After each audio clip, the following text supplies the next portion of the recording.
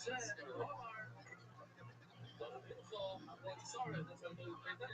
yourself. You gotta do it yourself. Make some noise, you fucking Monday night freaks. You can do better than that. You can do better than that. Why are you being lazy, guy with the beard? There you go, you motherfucker. I'm serious. I demand fucking respect. Hello to the people on live stream right now and on Periscope watching from all around the world. If you're watching from Houston, Texas, guess what's going to be in Houston, Texas this Saturday night? This show, Kill Tony, live from the Commentating Fest in Houston, Texas this Saturday. So you might be finding that out on the internet right now. Live audience, welcome to the show. I'm pumped. This is another fucking half a Monday night show. You know what I mean? It feels good in here. I don't know what happened before I came out. You guys are out of it. This doesn't seem like a real show to me. Did something happen? Anybody want to speak up on behalf of the audience? Why you guys think you feel a little uncomfortable? Superman? It might be that, but then, you know, the comedy store is crazy, and the door guys are all meetings and very funny. And when I arrived tonight, one of them was like, there's a great deal of Superman out back, and had his pants down. With his balls out. That's why. And he was looking at me from through his legs, with full eye contact, which is their version of the Superman. It's the kind of fun we have here on a fucking Monday night. You know what I mean? Real comedy Supermans and shit like that. I'm excited about life, Brian. No other gigs to promote. I'm done. I was in New York City, Australia, all that comedy club bullshit. Then I'm taking December off in Los Angeles. Just hanging out here. You deserve it, man. You have one of the craziest years ever. You started with your special in January. This whole year, you've been out of town. Gosh darn it, Brian. I like what you're talking about right now. It's been an amazing year. One of my favorite things about my life, though, is this show. Everybody knows that. An hour and a half every single week. Again, you are at, live audience, the #1 live podcast in the world. So weird delay in this room tonight. We have our house artist, Ryan J. Ebelt, the maker of this poster. He's drawing tonight's episode, already hard at work. Literally drawing on a blank piece of paper. We're going to see the shows tonight's episode. Let's just get it going, shall we? We have a band. We have a live band. Unbelievable how much fun we have. Three hands together for the Kill Tony band. It's Reagan Watkins and Joel Jimenez, everybody.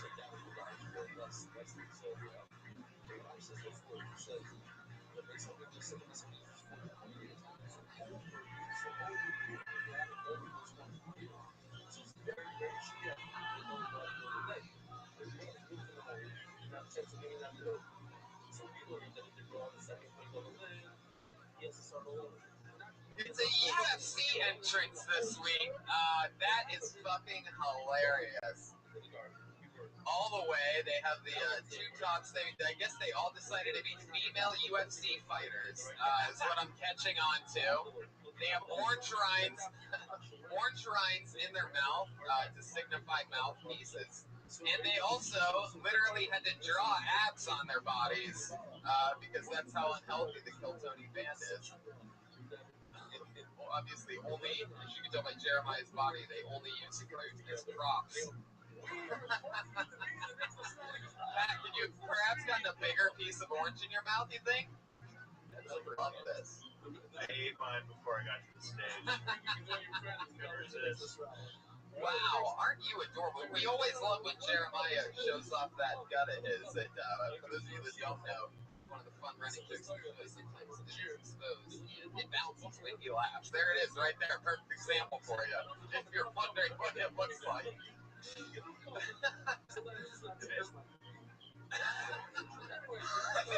Right, man! What are you doing? You have pigtails tonight, so you have pigtails and a big front. Will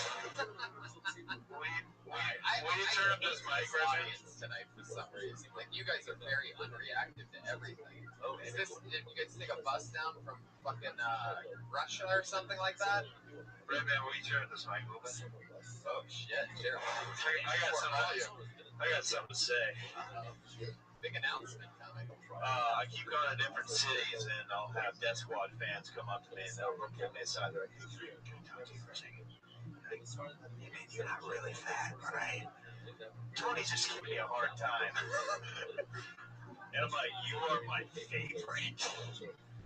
to those people, I say, come see the live show. Redman, stop with the pig noises.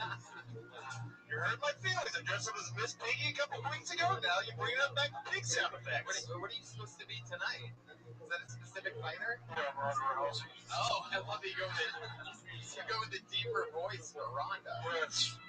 Oh, wow. Because Ronda's never going to do this show. There you go. Took a few licks in one of the last UFC battles. Yeah.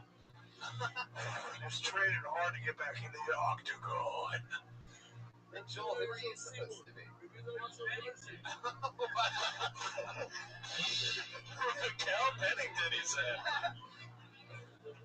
Oh, wow. And Pat, how about you? Are you a specific fighter? Tony, I'm Joanna. Oh, wow. It's Joanna, but I like this. Tony, I've been liking his Instagram interactions we've been having.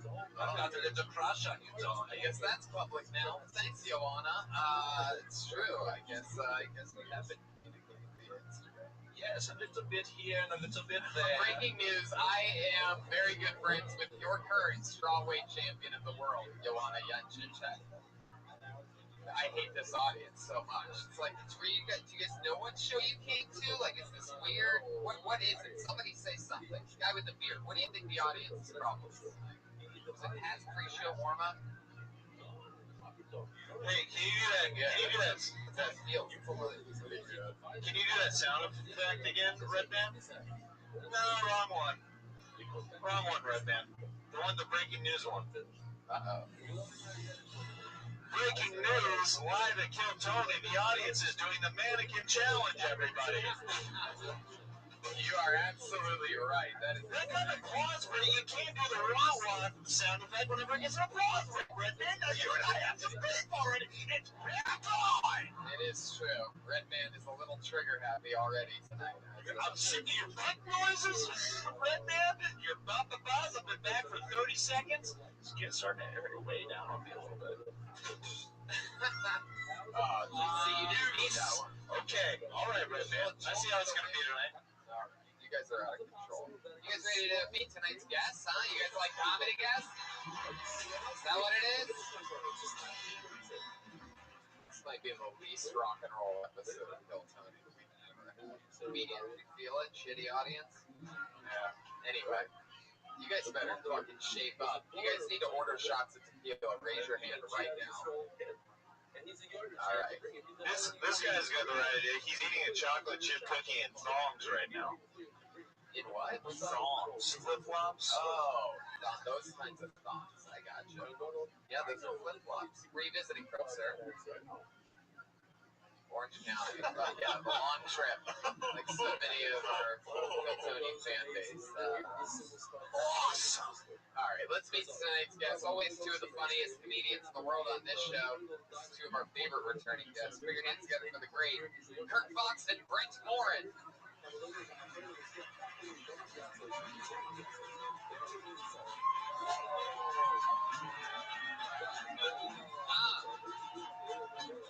Yeah, what? Well, you know what that means. They just got blacklisted. Wow, the first time in Kill Tony history the guests have missed their spot. And there they are, Kirk Fox and Brent Morin. Love it. Brent Morin. Kirk Fox. There they are. I love it. Sorry. Good to see everybody. This is exciting. Wow.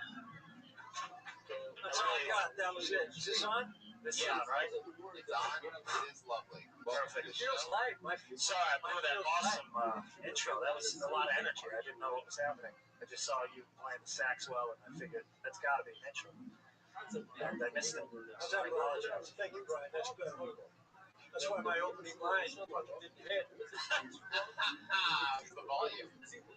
So welcome back to the show, guys. Kirk is coming in with beet juice. Beet juice. I've been juicing. I feel strong about it. You drink beets or beet and red. Yeah, I've already tried it. It does. It's a combat ladder. Not drinking it for the health. For fun. Yeah. What do you think of this group of UFC female fighters that I have on the show? They look good, man. They're believing what they're showing. As you can tell, that I don't know. It's short hair that would give me a lot of fear. That's a lot of fear back there. I mean, they're cut. They definitely got a pack. Got the look down. As you can tell, the UFC fighter with the saxophone is currently fighting diabetes. So, and losing round 5 deep in the octagon, which is also what Your own drummer is not helping your case. true. He's really just adding to it. Yeah, it's true. What's left of him? What is happening? My guy's like, no, that's funny. Wait, what? He's talking about what's left of you when you lose limbs in a few months from diabetes. Oh. They go gangrene. Well, sorry, Tony. I already have staph infection from going barefoot for this intro. So I'm trying to just take this show to the next limit. Hashtag mannequin challenge. Hashtag wake up, you idiots. I feel like they're visiting somewhere or something. It's very bizarre. Maybe they don't. Maybe you guys just don't know how quiet the audience you are. It's very. Tony, I didn't know I'd be this close to a symbol. We're gonna either have to move him or me. What if you just move the whole drum set? Oh my God! Is it too loud, Kurt? I'll work through it, but I'm aware of it. Whoa! Can you play on that side? Better. Thank you. There you go.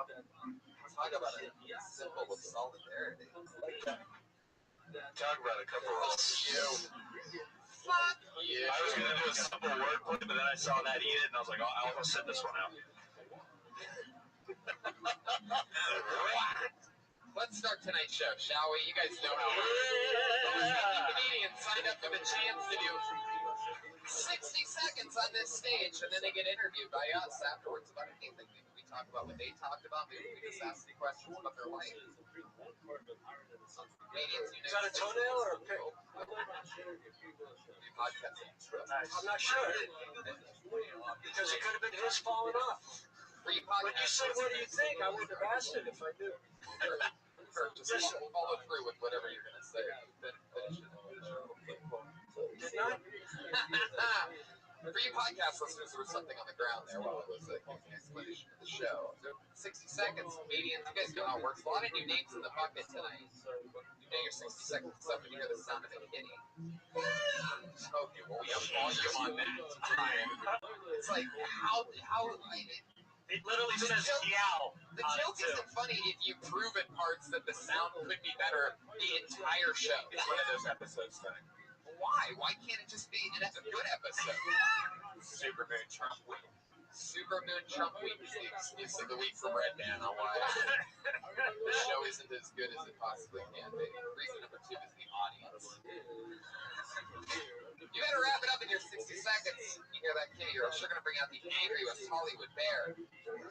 Whoa, Jeremiah, get out of there. Come on, man. Here we go. You guys ready to start the fucking show or what? Make some noise. I know it's hard for you. I know it's exhausting for you. Monday night, having on the Sunset Strip. I know it's tough living. I love that sax. See if this is real. Put your hands together for CJ Kelly. See if this is real.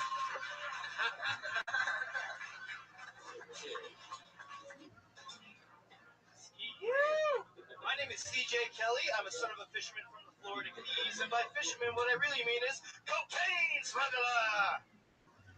Sorry, Dad, didn't mean to snitch on you, but that's just what us white people do. Getting out of time. I grew up on a boat, 78-foot boat. People tell me all the time, oh, must be nice. It must be nice growing up on a 78-foot boat. Listen, motherfucker, that's a fishing boat, okay? There was 3 bedrooms. You know how hard it is to build Legos in your living room when that shit's going like this? My times were tough. Growing up in Florida, right? We just legalized it, actually, which is great. But growing up in Florida, weed is a huge crime. people in California what I like to call weed privileged, okay? I didn't get to go to candy shops growing up and pick and choose what I wanted, all right? I went to a guy named Clarence who was 350 pounds with dreadlocks and gold teeth, and I got what I got. Even if it was oregano. Had to take that loss. Damn, Clarence, that's some really good shit, man. Thanks for making me wait 2 hours in the hood in Miami. There you go, a minute from CJ Kelly. CJ, how long have you been stand-up comedy? Tell the truth. Be very careful what you say. Consistently, not very long. Bad answer. Try again. Something better than not very long. I started doing comedy in Boston in 2012, but I took a couple hiatuses. Until today? Until today. Okay, so, alright, CJ, you really grew up on a boat? I did. My parents were from Boston, and up until I was 4 years old, we used to go from Nantucket Island down to the Florida Keys. Wow, that's like fucking super white privilege shit. Yeah. I don't ever say that because I'm like super white privilege, but that seems super duper white privilege to me. Like, here we go. Tony is gonna flip the fuck out. Tony is lost it. Unbelievable. I mean, it's unbelievable. This is the beginning of the end. It's a big, crazy show. Now, CJ, can I ask you a question? Absolutely. I kind of like what you were talking about, but the fact that you were this character you created that you thought was funny, that you should just be telling the jokes as yourself. That way, if we're not laughing at you, we know it's you. So what I'm saying is, your shit's good, but you came out doing all this, and it took us all away from whatever you're talking about. Your story's interesting. I just believe that you're interesting enough as yourself instead of whatever the fuck you were talking about. How long have you been in LA? About a year. About a year. Before.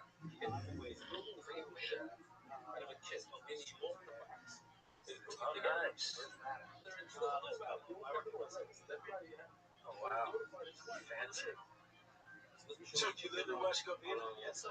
So, that's a long drive, man. Yeah, I don't have a car either. Yeah, I take that from West Covina. When's the last time your family still go on this boat trip? No, I got more bits about that. You guys ever go on the boat trip and bring black people with you to take care of your house? Not quite. What the fuck just happened there? What was that? I think I just had a what is that? When a ghost jumps inside of you? I totally blamed that. So that joke on the ghost. What's that? The fucking You ever have black guys come with you? Like, what? I like the idea of a ghost who doesn't know what the word possess means. Who jumped inside your body. Like, this person thing just jumped inside my soul. Let's leave him without the ability to think of the word that just happened to him. Everything a bunch of black guys on your boat? Like, what? CJ, you know what family is? Was your dad really a drug dealer? I'm not gonna say. There we go. That's history is yes. Your dad really a drug dealer? He said his dad was a cocaine dealer. Well, Whitey Bulger? Not quite. Not quite, but we're Oh, right. shit. Christmas cards for his mother. A little turned on. You got Christmas cards from Whitey Bulger's your dad did? You got Christmas cards from Whitey Bulger's mother. Allegedly. Chill. Nice. Cover it up with drums. Yeah. These are all jokes. It's like Merry Christmas card. They've all got huge bulges in the picture. It's like Merry Christmas from the Bulgers. Got giant mounds. Okay, what Bulger murdered him? I don't think he knows what he is. Yeah, exactly. Yeah, he's a Boston. I watched a documentary about him. It's a good doc. Exactly. I was born in Boston. Right. And then you went to Boston here. Yes. What did you do for work when you were in Boston? I worked for a timeshare company, so I worked at Fenway in the Gardens, Lake Stadium. It's kind of shitty work. The perks are good. You got to go to the games. All free games. Yeah. What's your love life? Like, beautiful. I've met her out here. I did. Dive bar. Dive bar. What's your name? Want a baby ride? You do need to whistle on the play. Hold on a second. We need to get the turkeys. Did you just say she was a little heavy? You outvoice. Whoa. No, but is that how you describe her to your friends? Very smart, heavy. Speaks a lot of volumes. Maybe that's see that in the wedding vows. Comment about. You have the most beautiful eyes. You're heavy as shit, and I love you. She likes long walks on the beach, and she needs them. CJ, hey, he gets out of control tonight. I like CJ. I like the honesty. Yeah, me too. And heavy is the first word you use to describe her. What's the second word to describe this girl you've been dating here? Connected. Excellent. Wow. In your face, Jordan! The first time I met this beautiful, heavy Mexican woman. That should be your opener. You know, I'm dating a fat Mexican. Just get it out there. But, conversational. Yeah. You should just dance in your racism and not mask it with that cartoon you came out as. Because that's what's funny to me. This guy, I'd watched for a minute before I arrested him. Is she here? Okay, so heavy Mexican. How about a third word to describe this love of your life? Oh, yeah. I should have had that one. That's right. Take her. I think you might want to shuffle the deck a little bit, CJ.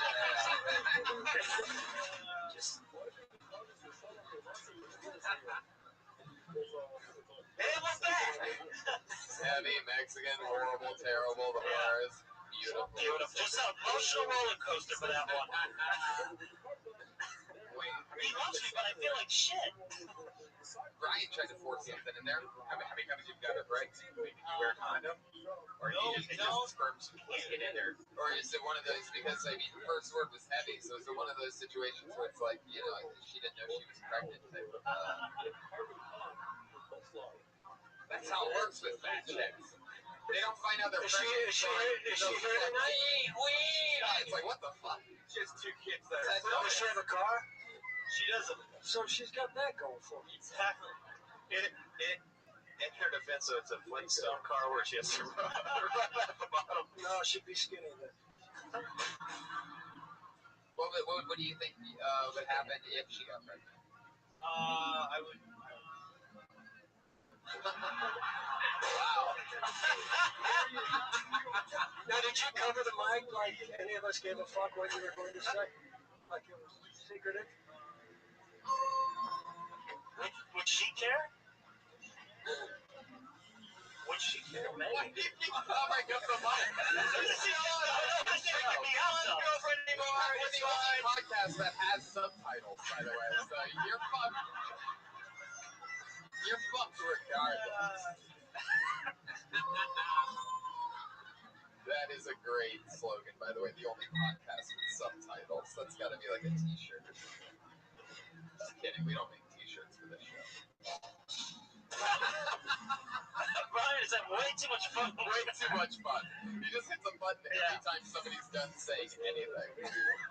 Hee-haw! Like, what? CJ. Have you been doing stand-up a lot? Yeah, I've been trying to, just either I take Uber or It's tough. You got cheap rent. yeah, it's cheap. We got Chatterbox. You got Chatterbox. Chatterbox. We got Chatterbox. Chatterbox. It's Chatterbox up in Boston. Chatter. West of me. Oh, Brian. When you do what you do good. If not, it will be soon, Brian. You just keep fucking. All right, CJ. Any parting words? Anything else for CJ, guys? No, just thank you very much, guys. CJ, just be yourself, man. You're close. Oh, yeah. There you go, CJ Kelly, ladies and gentlemen. There he goes.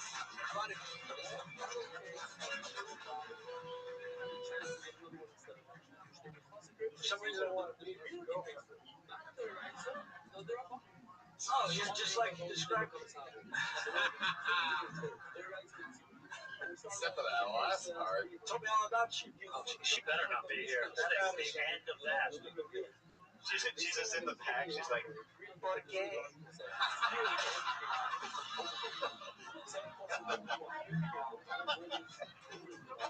Oh, I love you, Jeremy. I pulled another name out of the bucket. Put your hands together for Chris Wilmot.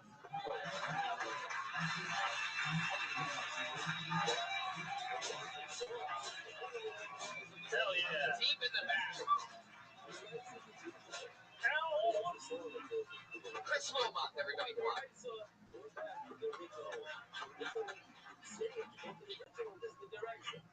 I'm broke, like super broke.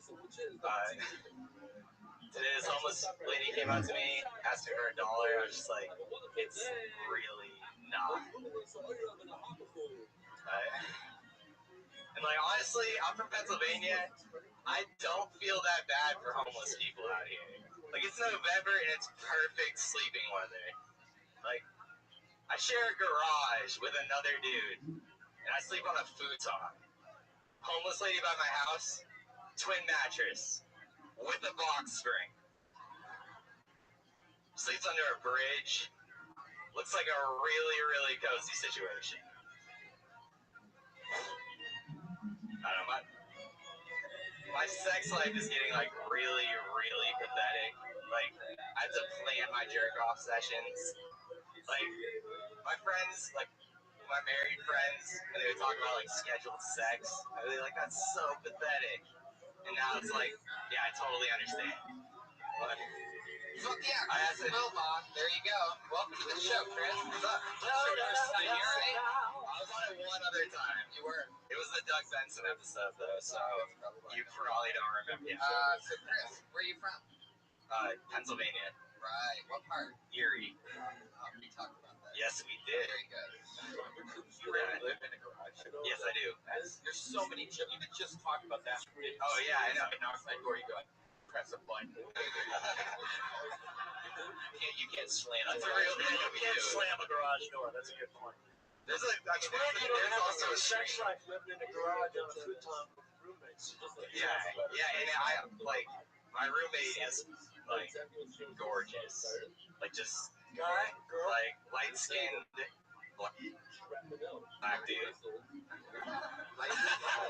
Whoa. Oh shit. Someone just. I'd like to be honest. garage. I mean, He's not I can't bring women around him. That's all I'm saying. So he taught you the art of fucking in a garage. He knows how to do it. I mean, I've heard it. You can't bring women home to a garage because it's such small quarters that your baller ass roommate will steal the girl from you. That's what you're saying. That's what he heard. When you come home with the garage door open? What's that? Does he hear you when you come home with the garage door open? Oh. Well, there's like a side door. It's all one room, so I mean, he hears it every. Right. Are there cars in there or no? What's that? Are there cars in there also? No car. There's a car. Just trying to get the picture. Has he ever stolen a girl from you? Like at some point in the night you bring a girl back there and then all of a sudden she's just on the other side of the room fucking some other guy?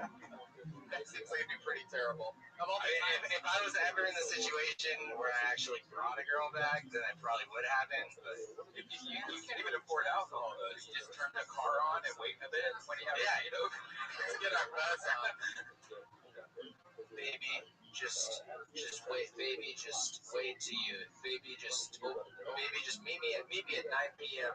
Baby at the meet me at 9 p.m. Baby. No, fuck you, Red Band. Let me finish. I'm finishing. You wait. You like, baby, I'll meet you. Baby, meet me at 9. Baby, meet me at 9 p.m. The access code is 9245. And stop when your head hits the hanging tennis ball.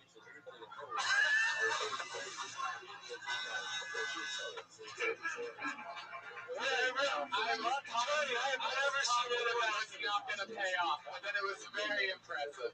You really, that was I thought I was watching a guy have a stroke. It was. It's Genius. that was amazing commitment. But anything that ends with a tennis ball, fuck it, I'm into it. I mean, really. Just go, no, shut up, I'm not done. My brain did go through its, there's a part of the machine where I do start trying to think of you try to think of everything that you think of in a garage, and I totally forgot about the hilarious tennis ball on a string. But Pat did not. Full focus. Is there a house there? There's Is there a garage for a house? 2 houses on the property. Is there a washer and dryer in there? I mean, is it? There's a washer and dryer in the actual house. The guest garage? Yeah, they let us use it. They let us This garage has a guest garage. How about the bathroom? What's the bathroom? There's a toilet, and then there's like a 1 foot by 1 foot shower. Is this in West Covina? East LA. East LA. What, East LA? Are you sure it's not a house? By 1 foot shower, you have to stand on 1 foot at a time while you're in the shower. Man, Pat whipped it again.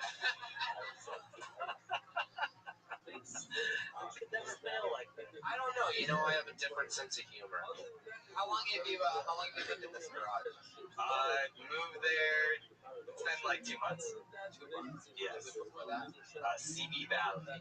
Whoa. West Yeah. Covina style. Yeah. All right. What do you know what you do for work yet? I can't say that. Because last time I was on this show, I said that. And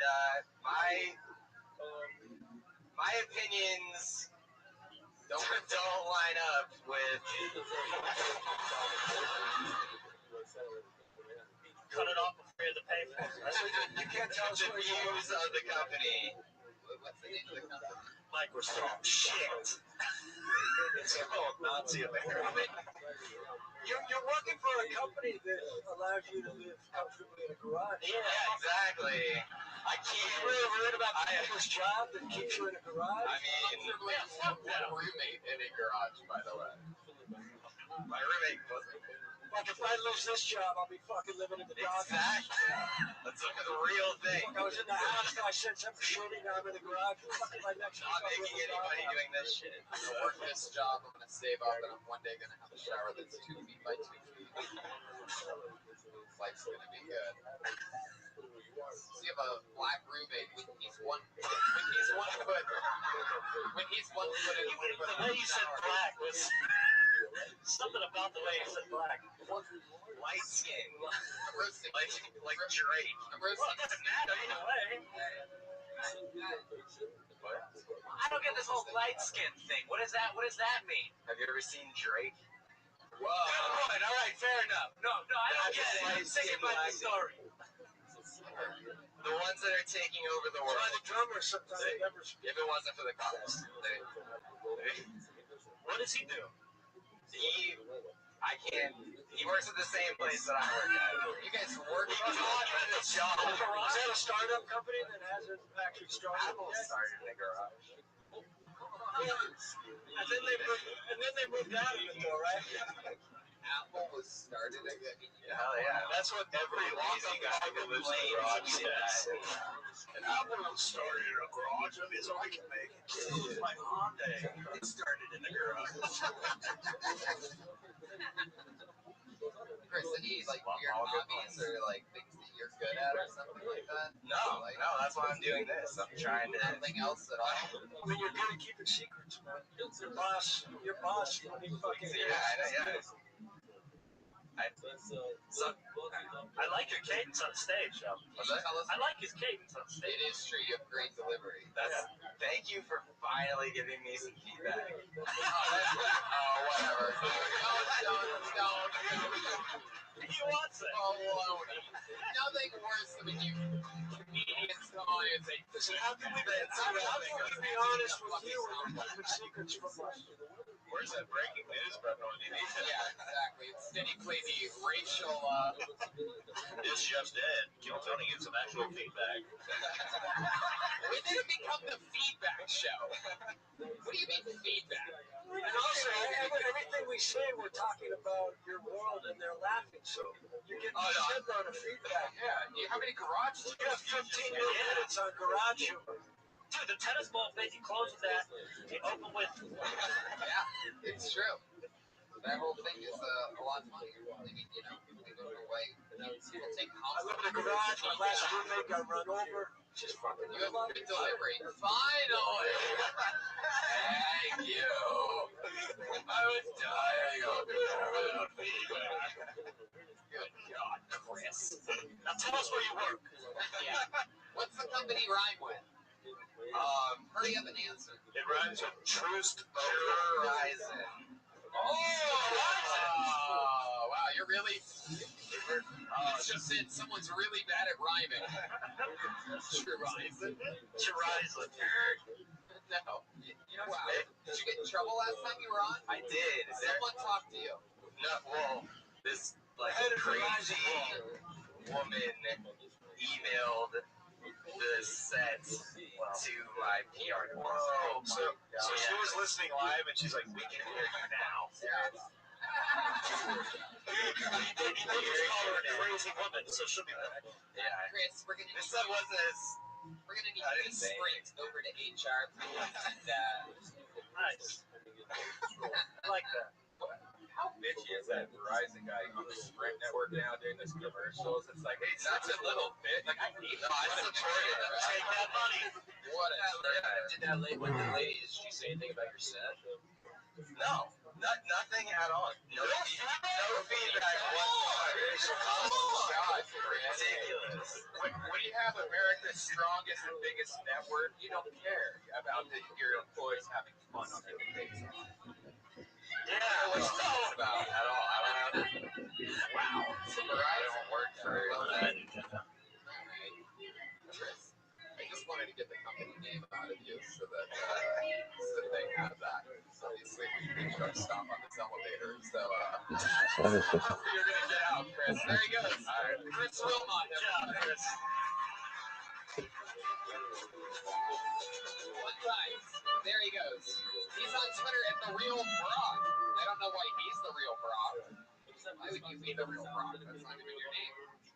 The Real Brock on Twitter, Chris Wilmot. But he's the Real Brock.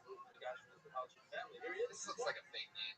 How about Ben Bizuna? Ben Bizuna. Ben Mizuna. Bizuna? Here we go. No. Here he comes. Yeah. Is that a real human? Ben Bizuna, everybody. Ben Mizuna. Oh, I know him.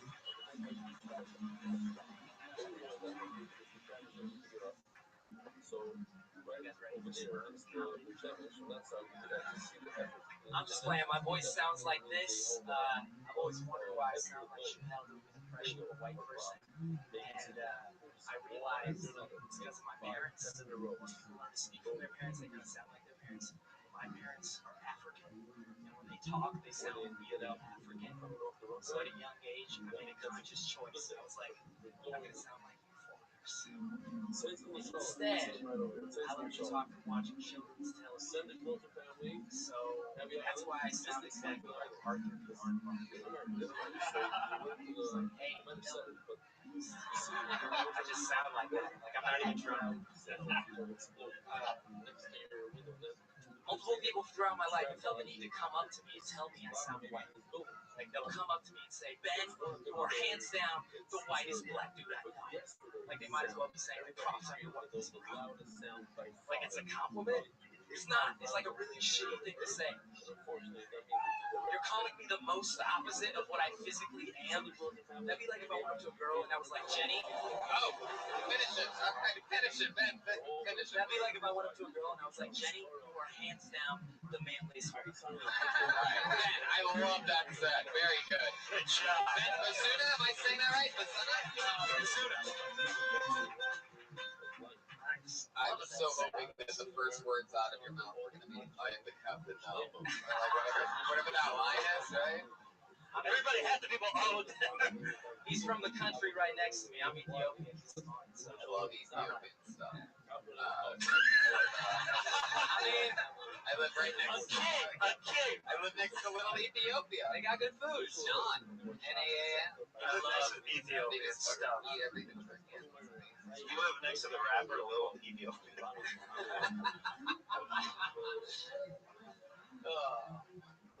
Ben, that's more. You actually were born in Ethiopia. I was born in here, but my How old are you? I'm 26. Awesome. I don't even understand that. Like 6, 7 years. He's one of the funniest young comedians. Yeah. Yeah, I've seen it before. It's good. Incredible. I love their Bazuna. I will say that publicly. I love Patty Regan too. By how much Pat knows you and loves you, I'm guessing you live in the Los Feliz area? No, I live in Culver City. I used to live over there.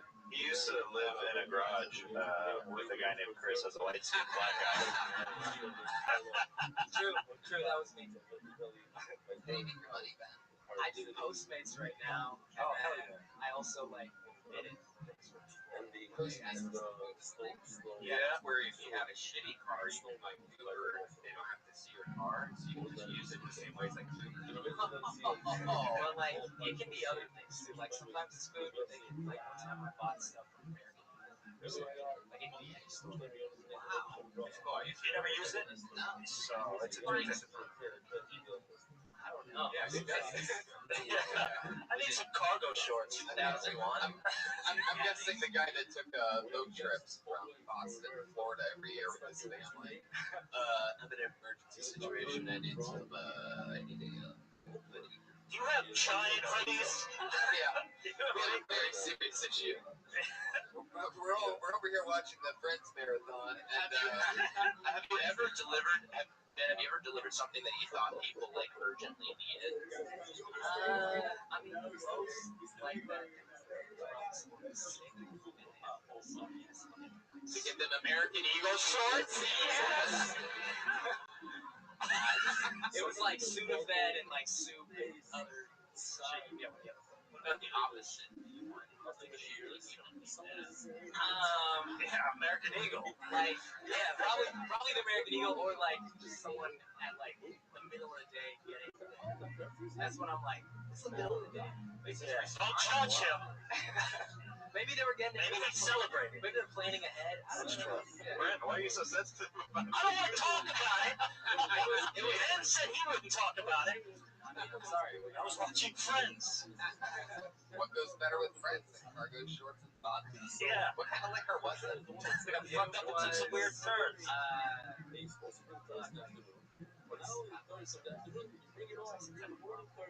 Captain Morgan? Yes. Yo, trash people. Sorority or trash? When you have to deliver it to? What was the That was your garage for sure. Yeah. Oh yeah. Captain Morgan. It was like someplace in West Coast. When you dropped it off to them, did you go, I am the captain now? Super right there. He looks like the fucking guy from the movie. He's handsome.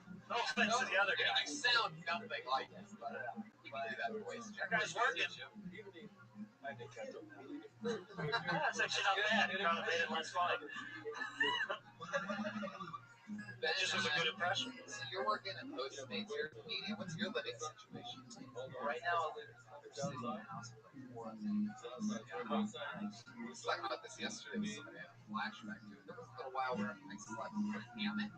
There was a little while. I thought that was the wise investment at one point. Was like we were at like one of those like sales club things, and I had like. This was when I very first started, and I thought that for some reason I was like just high enough to be shopping, and I was like, instead of getting like a nice air mattress or something like that, this hammock was like baller as fuck.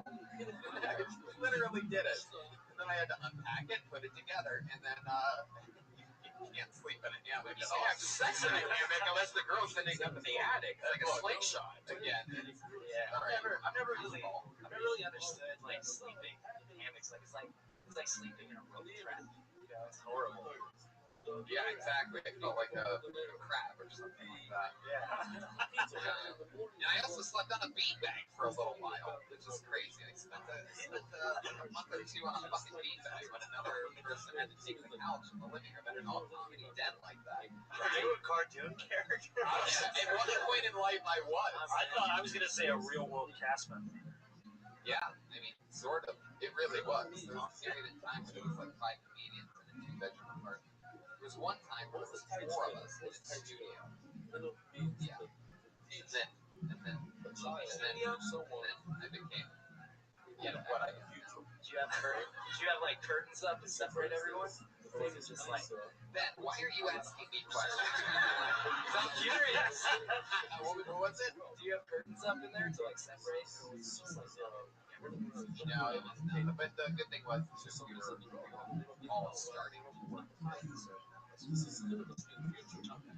Hey, Tony, how hard was it to do that as a comedian, live in a studio with 3 other people? Charlie Rose. Are any of them still there? Are you the only one that made it out?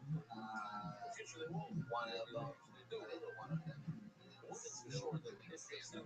Tony, when you look back at that point in your life, do you reflect and you're like, wow, I've grown so much as a person, a comedian, and a realtor? Well, the thing was is that I think I was as great as I am now back then, but other people just have noticed it. Do you miss some of those days? Do you miss that time of your life, Tony? Think back to the I do. I remember the first thing that I ever wrote on all of TV was the roast of our new president of the United States of America, Donald Trump. And it was my fault. Because if you look, the quality of the roast dramatically started increasing on that roast. Maybe it's a coincidence, maybe not. And he said, what the fuck was my point? Oh, I remember watching that. I saw that for the first time. I was on the top bunk of a bunk bed in that apartment. It was on the TV, but at the end of the thing. Crazy shit. Now, Tony, would you a fucking bunk bed? There's been a Trump roast there. Tony, would you ever switch from the top bunk to the bottom bunk just to get I see what you guys are doing now, and I'm rotating us out. For a while, I enjoyed it because a lot of the listeners of the podcast don't get to ever really find out that much about me. But at this point, I'm going to change it around. Look what you brought out of the show, Ben. I'm so happy. We don't know anything. You know. Man, Ben is a really likable black He guy. really is. Are you like, what are you? Are you like one of the Obamas or something like that? I mean, I would love to marry again. I think that would be like a life. Just like I feel like if I You're white enough, you have a chance. yeah, I feel like if I married Aaliyah, I would change my life. That's the kind of hope and change. All right, Ben. I think Obamas are into or something. Anything else for Ben, guys? Ben, He's great. He's funny, man. yeah, He's got an infectious smile. You want to love him. nothing to Just see keep you. writing and be yourself. You're still black enough where I'm not going to attack you. You're gonna have you killed it tonight. You're gonna absolutely kill it at every diversity showcase that you have for the rest of your life. That's the hope. There he goes, Ben. Can you say your last name so that I always say it right? Basuna. Ben Basuna. There you go. They'll change that. I'll change that last name.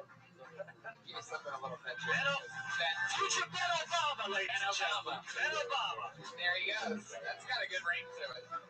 Ben Obama. Loving that sex.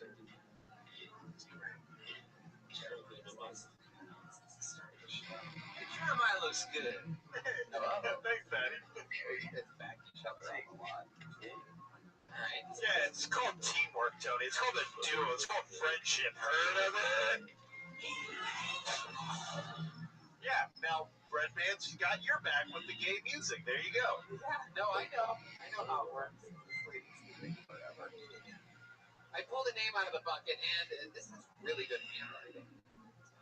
Which is interesting thing. You don't see that very often. It's gonna for Judd Zumwalt.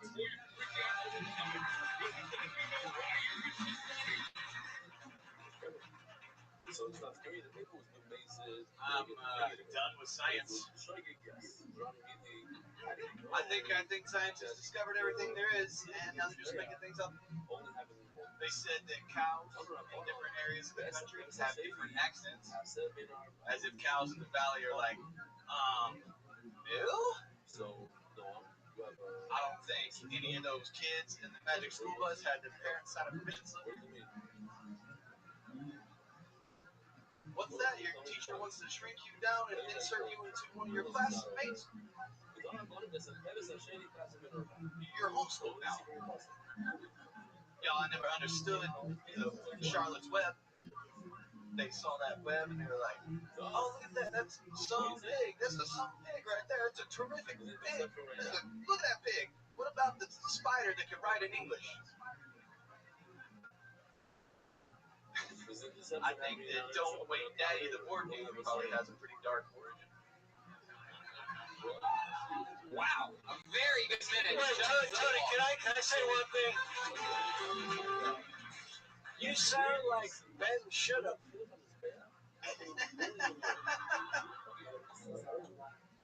Thanks, Kurt. You got it. Hey, Tony. Yeah. Doesn't he look like he was unfrozen from a block of ice? Thanks, Jeremy.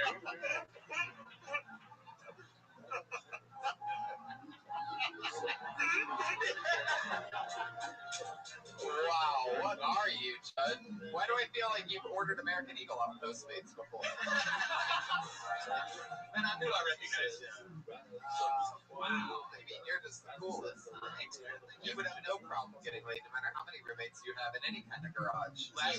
Last time I could open up the side of the house and fuck everything inside. Tony, last time I was here, you asked me a question. You were like, how many girls did you stop fucking to come here tonight? I got home. Question. I got Wait, take a moment to laugh at that like the last audience did.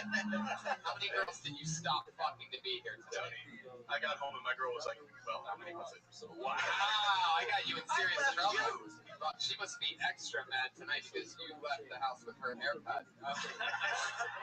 Where's my hair tie? I actually did borrow this hair tie from her. What you say? He borrowed the hair tie. I ran out. Judd Zumwalt. The baker's dozen. Looks like some scalped mannequin. Remember that tennis ball on a rope joke earlier? So Judd, let's get into it. What do you do for work? I'm a dishwasher. Let me tell you this. Wow. Well, who's got the hair for Just it? doing this comedy thing to that dishwasher thing takes off. Where do you wash dishes? Clio Hotel. Or Redberry Hotel, the Clio restaurant. But But, you're gonna wash dishes. yeah, can I plug something?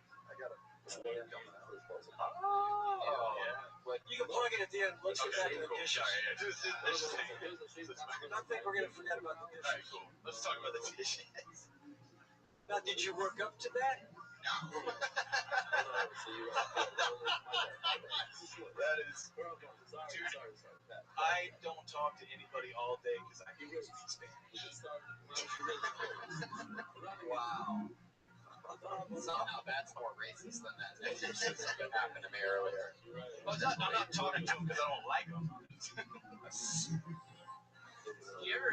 I feel like you wash your dishes in like slow motion and like the bubbles are like getting on.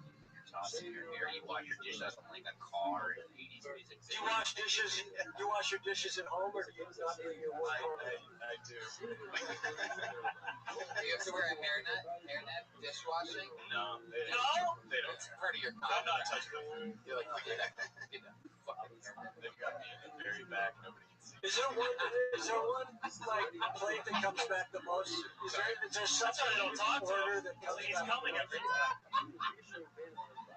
How many dishes has he washed? One dish. No, it's just non-stop. It's just like dishes all night.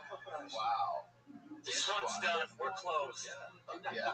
But you know, we'll see what happens. I mean, do you actually wash them, or do you put them in a machine? What do you? You gotta know what you're doing in Yeah, there. it's a giant machine. What's your favorite dishwashing soap?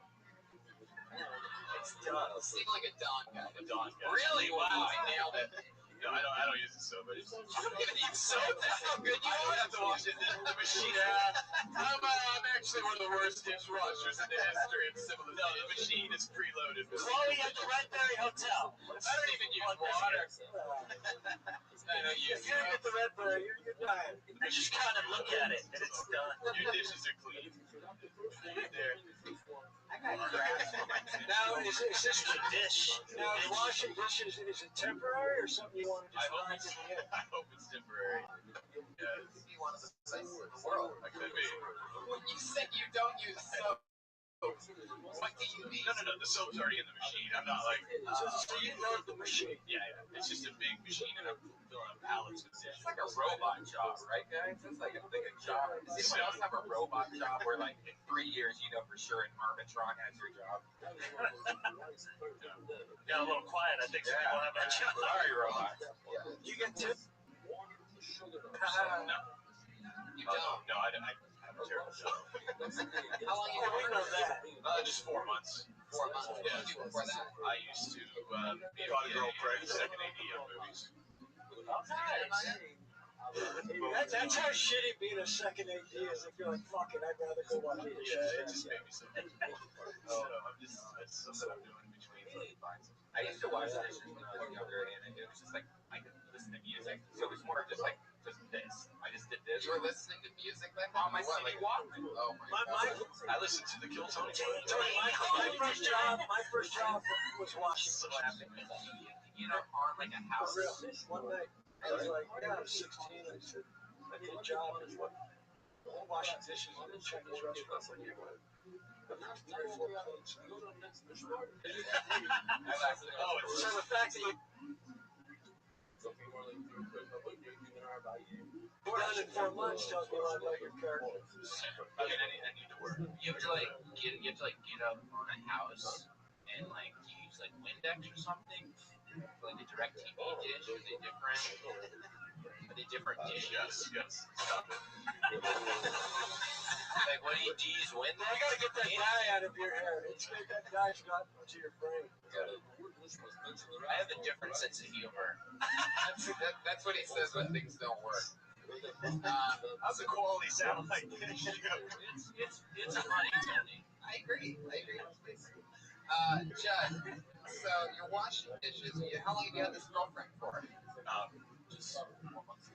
About the same Wait, time as Did she you watched meet her at work? Did you meet her at work? She has a great she works for UCLA. Dishwasher. She was eating at the hotel. She goes, I'm sorry, who washed this dish? And then at UCLA, they actually use soap. You see my work?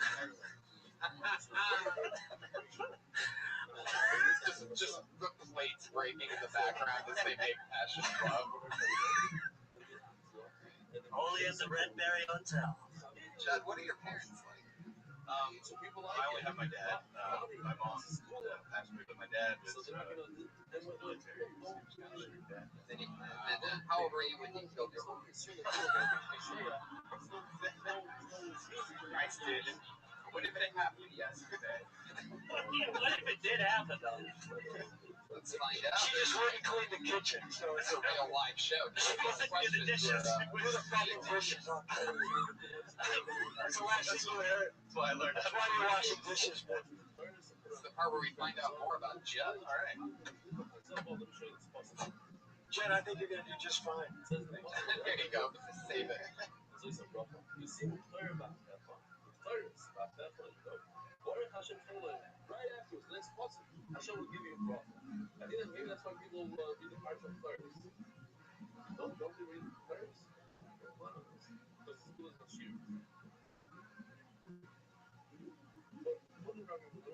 Judd, okay. I don't think anybody wants to talk about the mom thing, shouldn't you? You're just a military guy. Yeah, you're tired. What branch? Army. Tough on you? Is he like, put your damn hair, boy? No, he thinks it's cool. He never wanted to be a torpedo. You certainly are. You certainly are doing what you want to do. I love washing dishes. Daddy, when I grow up, I want to He's on wash board with the dishes. comedian dream. Hell yeah. He thinks it's cool. Good. Yeah. Do you eat pussy? Kidding me? What if that wasn't a Charlie Rose interview where he just asks all those questions and goes, so do you eat Dressed pussy? like a woman. That's his entire diet. Look at this guy. He gets all of his vitamins and nutrients from eating. He's dressed like a female fighter. Right? Oh, Tony, you know you're good looking if you're washing dishes and you're still fucking. totally. This guy's no props at all. Everybody else is like, oh, you live in a half a garage. No, you don't have any swagger like Judd Zumwalt. I fucking wash dishes, no soap. I don't give a fuck. Attorney. Fucking clean these things. I'm loading like a freight train. Conveniently at the Redberry Hotel, just right from work. I could be washing dishes in any hotel in America. I chose the fucking Redberry because it's close. Just walk across the street, start fucking doing dishes. They got the best pussy. I feel like right before he exits his house every day, there's a hand-carved sign that says "Eat pussy, wash dishes."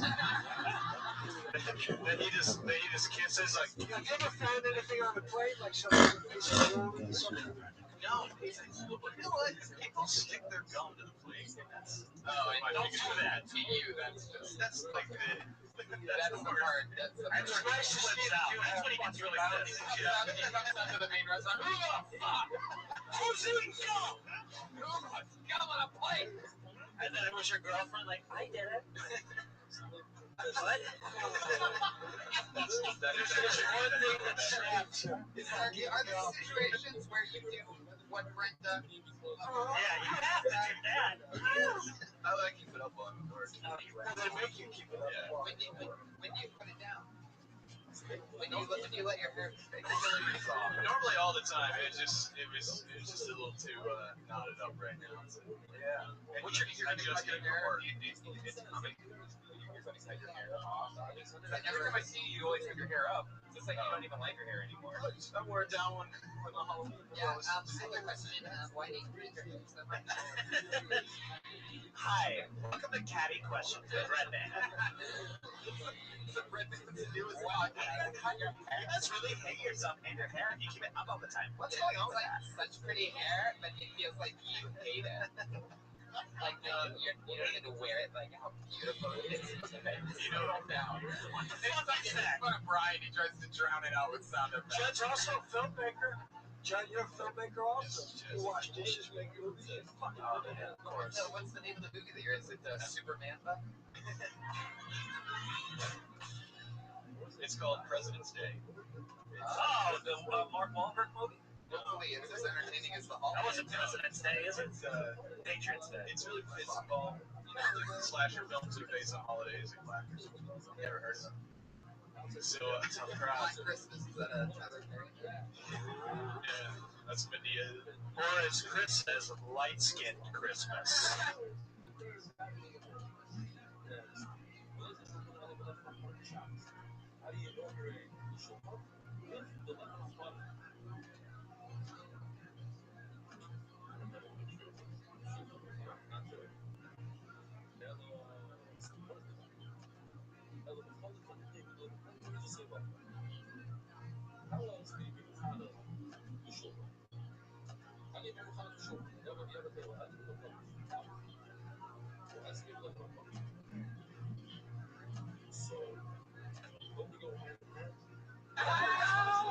But it's I mean, poor guys. Just listen, man. I have to go back to work, so I just want to get this movie out here. You're in this slasher. We're like, yeah, it's a comedy. So all these dead presidents of the United States come back to life and they hunt down the stereotypical kids. Does it take place in a kitchen? Who do you play? Of all the dead presidents, who do you play? George Washington the dishes? Got him. Got him. That's quick. Quick on the feet. Yes, well, like you've heard George, a president washed dishes too before. George Washington is this. Something I don't want in his pocket. Always think of that in a moment for us. Tony. Fucking groans, I knew I hated you. Tony. I want next Monday's audience right now. Tony. You got so pissed. It was like you found a piece of gum under your chin. Hello. Okay, Yeah, I'm talking. Reagan. Hello. Andrew, I keep getting poked on Facebook. It doesn't make any sense. So see, Andrew Jack. I know he has a different sense of humor. Andrew, It's James K. Polk. James K. I keep getting poked on Facebook. Yeah, James K. Polk is in the movie too. Just washing dishes, reading books. Fuck it. It's good. Eric Myers is in it. Broussard plays the young JFK. who do you I was almost Lincoln. Kirk was almost Lincoln. There was a. Then I read it and said, what the fuck am I doing? Holy shit. No, Rush, like it's an Oscar movie. It's not a script. I played the jock douchebag. Wow. Awesome. What's the Patriots thing? Isn't this movie you're in? The Patriot. The Patriot. There we go. Yeah, Patriot Mel Gibson. Dishwasher. This guy's sort of an anti-Semite dishwasher.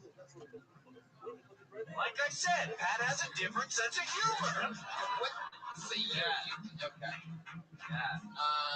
Well, You know there's a house somewhere where everything he says is killed. The mainstream, you're all being brainwashed. oh my Turn God, off your Pat, this podcast. is the least mainstream show of all time. It's not work. It doesn't work on this No, show. but this is America. There's a This is house America. somewhere This right is now. like American Idol. This is America. Meat and potatoes, shithead. Fuck the mainstream.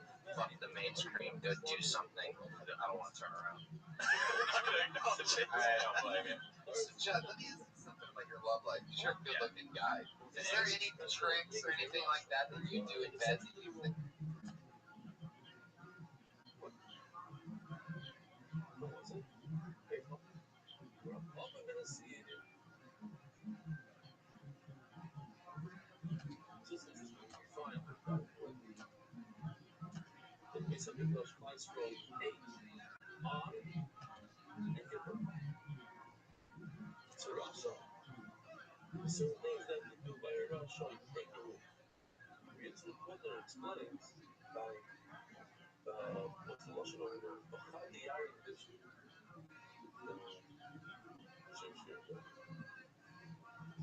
It's like your own thing, like something magical that you do, like I wash a dish. yeah, it's not like one of your moves, the old like the polish, polish, squeaky clean. No, I think I just stick to the basics. Stick to the basics. Just rinse her. Yeah, that's my whole life is about dishes. I try to bring it into every aspect. I've never thought about it, but I'm considering fucking getting into the dish business. Hey man, somebody just quit today. There's an opening. I might do it for a little while because there seems to be a lot of comedy in there. There's a high turnover rate. Am I too tall to wash dishes? Do what? Am I too tall to wash dishes? No. There's no height limit. The thing that you have to load it into is how hard do you bet?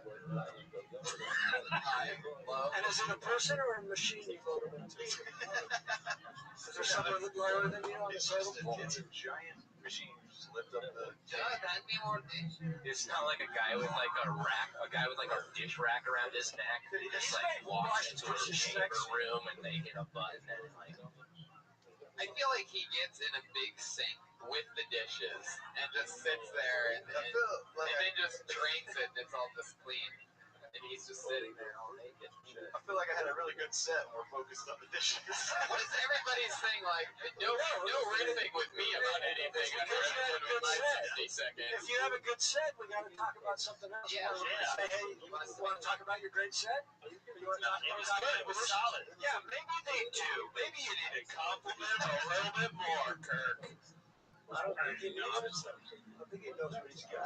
Judd Zumwalt, what kind of name is Job.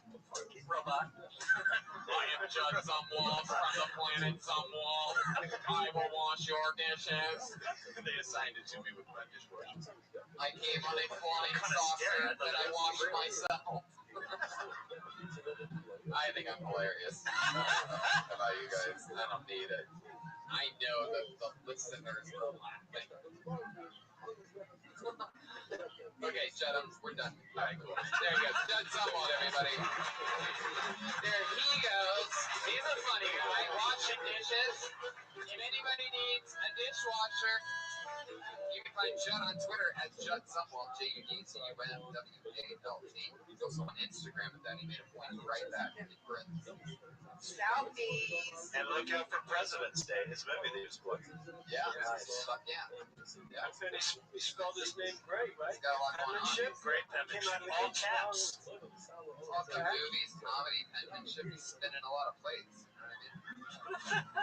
So stupid. He's bringing joy. That's another detergent. Joy is another dish soap. Just keep it up here, you know what I mean? Right up there with the George Washington. They got nothing. Alright. Back to the fucking weekend. Such a silly, stupid show. It's having fun. Yeah, I'm ecstatic. The drums are still close, but thank you, man. Now we're talking. No, that's all right. It was just the tinnitus. It's all right. It's, you got so upset at the light skip thing. I didn't want to tell you anything. Well, Go ahead. We're ready. lights is value in society. Is this a Richard Linklater film? That was so good. They're gonna cold open SNL with it next week. Fucking bullshit. Like Kate McKinnon garbage. Anyway, I mean, it just wasn't. I don't know what happened there. Anyway. Do you talk about it or not? Let's not. Let's go. Tony, do you think that living in that studio apartment with 3 other guys affected your anger issues for later in life? No, I don't. He was always angry. Oh, yeah. I mean, not really anger. You didn't think it was weird that that's your favorite show? So I guess the question really be real. They started that show with a cold open and it wasn't comedy related at all. What do you think about that? I thought it was a bit much, even though, like, I mean, it is a left-wing show, but a lot of people felt that way, though. So it's one of those kind of hard calls. Because a lot of people are kind of feeling like this is the worst thing to happen to the U.S. since like 9/11. On the other hand, there is the other half of the country who ended up voting him in. So it's like it's kind of hard to do that with a comedy show. So it's kind of like women voters voted for Trump and Hillary Clinton. You know why? Because they love getting rid of us.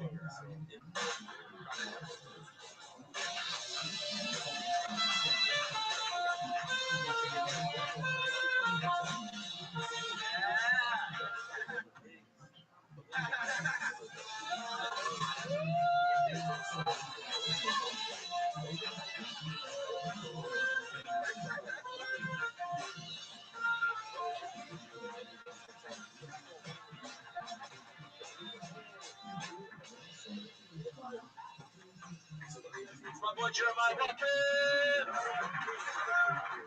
Jeremiah Watkins. Let's get our regulars up here, 2 regulars, and then we're going to go back to the bucket one last time to close the show, and then we're done. Your hand's going to be your first regular. We're going to do 60 seconds every single week. That's not easy. We know her. We love her. Put your hands together for the great Vanessa Johnson.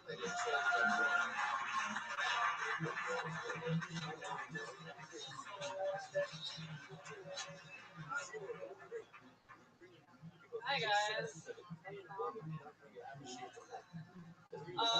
When I was a kid, my mom used to make me sit at home all day alone and listen to classical music. I was like, what are you trying to do? Raise a villain? She succeeded. My favorite song is Beethoven Symphony 7.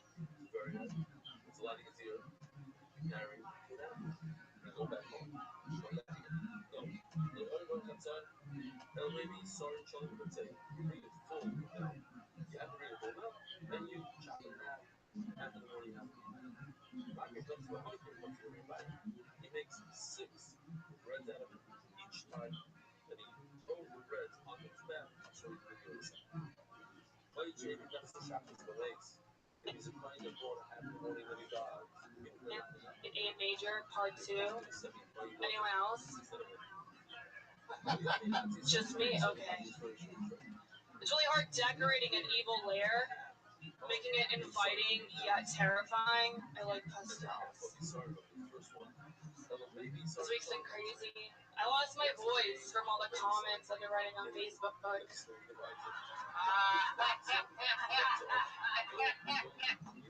Our country's so divided. We need to just stop and love each other, right? Like, yeah. This is why we aren't fucking fixed. We're like you guys. Wow. Vanessa Johnson. That's very impressive. Another new minute. Very funny the whole way through. And very cool stuff, too, that I think matches your style and voice. It's one of those things is getting to watch people grow into that. I mean, you guys have seen this before. She's one of my favorites. She's got a good brain.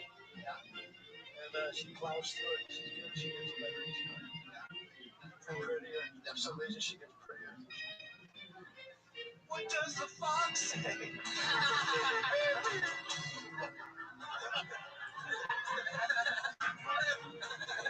Jeremiah Walker.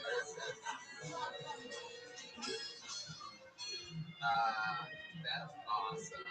So, Dylan stuff, Facebook comments, yeah, funny the whole way through. Incredible. Brett Morin. That was great. It It was great. And in a minute, that was really strong. He had a great ending. The audience didn't clap, so we called him out on it. It was perfect. That was my favorite moment. You stayed in it the whole time. Yeah. Listening, you're reacting. You're not just going down on the plan that you needed with. And that's something that more than these people. Years and years of it. Dude, it's fun getting to watch you make adjustments. What was that? What was that Beethoven 7 reference that you did? Like, I didn't really get that. Like, is that a What was that joke? That country voice. Well, the joke is that nobody else's favorite song. Yeah. Just prove the point of the joke. It's comedy, guys. No, I didn't hear that. That moment, though, where you were like, nobody clapped, and then you're like, see, this is the problem. We're not united. That was like an honest laugh. And that was. Wow. How's that for feedback, you garbage pails? Garbage pails. Had and I been doing a therapy together? No. Don't touch that. Okay, thank you. There you go. Another new minute from Vanessa Johnston. And then she called herself off. Twitter and Instagram, Vanessa Johnston. You can do that. She said, I'm done. Yeah, she was done. She goes, all right, bye. I'm done with you guys. Our regulars are killing it. Our other regular, very fun. Always, always unbelievable. She's on Street Watch 2016 on an absolute killing spree. One of our favorite rising comedians in the world. You know her. You love her. 21-year-old with years of experience. Ali Makovsky.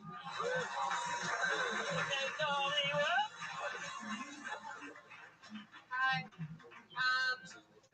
I'm not like other girls. I'm crazier. I was just in New York. It was a lot of fun. A lot of people talk about the difference between New York and LA. You know, people are like, the weather, the people, the transportation. The main difference that I noticed was between New York and LA is the technique that they use to wax my asshole. For example, when I'm in LA, just to like show you guys, I'll just be laying on my back, crouched up like this, and they just get in there, you know? And then when I'm in New York, I'm laying on my stomach, I'm doing most of the work, pulling my cheeks apart, and they're still getting in there. All I'm trying to say is, like, I like it both ways. I could live anywhere, you know?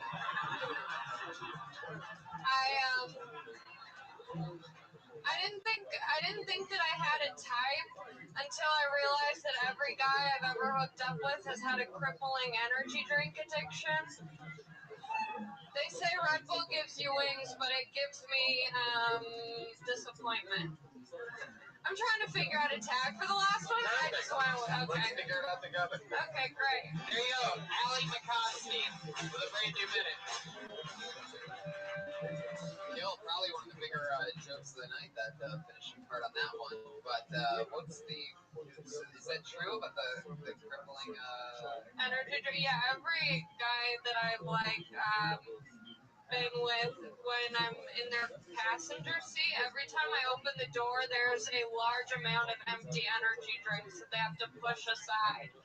It's a trend. You dated a lot of monsters. So what'd you say? Patty's back! Oh! Back on! Hey! Looks like somebody has the same sense of humor as the rest of us.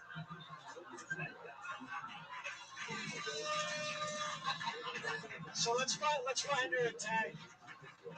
So what are you thinking right now? That's what we're doing.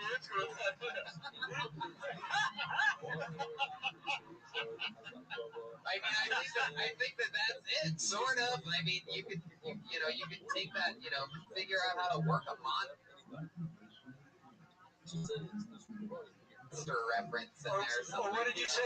Red Bull's supposed to give you Yeah, wings, well, but all it before gets me is when I cracks. first wrote it, I was like, Red Bull gives you wings, but it also makes you not come. Or like Red Bull gives you wings, but it can't maintain your erection. I don't know.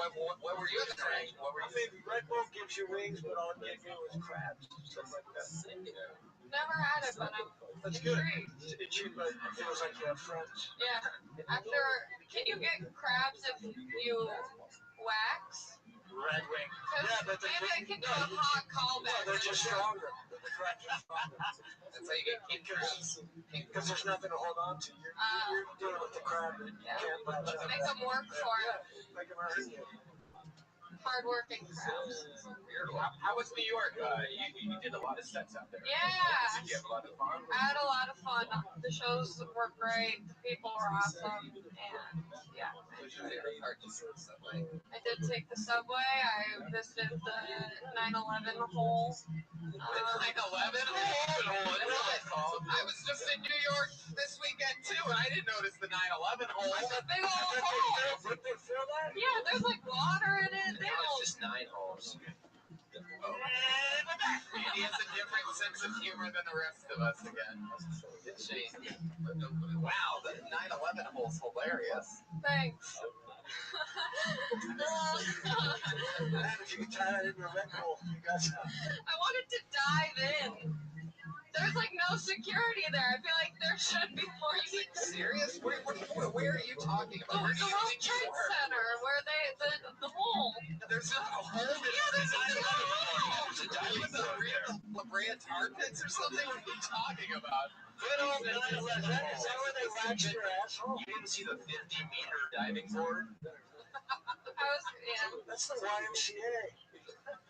Oh my god, it's the 9/11. Just do laps in there. Just looking at a hole at Union Park. Oh my god, It's even bigger than I thought it would be. Yeah, it was fun. I like New York. 9/11 hole. The 9/11 hole. Look at the cross streets of the 9/11 hole. Yeah, it's off like Liberty and something else. It's like Liberty and Justice. Yeah. What liberty and justice. What if the 9/11 hole is actually called their butthole? You need to wax the 9/11 hole real quick for me. There's also no survivors. No survivors. A lot of green. You'll never forget. Talk about dropping a tower too. I keep pooping. Anyone else? You should dress up as, never mind. What's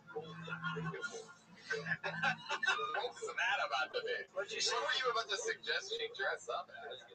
All right, Allie. He was about to plug our new punk band, Newfound Glory hole. Newfound 9/11 hole. Oh boy, sometimes I'm like up here and I'm like, oh, I'm funny, and then I just keep going and I'm like, no, I just am proving myself wrong, you know? People love you. They don't immediately forget that you were funny. You're funny. Yeah. Okay. That's all there is to it. I'll jump in the hole, yeah. Yeah, it's gonna be okay. So we got ourselves to a real war. They used a box cutter to trim your asshole. Okay. Your butthole smell like death. And here we go. There you go. Anything else for Allie, guys? There you go. Yeah, See you next week with another brand new minute.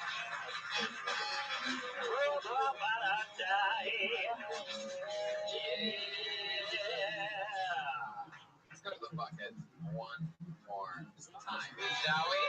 You guys ready for this? Fuck yeah! You've had no energy all night. Why not keep it going? That could be a hot spot. We could just make that up. Got visit on 9/11 hole here. $10 to peek at the hole. $2 pretzels. I want to dress up as Osama bin Laden, but I'll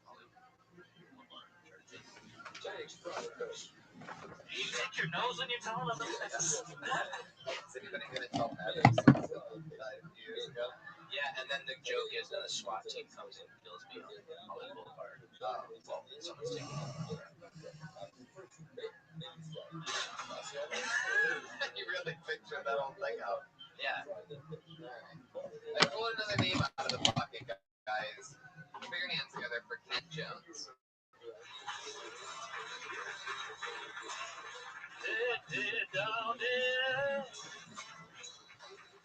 Alright, I'm gonna pull another name out of the bucket. Put your hands together for Jihan Sabir.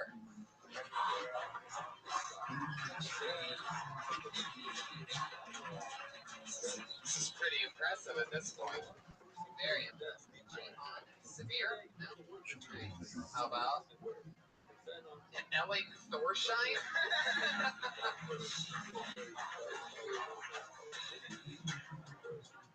A lot of these were just writing. I love this.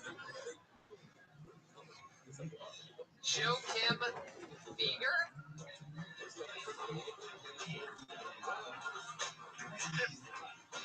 Is that him? Yeah, that's intense. Joe Kim? Oh, shit. Not. What's up, y'all?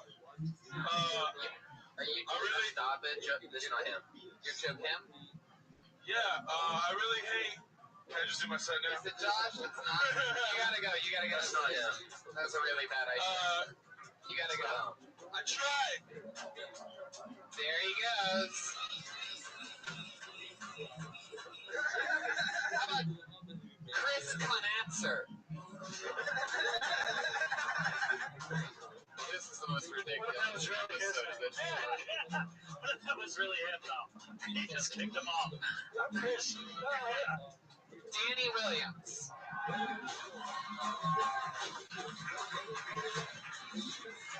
That seems genuine.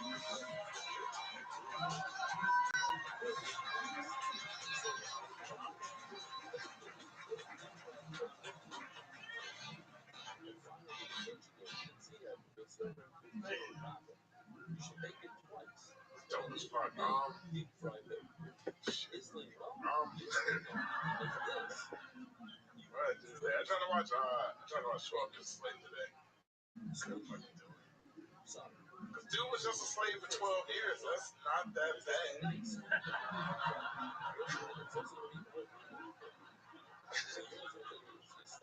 Like, they didn't make a movie for the other guy, always a slave. That guy didn't get a movie.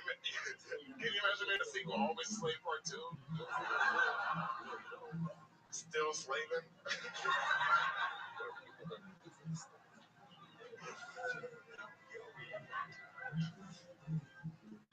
Do I have time for another one? I don't even know. You got 12 years. Keep going. All right.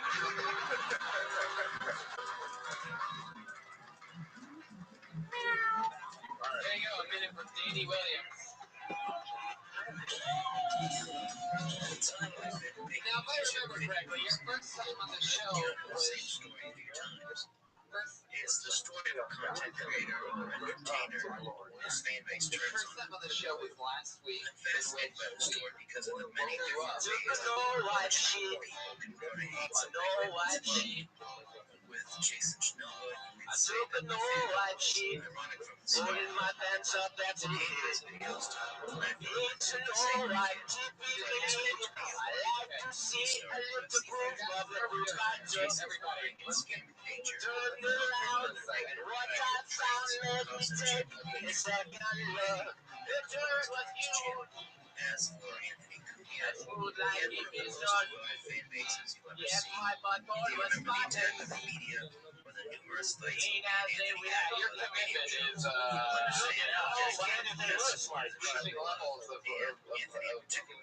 But all it took for the Oh, fans look to how turn bad was this is. Anthony's inability to take criticism and come back from set. In the case of Brendan Shaw, the turn has been so gradual. So mad. It's hard to pinpoint a specific moment that has caused so many people to It's start an alright getting something to enjoy. You can boil it down to Shaw becoming increasingly arrogant and thin-skinned as his fame has grown. But I think that is an oversimplification, and the topic is worth a little more exploration. I think the best place to start this video is with Schaub's MMA debut. Having spent most of his youth and early adulthood attempting an unsuccessful football career, Brennan Schaub came to MMA late in life. However, given the fact that the heavyweight division tends to be an old man's division, 25 years old probably wasn't that late to begin fighting, especially for a relatively athletic guy like Schaub. Despite his age, it should be said that Schaub did show some promise early in his career. In less than a year, he racked up 4 straight wins by knockout and TKO. From here, Brennan became part of the half an hour that I let you play pre-show every single week. audience. Meanwhile, you're doing it well. For Schaub. As Hundreds of thousands of people listen to the number one live podcast.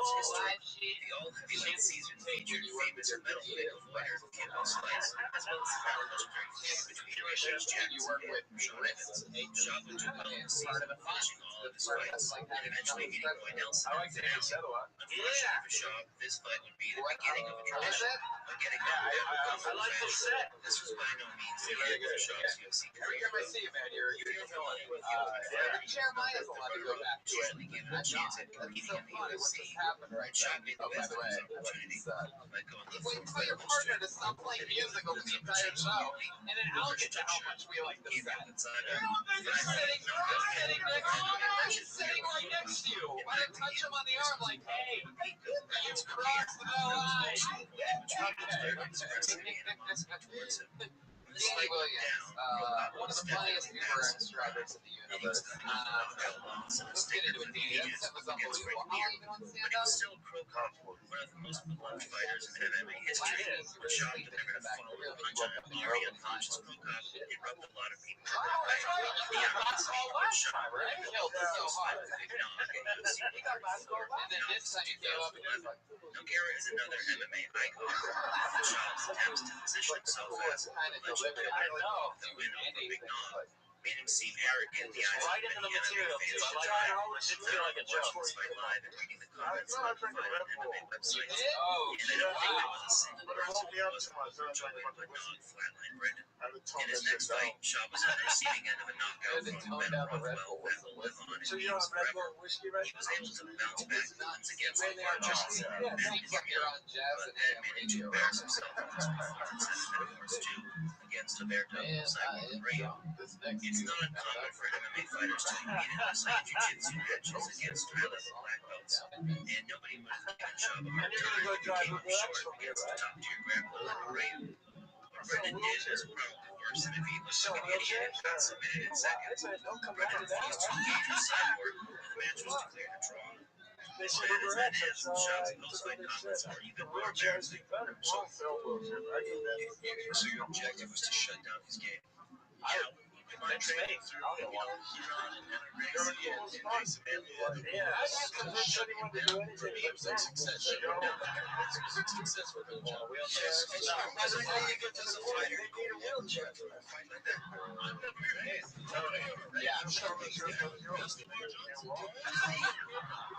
Yeah. Wow. Tells me something about insurance. That seems Schaub's that line streak really snapped in Yeah. June Jeremiah 2014. Watkins. He ended up on the wrong side of an incredibly hard decision against Andre Arlovsky, which brings us to the Travis Brown fight. I've already nitpicked the way Brendan described this fight during his comedy special in another video. The biggest complaint Schaub's defenders had with that video was that It's a modern check. It's Washington. jokes. I want to make something clear. I know perfectly well that comedians lie in their sets. One of my favorite comedians is Anthony Jeselnik, and his act is almost entirely made of jokes about things that never actually Are you happened. gonna pull That out? is okay, because the lie is in service of making the joke funnier. Schaub, as he tells during the story of his fight with Travis Brown, only served to make Schaub look better, to make his story seem more heroic, and it's frankly pathetic. A lot of Tinder. I think it was I thought it said a lot of tender. I thought it was just tender. Yeah. Good lover. How long does it take you to swipe right? That's what I'm saying for the longest time, man. I should have gone hand out.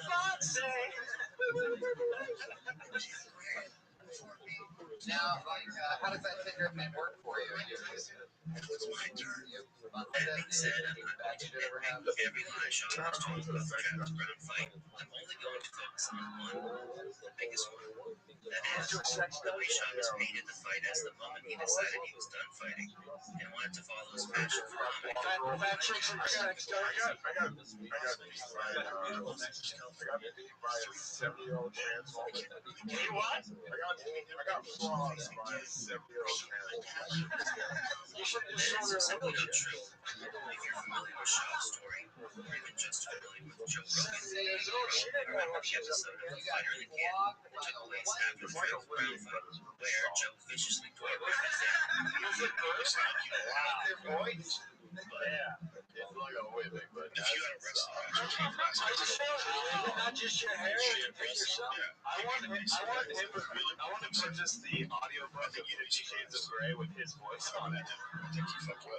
We're just shy of 2 hours. Joe repeatedly told Shaw that he wasn't an elite fighter. Chapter 2. We've been listening And for 3 suggesting days. he's retired, so any more head damage. I don't like Shaw. What's funny is it probably wasn't even a sex dungeon. It's just this Yeah, I old still think lady it was a party. different after watching it again. The knowledge of his lines. One I Red understand Bull, the I idea had to of fucking start drinking to get rid of the feeling of the Red Bull. I was just getting all beat. but aside from occasionally saying, I'm like, fuck, I think I left my computer on out front. I think I'm supposed to be picking Shaw up said at the beginning of people. the conversation that he didn't want to talk And about then the I had a Red podcast. Bull. Felt like he owed it to the fans who stood by him He during always like applause. sort of trickle That out of didn't stop everything. Rogan from going in on him like that prison bitch with a bullet on his lips. Anytime Brennan would try to defend himself, Joe would come back twice as hard. I will say you break a rule, we have to listen. But you start seeing a crowd turn good. It's important that you start. And what happened with this Transformers? Yeah, it's seriously what you vlogging with. They're not fucking back. I was just That's the thing. You guys all laugh like you know that, but you don't know bitches. especially Nobody knows you vloggers. When you said it to me, I acted like I knew. I was like, oh yeah, the vlogger. What the fuck is a vlogger? Until somebody put on a safety net to get their life in the future. But that's It's easy for you to sit with a bunch of women. It's like my hair.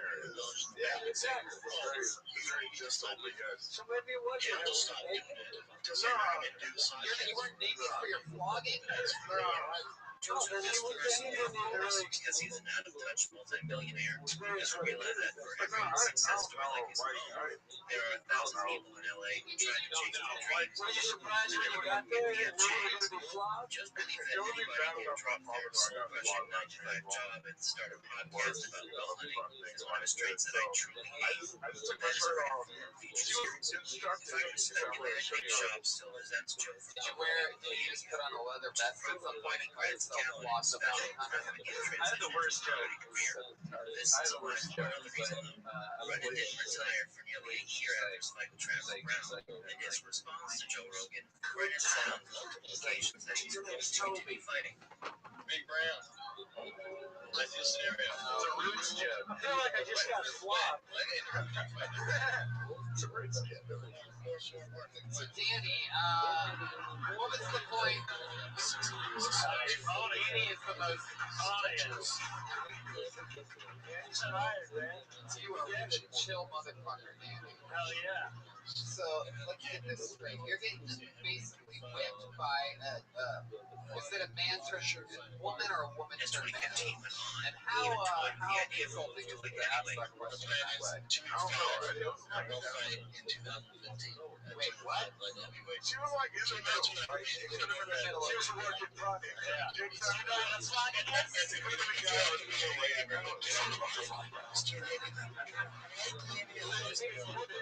Would she flog you hard or soft? I should tell you. Smithy made Brennan retire from the Wait, she was also Especially, that's a fight. 70 or 80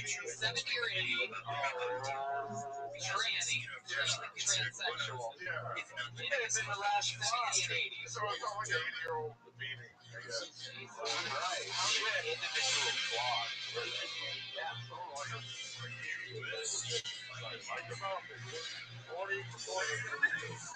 I think he's right, by the way, Pat's laughing at this. I think he's on a motto. So, what's this obviously like at, I think she's closer to 70 or 80 because, I think I need it. Before the deal, fighters would have a variety of in-ring sponsorships, typically via patches on their shorts. Old school fans will remember some of the classics like Condom Deep Brother or Times. Having individual sponsorships meant that fighters could make a choice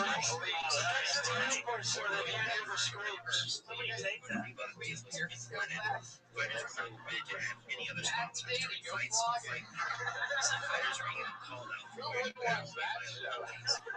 Matt Mitrione literally didn't enter Big Barefoot because the UFC wouldn't allow him to wear Nikes on camera, even though they were just his shoes, not a sponsorship.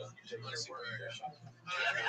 say you got flogged by 80-year-old trainees so casually that it leads me to believe that it's not even that was The worst part was that fighters were now only making a fixed amount of money based upon the number of fights they had in the UFC. As the Reebok deal was being rolled out, Brennan was one of its most vocal critics. When you're that chill, Asked how the Reebok deal compared to his previous earnings, Brennan claimed that he had made six figures in sponsorships for each of his last 6 fights. With the Reebok deal, Brennan losing at least 90% of his We're gonna let you up here for a sponsorships. little bit. Of course, this claim was dismissed by sentient beefsteak I'll let you Dana go in a little bit. in an now-deleted appearance on Off the Record. Dana tried to cast doubt on the legitimacy of the claim that Shaw was making 6 figures from sponsorships, but the financials were later confirmed by Joe Rogan. Because the $100,000 you were making from sponsorships, which is 100% real, legit, and certified, authenticated, proven. Now, it might seem like I took a huge detour, and I did, but I did so for a reason. It's important for people to understand the real reason Brennan retired. When he announced his retirement on the Joe Rogan Experience in October of 2015, he directly cited the money he would have lost from the Reebok deal and the growing success of the Fighter and the Kid podcast. The UFC wanted me to sign the license deal with Reebok and they testing.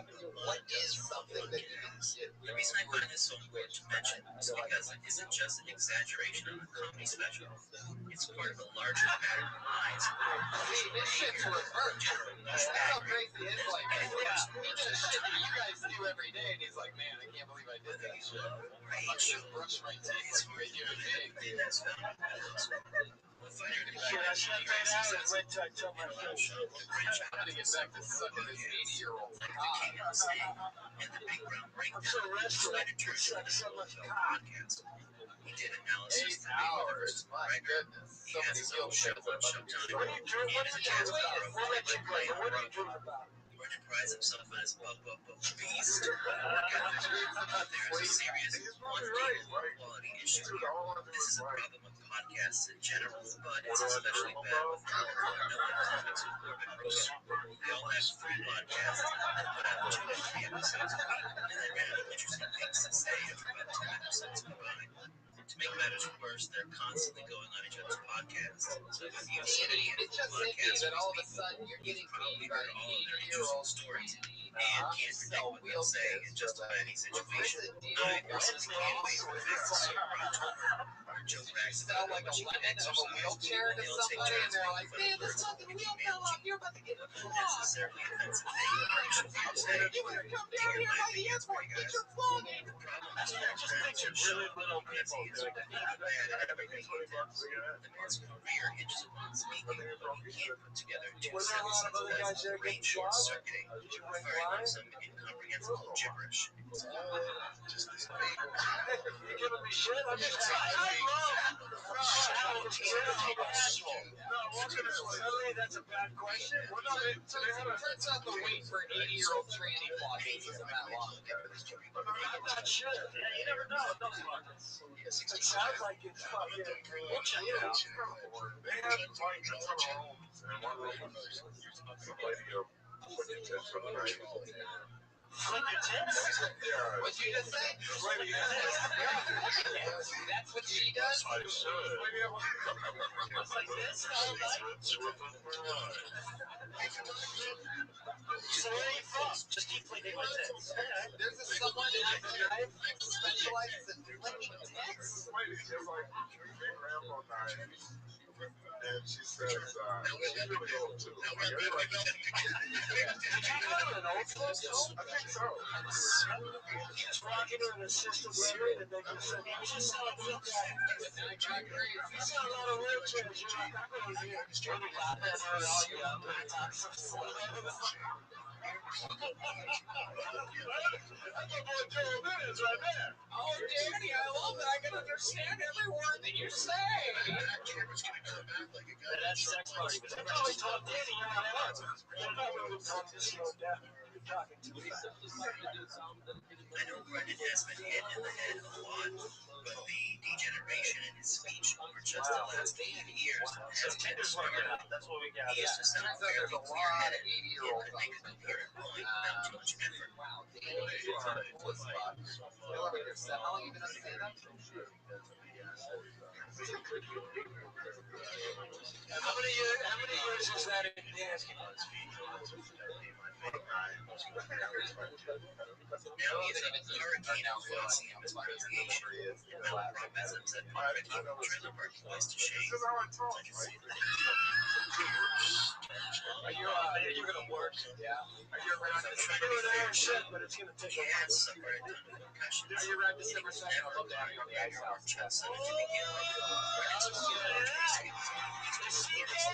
First ever comedian to take a wheelchair to Pasadena. He might make it, but they're not gonna tell you what they're It's gonna do. never funnier or talented comedian to carry him. So for the time being, we're going to put the fighter in the There camera, you go. the king of the Ladies and state, gentlemen, Danny Williams. There you go. Danny about Williams. Great stuff, the Danny. podcast about combat sports. Well, we did it. That's another episode of the world's #1 live podcast. Thanks, Ryan J. Ebel, for joining us tonight. Look at that. Kurt Fox, Brett Warren, we're all in it. Brian Redband, Patty Reed, Jeremiah Watkins absolutely slaughtered tonight. Catch Jeremiah. When the fight talk starts. Not that the fight talk is any better. You know, breaking news real quick. Catch Jeremiah with the goddamn comedy jam at Houston and also in Houston this Saturday when he joins Whether or not Brendan has seen Luke Thomas's most recent video.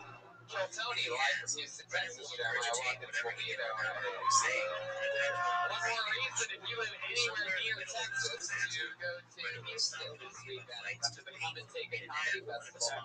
Pat Reagan's on Twitter at Patty Reagan. Jeremiah. Pat. Yep. Watch Eric. Add Jeremiah stand-up. And Joel and then sorry, Pat, you have any closing words, buddy? Fuck the mainstream, but also love the mainstream because he's a writer for Eric Andre's show on Adult Swim. It's absolutely mainstream as it gets. It's also available on the internet without a cable subscription, which I think is really cool, right, Pat? Adult Swim's the only channel that does that. They give away their content on the internet. They're really smart. Joel Jimenez is on Twitter at Sorry. Fox, Brent Moore, anything else you guys want to promote? Otherwise, make himself I'm in Philadelphia. These reads in the middle of the podcast. Yes. Usually bring the fight talk to a screeching halt anyway. So other than Time audience, make noise one more time. We did it. That's Kill Tony. Good night. Thank you. We love you. Goodbye.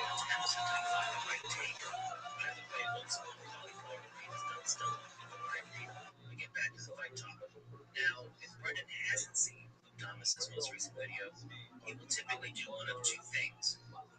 Either he will literally just make his predictions based upon Wikipedia records and betting lines. Is there a line on your cover? Oh, wow. Nice 50. Nice 55. Makes sense. Boy picks an underdog. Rayborn's a favorite. Chevy Rayborn. Let's see, Ben Rothschild. Yeah, makes sense. Rothschild's a favorite. Fun card. I'll definitely be watching it in Indy backstage. Or he will say whatever idiotic nonsense comes into his mind at the time. Part of this is because he legitimately doesn't know anything about MMA. Is this the comedy strike here? This is Fight Venture. Server 2, round 1. Looks like he landed more, right? Is that what it's saying? Landed by target? No, so he landed, so he threw 30 lunges, 40%. Threw 10 lunges, 50%. I understand. But wouldn't you weigh the fact that Verdun landed 12-5 in the head? Verdun landed 13-10 in the body. Verdun threw almost triple the amount of punches. Right, I get that. But you kind of didn't do damage. He didn't do damage, but I would. Make four strikes. Split decision from the Wishart.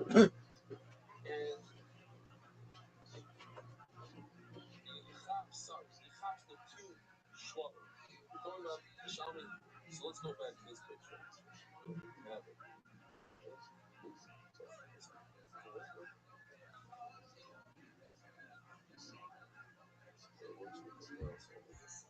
I don't know. You know what? Talking about this whole series, talking about the two Rabbanas that were used on Jews. What? Oh. Now, instead of grabbing the two sheep that are a year old, he goes ahead and he grabs the two rams on the side. Okay. Gives the answers. ששומתו לשומנו.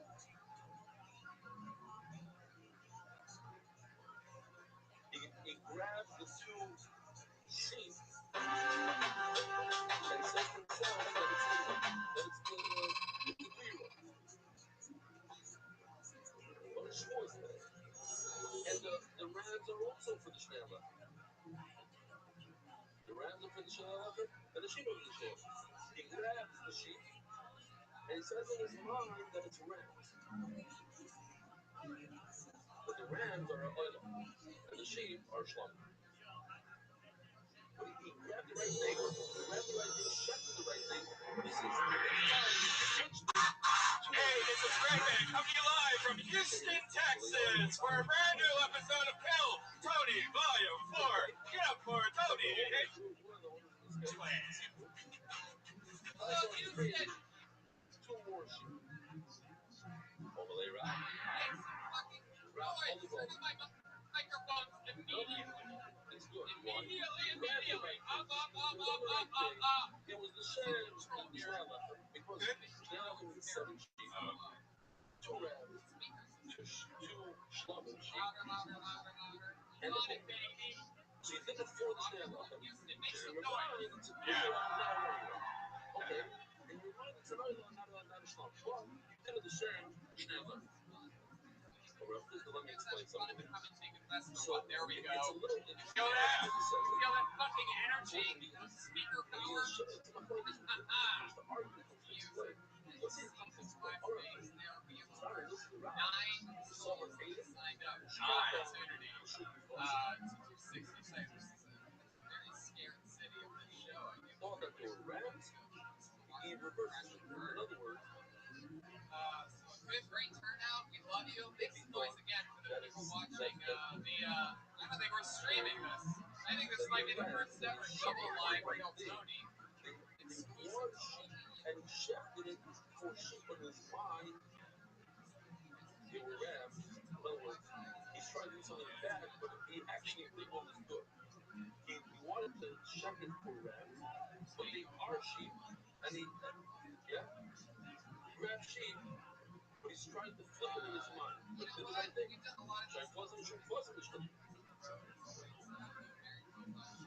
The sugya, the conversation is whether you figure something, you could uproot something on purpose or by accident. That's the sugya, really. It's not so much in terms of blame. You don't know if this is blame. I think a lot of it has to do with saying it straight out. Yeah. It seems like you shame, but over here, yeah. But from this sugya, for the most part, we see that he says it. A lot of times we point out he said it. I'm about to talk to the rabbi because sorry, he thought in his mind that was the wrong thing, but he really was the right thing. He shot him with and he shafted him for Fossum, and they were Fossum. Jeremiah Watkins, ladies and gentlemen. Holy shit! Holy shit! Holy shit! Holy shit!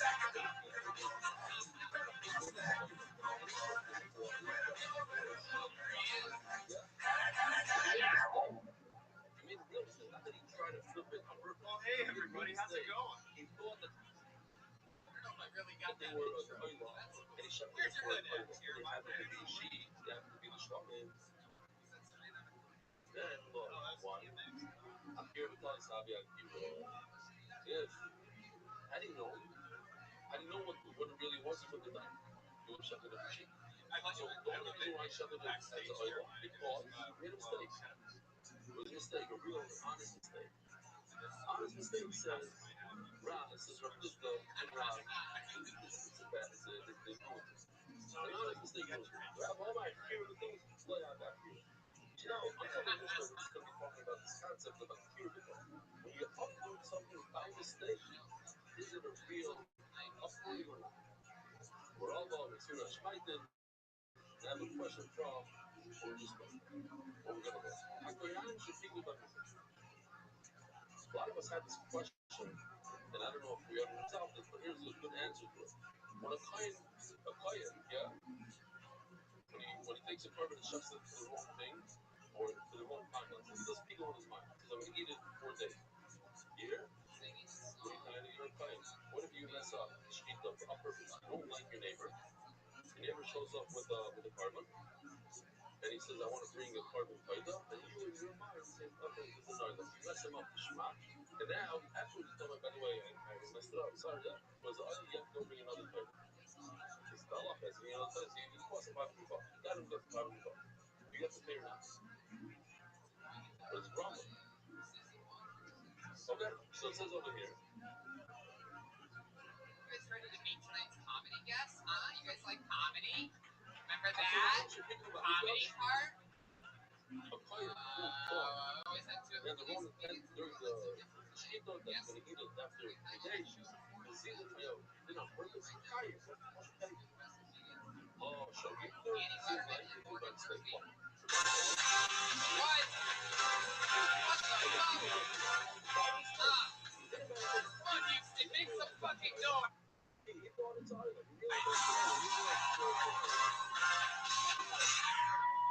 Oh, so you do it. Now, look, people really work. Maybe that's the case. Maybe they don't have the Understand what the point of having a sentence is. You button. There's one button that I can control. because there's so many places for 2 days. You need it. Yeah. So you can't even think of something with the fruit. I said it, I'm going to repeat it. They'd be like, over the radar. When he says, when the Gemara says he thought it's shalom, it doesn't just mean he thought it's shalom. He thought I'm going to eat it today. That's part of eating it. People mean, instead of eating it for 1 day as a hot dog, I'm going to eat it for 2 days.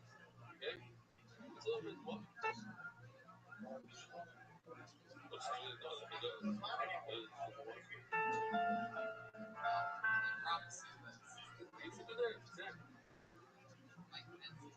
Yes. Oh, shout out to big funny. No, but it's not. It's a hot dog. That's what they come. You can't change the designation. Right? A guy comes to the designation of hot dog, you can't change it. How are you going to change it? Today. Doesn't matter, but it's a mitzvah. I'm sure. 2 days. Wow. Oh my god. And say that. Dude, come up here and stand next to Jeremiah for a second. Get your ass up here. Hurry up. Get up here. Get up here. How many times do I have to say it? Guys, it's Jeremiah. This is like. It's not Shlomo. Wow. Look at this. All we need is.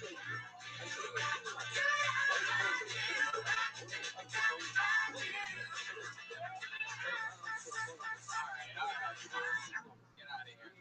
I always, as an avid It's a real fact. The guy comes in, has a sign on it, the famous sushi sign. And he says, and he threw out the Shlomo, he says, Shlomo. By mistake, he makes a mistake. I'm not here because I'm here, so here we have a riot that uprooting something by mistake is a good the word. Andy, you Or the bias. Or the bias. You're not that far off. I like this guy. So what do you guys say we just jump into This is it? about My favorite human beings. I've done this show. We talk to comedians. They do 60 seconds of stand-up. Sometimes it's somebody's first time doing stand-up. Sometimes it's somebody that city And he deliberately says it's a schlumber. So he's saying, it's amazing. No, it's not amazing. Why? Why would it? The reason why it's not amazing is he's showing again that he thought that this is all okay. Almost what Rabbi Simon did right now. Rabbi Simon said also. But the crazy thing is not us. They're really thinking. We would put them a little bit more. That guy, you know what I'm saying? The kind of showstoppers. Kitties don't always make noise. That's the sound that it makes. That's what it sounds like. Like he thought It makes sense you would have to hear this, throughout the show.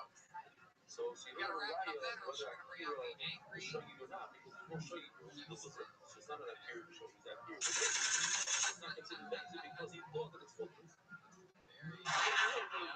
more. No bear. What's the risk there? There he is. I like when people look over there because I get Salem is more or less like nobody. It's not and these little alarms are going off. And you can literally hear bombs exploding. But a lot of bombs, I don't actually don't get like, there's a bear in here. Sometimes the explosion lasts for over a minute. It's just splitting up. I know this is, but I don't know. It's so many. Oh, I'll tell you the shadows.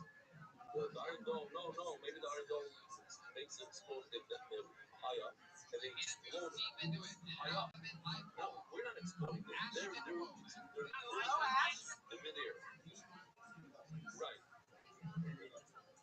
No, you get it before it lands. Right? Before it lets it out, and then it's letting it out up there. For over a minute. It's crazy. No, you heard it also. I like the name. I like the 60 seconds.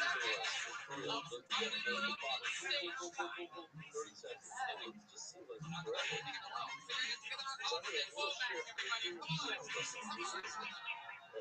Concentration was like, they're running through the window because Garrett and Shemesh, they saw exploding and a thing of fire just came right down, straight down. And then they saw the window. We didn't have a sign.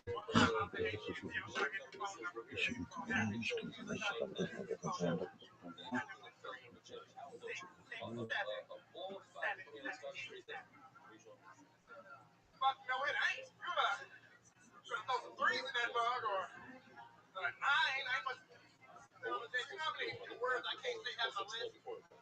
So read it.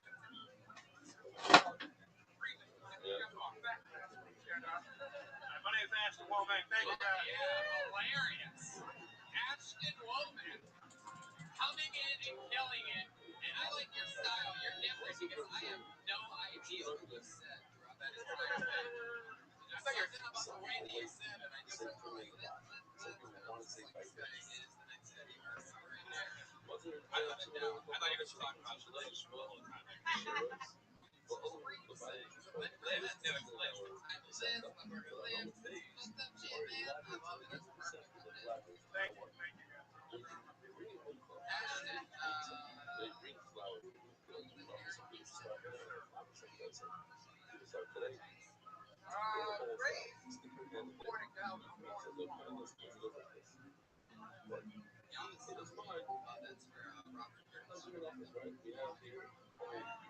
Fucking guy. This is unbelievable. That fucking guy thought that you could just put body parts, toss that body parts in a trash bag and like just literally like push them out. Blue Arrow. How much of like a billionaire crazy fucker up in this was. He's like, oh, this must be how the ocean works. Goodbye, body parts. Straight up, man.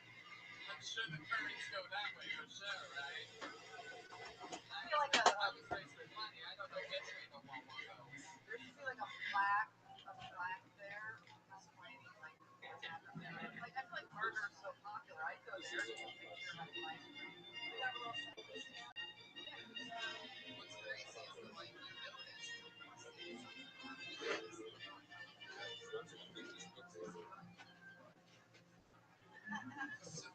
noticed the next day he showed up and the body parts were just like there and he's like, oh Yeah. And so he just grabbed the one that he knew and did it.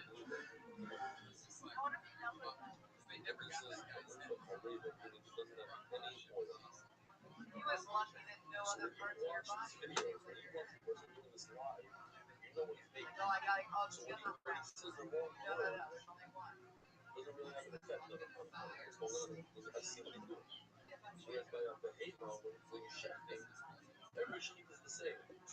Do they have like a smaller size? Back to you,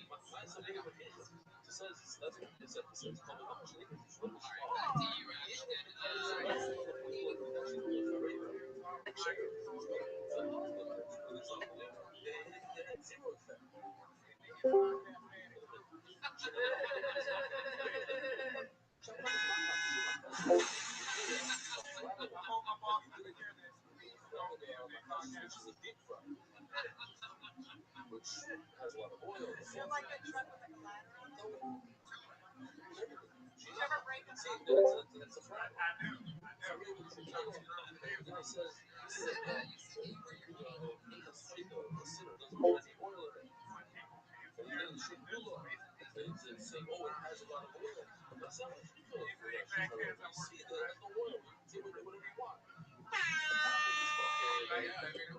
But he knows when you're wrong. Damn, this nigga's good. They called it out exactly where What's funny is you guys did laugh because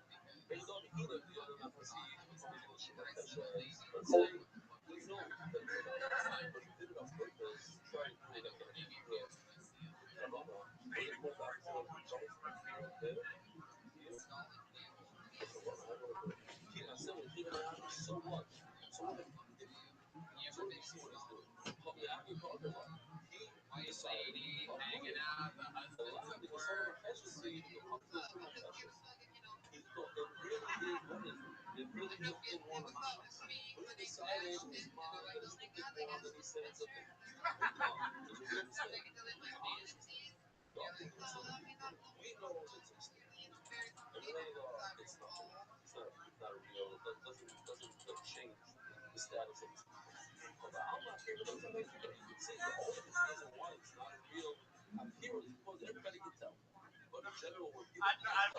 I drink. I try like I always do before in person. That's probably not right. No, not yet. I'm waiting. No, actually, I've only been correct.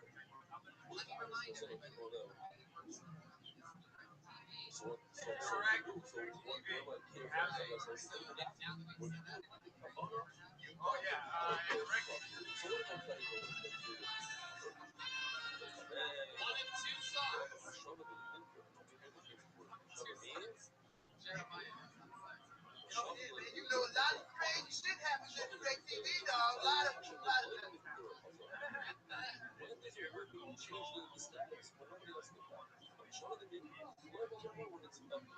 Nigga, I ain't think that microphone. What the fuck?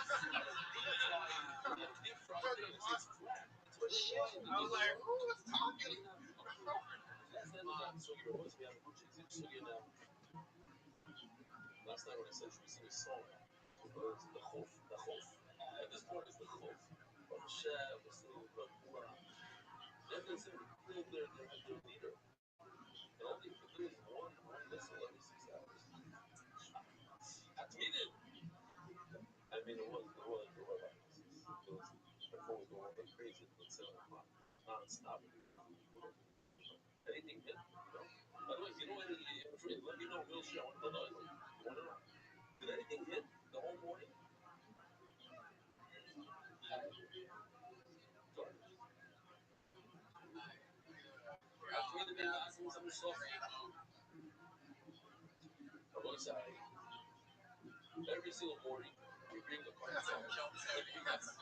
He just looked at me like David Blaine. And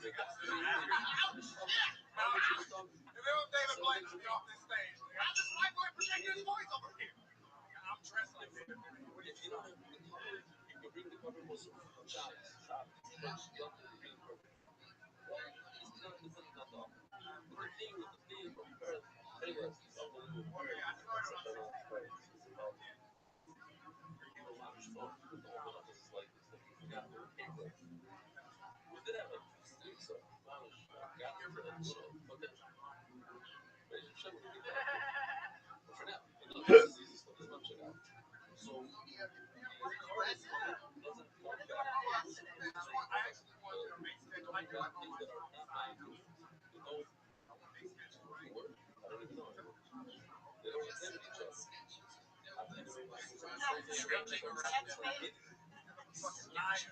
Nailed it.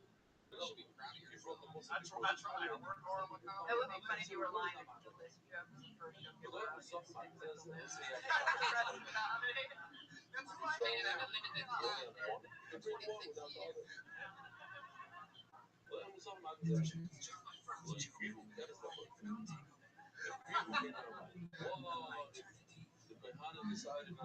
Yeah, you're very good. You say like you go, and then I go, and I'm like, oh, your son. I thought you were just like Ernest goes, you're one of my honestly, you're one of my favorite people I've seen at this show. Say that. Love that.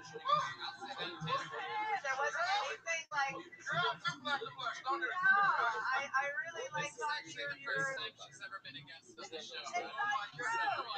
I've been here. I feel like it's very like effortless and I love the phone number bit and adorable and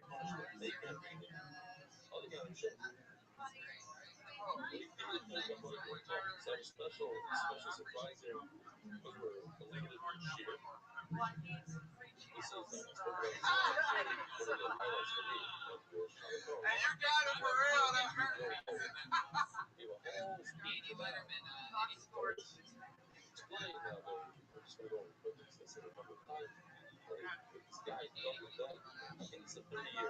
I love the casual, on top, there's hands on. I love it. The Cooper next to Jeremiah's wonderful.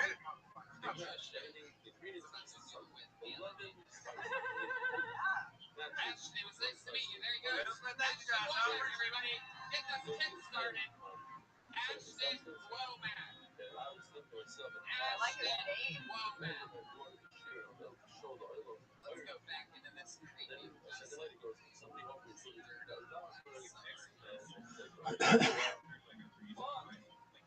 If you try hard enough.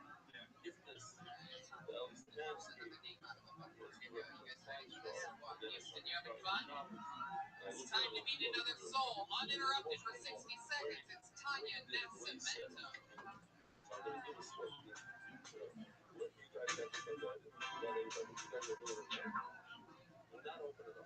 So, I use this one of resveratrol called Spring. It's really good. It's a little plastic. Sometimes longer. And I love it. A lot of sex with a guy wants that. And I just feel like, surprise, I'm being plastic. I'm actually a sex mannequin. You had no idea. I was at the airport recently and I was doing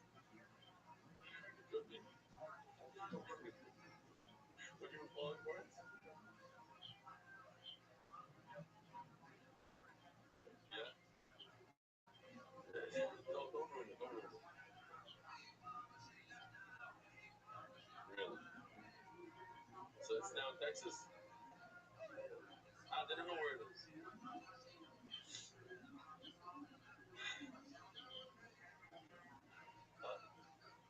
I saw him turning something over there. I saw that his finger is turning. through like the X-ray machine. And I was wondering bringing it to the TSA thing inside my tampon. What would I do? What would I do? I haven't seen it. Ruben George opened it up and spilled it on the floor. What would I do? This guy on the internet the other day said that the only difference between being creepy and being romantic is whether someone likes you back or not. And I don't think that's true. Because like I don't care how hot a guy is. If he writes his name in blood on my car, I'm always gonna find that romantic. So something about it. No matter what. There you go, everybody. Let's get it for Tanya.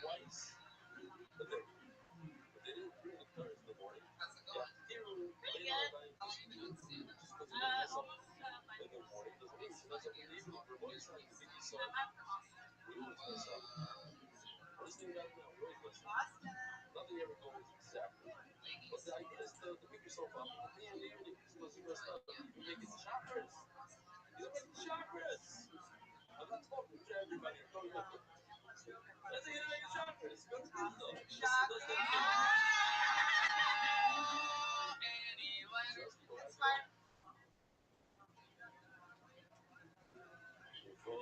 no, but the Chaya can. But this particular song he doesn't want to sing. I want to tell you, Rabbi said Shia said a line. I've been thinking about the line. It's a great line. Great line. Shia, maybe you should say it yourself. You want to say it? He says, Shia started from this shit.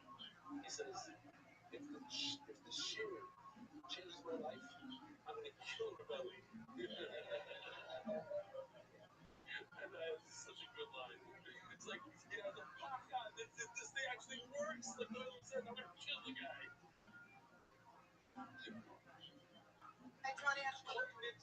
At least the fans keep I think it's really cute. Nicola Rebelli. Shishaya Yichlit Shishinas Chayon Tohorodo Yakak. Why did he die? Because he changed the guy's life. Beautiful. I love five. Alright, Shimon Nikulo is a great over our back. He says, Shimon, no, you missed it in the evening. You don't just pick yourself up and go, you get up or you didn't do it. Chakras in the why? And he says an interesting lesson that the Gemara is going to have to explain for us.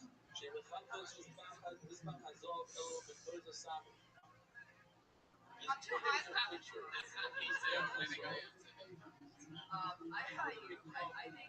I think your delivery. Put on his bathroom. It's like, oh, it's college. You have to make it college. It becomes, how does the complete become college? By using it. So we're making a whole decade one like that. So it's not hard. The famous is that hard. Shut all the bonus on you. Unless you're gonna commit to like 45 Yeah. 45 minutes. And then like I would just like with jokes sometimes and like really just like writing or like and the shit I want to be listening to you to have like your state presence like a piece and like know about something very serious.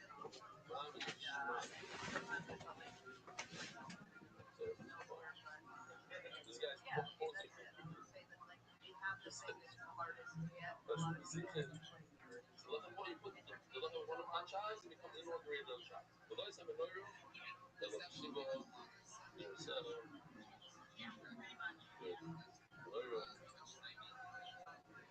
no.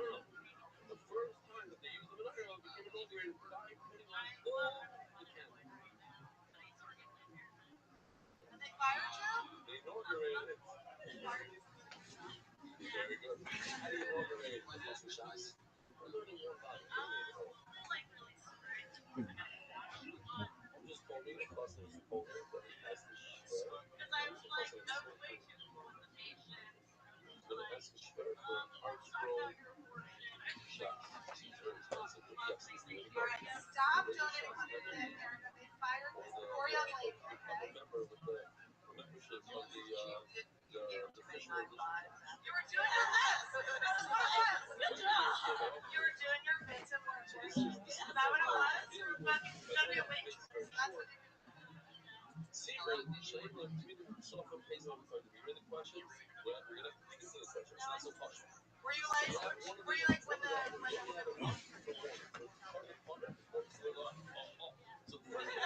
way, you can heard me last week.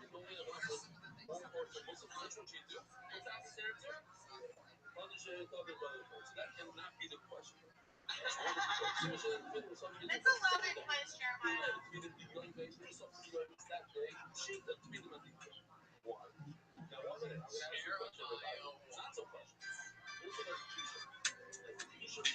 Like younger kid, they have their cat there, whatever. And understory on the road, I'm the cat, right?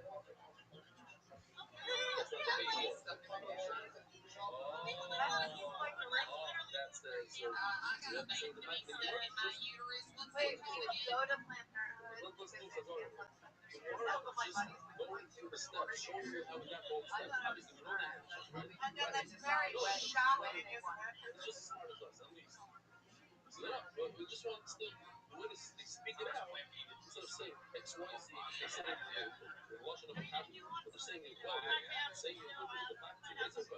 the girl. Something about your fucking Trump. Red Devil snore to play me up.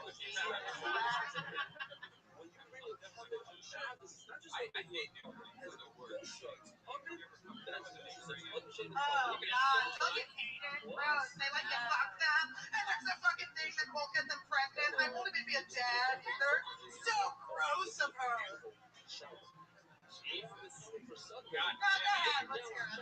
Get him, Annie.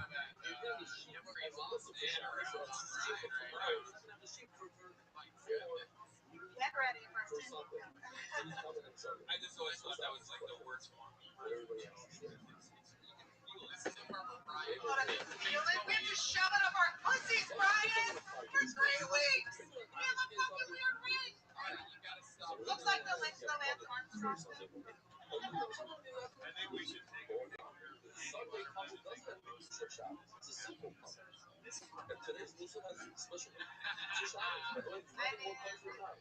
I think it looks like quality. It just means the quality.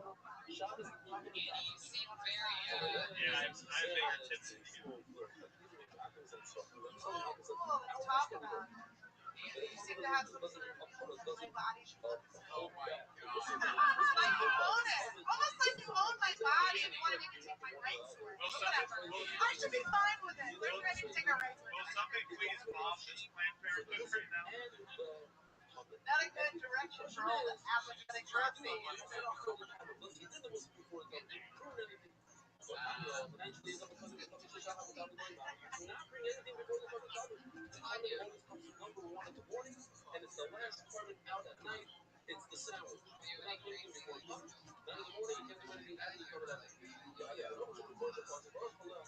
That's not a good thing to ask someone who just wants to use their feels and flowers.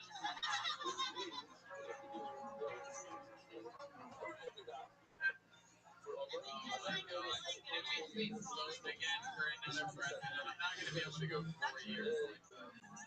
She just did her skills.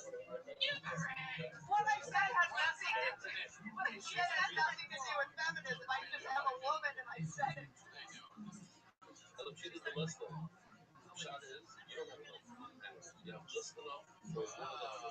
You know what? I love having my boyfriend look at it. I get fascinated by it. You gotta do it though. Not to bring it back. No, I want to like. I feel like certainly like I just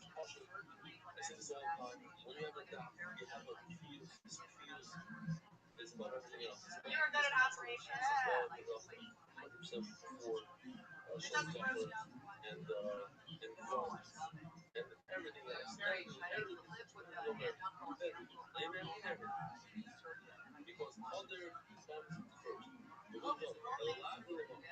They smudge my ears.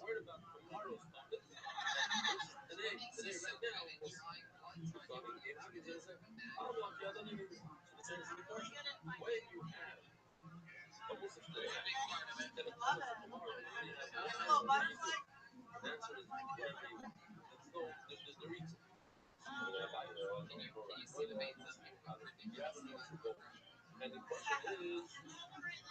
How many days have you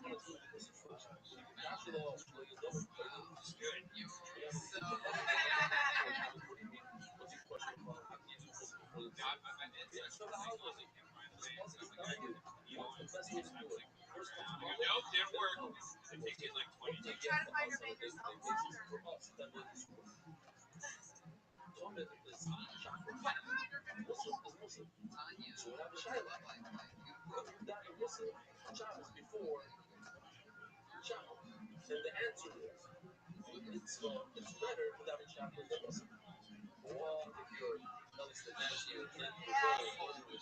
He's the one that you pick when you want the lasers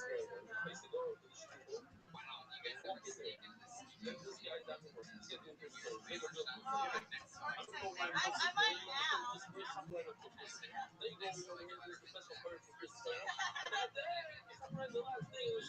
Does he really? No,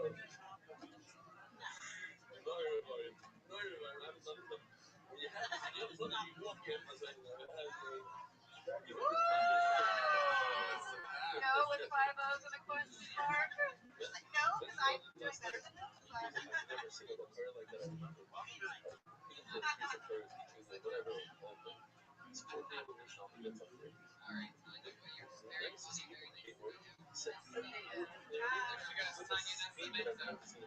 Tanya does tweets on Twitter. Austin Womack, nice guy WA.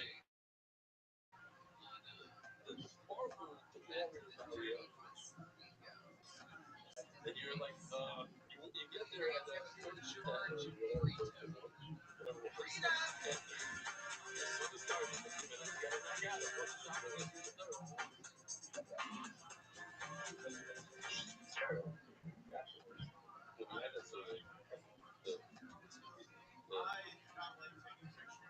just so you should know that every time you say something, you're making a friend get up out of his seat.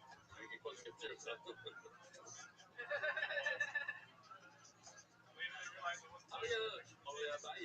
Okay, we said this. What's the Toshma? So I want to tell you here. I checked this up. Oh, you don't even have the movie bar. I want it.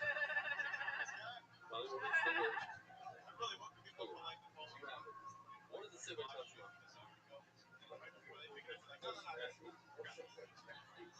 Beautiful. Now you tell me what it says about Toshma. What does it say Toshma? Toshma, the what? That's it. The group of what? Right for what? Let's say that's what I asked him to do. Because a person is learning. He gets confused. He doesn't know where he's at right now. At this point, most people, I'm sorry, most people are not holding up. What the Dutch man's for? Beautiful. That's the Gemara explained. What the Dutch man's for? All the Gemara don't have it. So I'm not sure why. And that's what I said to elaborate. And they put this. Oh, what is That was fucking awesome. These little things. That was very awesome. And I It's think 5 that it's words, very but it changes the whole thing. But then it's phenomenal. It's helping us out a lot.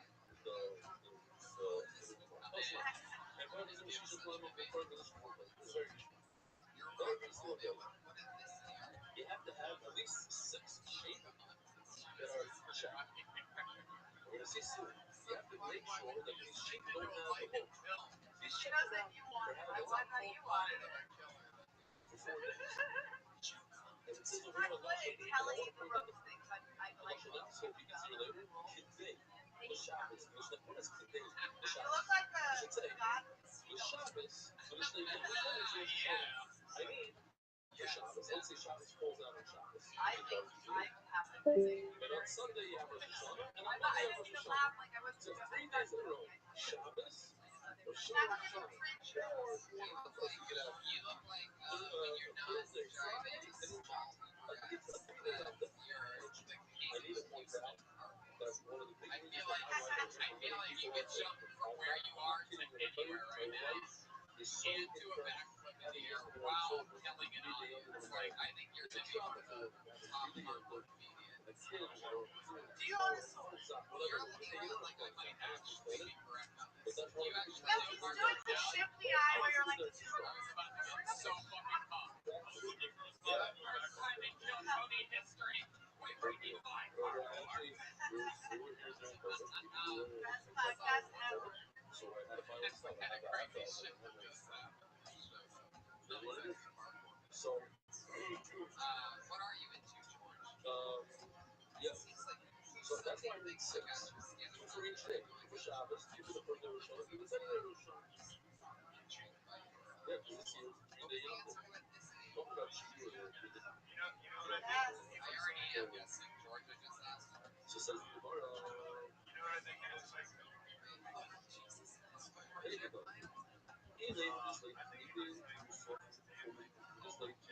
This way, if you have enough money for everything, some people have a think about it. What? You're hiding in that Native American. She says the Gemara, you're gonna have a total of 22. How do you have 22? You need 7 Musa for each Plus the 16 is 20. Plus shop is 206. 22. Yeah, total of 22. Can you imagine getting that long of a hair in your fucking... He's got hair down to his balls. No, he doesn't have enough. It's not enough. We're going to deep it. How about we chose 6? Because we care. We're focusing on breathing. Before was Tony's just... You can't get... If there's a hair on someone's hair, you can't even get out of it.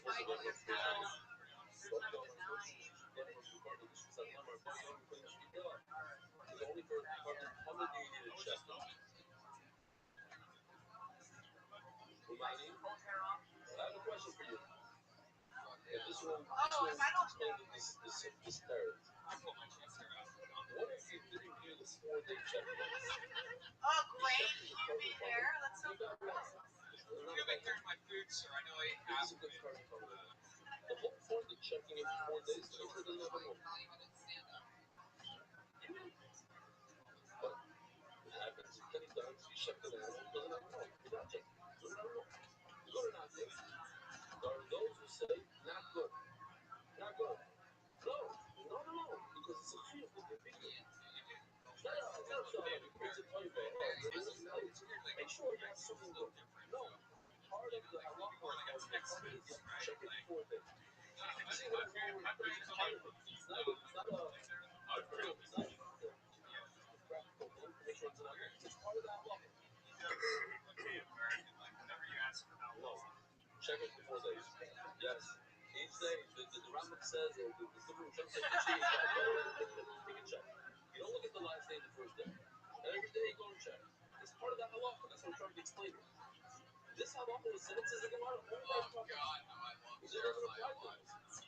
Not laughing or making fun of you is so scary. It's so scary. Him not taking jump with his knees against her eyes and then shifting them back and forth and he's like, bitch, I will bring a fucking bomber jacket and I will blow your fucking brain. I know you're not Native American, but if you were moved to LA, here for 10 to 15 years, I'll take it. George, I feel like you're like this is the reason why maybe you don't speak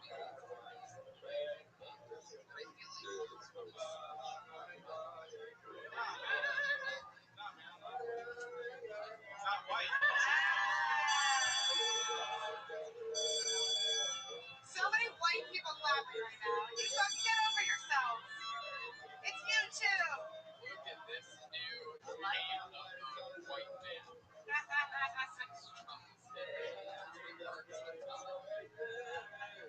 I think you're great, and I saw that.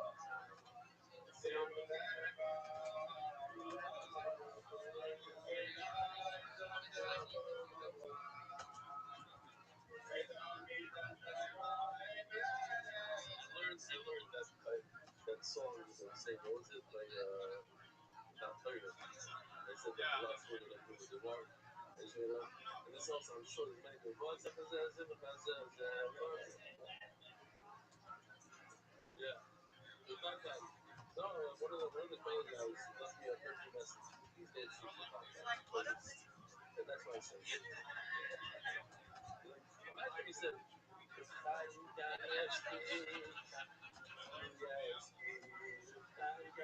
We made smoke signals to other villages. You know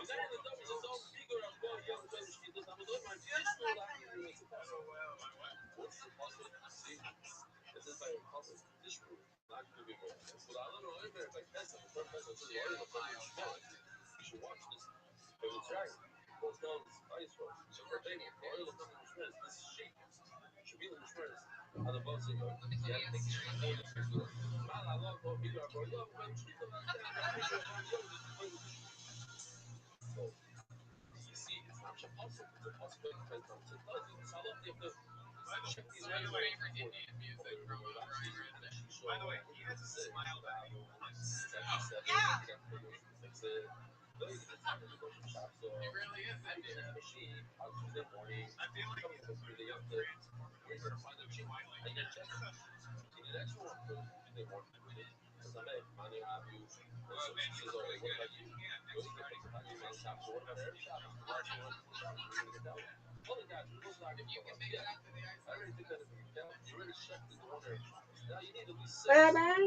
What up, Miss Aquarius?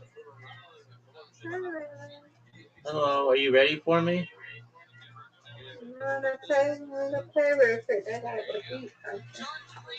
Alright. We'll make it quick. How was your day?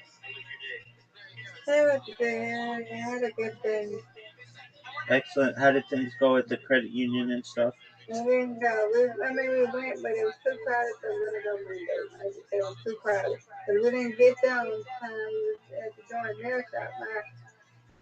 My lady, she so-called said she was late, but that ain't what the person said. So I ain't gonna worry about it. God gonna lift it up for me with that. Because she had told us that she was coming. It was like 10, a little bit after 10. And then he comes and tells me that she was sick. I mean, the baby was sick. Her baby was sick. So then comes around, he gonna say he did not ask me did I want another person. He did not ask me that. He said that the baby was sick and he was gonna give me somebody as soon as possible to do my nails. That's exactly what he said. So when we get at the end, we was like 11, 12 to get there. He told me, so you need to tell the truth. I'm gonna tell the truth though. Well, she was standing right there. We said the baby was sick. You did not say nothing about, oh, you want me to get another person or whatnot. Rabbi? I hear you. I don't really know what to say to that. Go, Rabbi, go. Oh, apologies. Get something.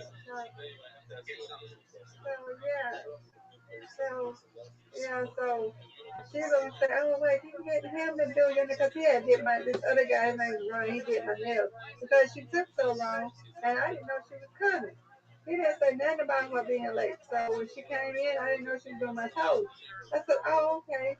She said, well, you can have him do your nails this time. I haven't done this. I'm like, huh?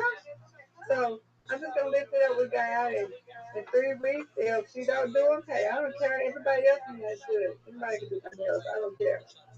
You know, I can do my nails and toes. I don't even give a shit at that point. So I'm like, don't even worry about it. I'm not gonna worry about it because I know what I heard. I know what you heard. So it is what it is. If she don't do it, she just don't do it. Right. Well, I'm glad you got everything. Got that done at least, and hopefully Monday goes better. Yeah, Monday. Well, it ain't about the president. That was the minister. The president, we went in there. It was like a lot of people were sitting there. So mine was like, nah, we were waiting. It's Friday. You know, people get, they get paid too. It's the first of the month. So, yeah. So we'll go Monday after the dermatologist and get it, taken care of. So, okay. We'll do that on Monday. There was a lot of people in there. I'm like, I don't feel like sitting there. I was like, I know that's right. So, and you don't know how all those people be talking to them, you know? Oh, I know. I've worked at a credit union. I know exactly what it's like. Yeah, so I'm just like, okay, we'll go Monday.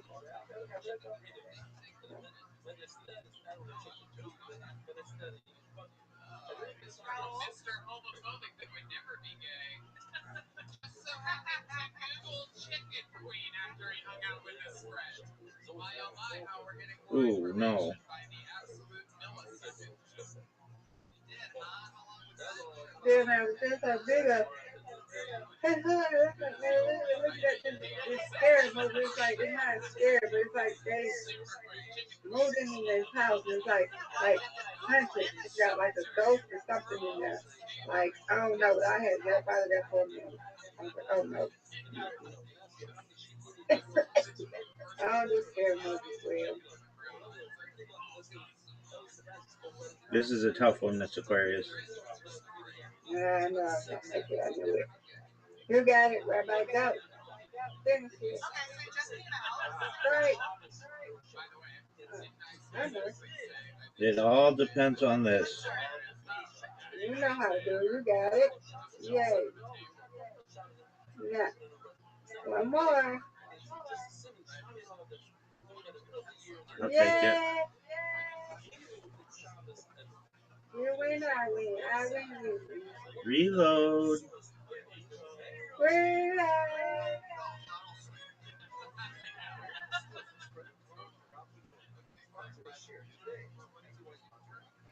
But I didn't mean to disturb y'all while y'all was talking.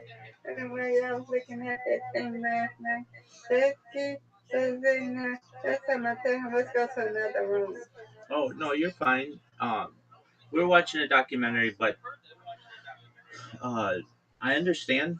That's why I didn't make a scene or anything. I was just like, hey, I just took Riser and put him in that other one. So just because we were watching a documentary and we couldn't really hear what was going on, but I didn't want to disturb you No. guys either because I know it's live what he's doing. So I think it's a good thing that just shows me that there's more people interacting in here, and that's always good. Okay, I'm Get it? sorry. No need to apologize at all. No worries. Okay, well, next time I'll just be more mindful, right? Hey, if you want, as you know, you can always just open up your own VC and Right. do whatever you want in there. Yeah, it's a day ski if he go somewhere that's coming out of my life. That's right. We don't want to disturb Rabbi. And Well, I didn't want to get you out of your home either. no, I appreciate that. If we're not, if no one's in here, and or like I shouldn't even say that, but if we're not playing a game or watching a documentary, I could care less. It's not a big deal to me. But if we're watching a documentary, you know how it is. But it's respect too. This is your service. And if y'all watching something, I just suggest you, to come to mind. Absolutely. This is yours. You shouldn't be leaving to go to another. I appreciate that's very kind of you to say. I didn't mind it though, and you should just know that um, most of the time I really enjoy watching his. I call them field trips or whatever. They're really cool, but then get it. But yeah, it's just how it worked out. No big deal. So, you want me to do that next time, Rabbi? Yeah, if you think it's gonna be a long time and you see that we're doing something here, nice strike. Just be like, hey, J-Ski, I'm gonna watch you. Let's come to my VC and we can talk and do whatever else or whatever. But if no one's in here, if like he came in right now, I wouldn't care. I didn't even care then. Right. Let's say it's just like you and Roger are watching a documentary or something, or playing a game. Exactly. Then I do that. But if it's just me, you, and then he come in, then I got it. 100%. Yeah. Right. So, yeah. I just said it's respect. 100%. But it's cool. That was cool seeing the robotic car. And did he say how his movie went? No, I didn't see him after dinner. I went to sleep after. Yeah, I figured that. So I noticed you was in another room. Yeah, I went to sleep after he did his thing, and then he said he's going to watch him. I said, okay. And I went to sleep because I was going to go to bed anyway. So if he comes in here before I go to bed tonight, then yeah. Excellent. Well, I want an update on how Mortal Kombat went. Hey, do you know nice win, Miss Aquarius. You win, I win, you win, undefeated in bowling, undefeated in friendship. Do you know anybody who's seen Michael yet? My coworker she said it was good. Now I told I have a friend who used to be my Uber driver, like a sister. Her name is Nicole. She stays in California. Now I don't know. I guess it's good, but I know. Remember, I told her son. Remember, I told you her son was Marlon. It's Marlon in the movie. Right. Yeah, I gotta go see it though. They say it's good.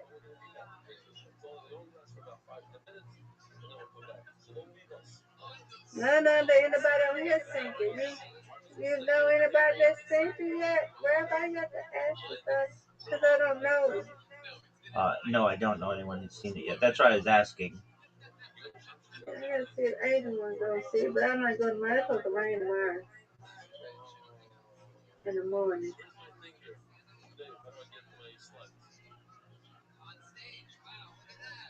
Somebody to reward you. One of the audience. Yeah, that's real good now, right? Rabbi, you wasn't mad. Mr. Chris, we were. Let me clarify. We were never not good. I understand. I'm in the server all the time, and so I get people who want to have different conversations or whatever, and I understand that.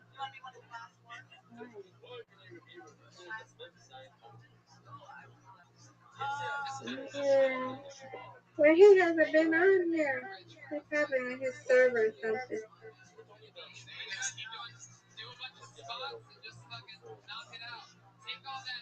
We're gonna ask him. Oh, my thing so. There you go. I don't know where he at. I got mad. I'm saying, hey.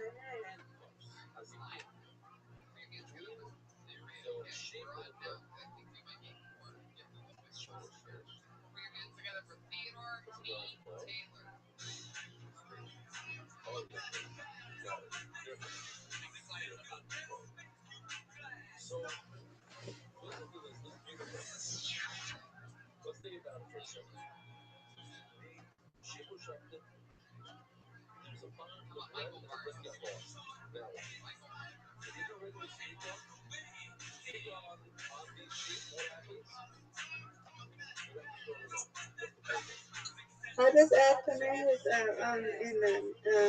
in his DM. I asked him. I said, "Hey, me and Rabbi want to know how Mortal Kombat was." Yes, we do. Excellent question. Yeah. Especially in that fancy theater. Yeah. He showed me the Nipsey Hussle thing. You saw that? He showed me that. I've seen it, but no, I did not see it.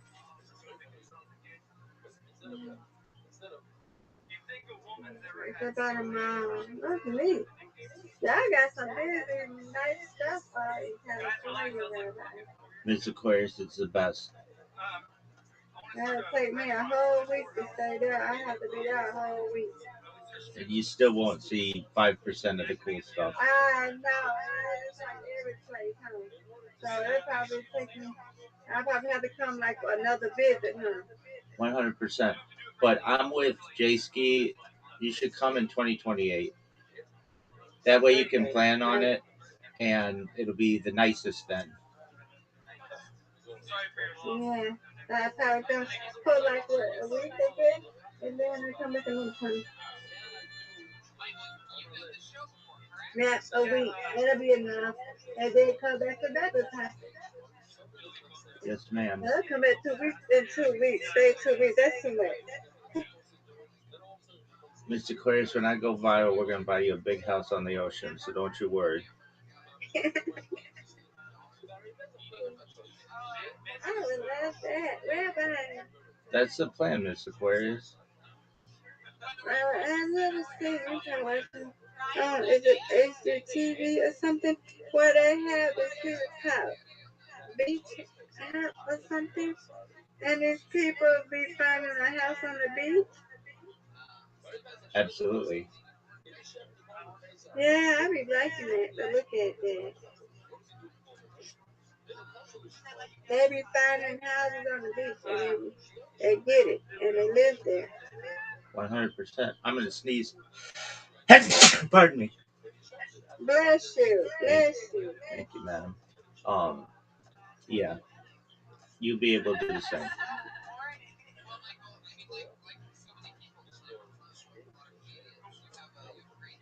Okay, I gotta get up and eat. My mom called me earlier and then don't start pick up and I can never go back to sleep. Then I just lay here and close my eyes for a minute. And then there we go. There you go. Yeah. Yeah, so everything will be fine in 3 weeks. I be fine, that people be fine. I was like, don't worry about it, I'm not.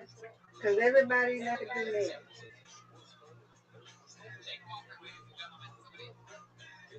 I'm not gonna worry about that.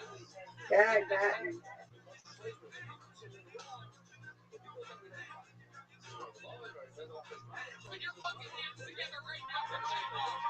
Man, this is really a little disappointing.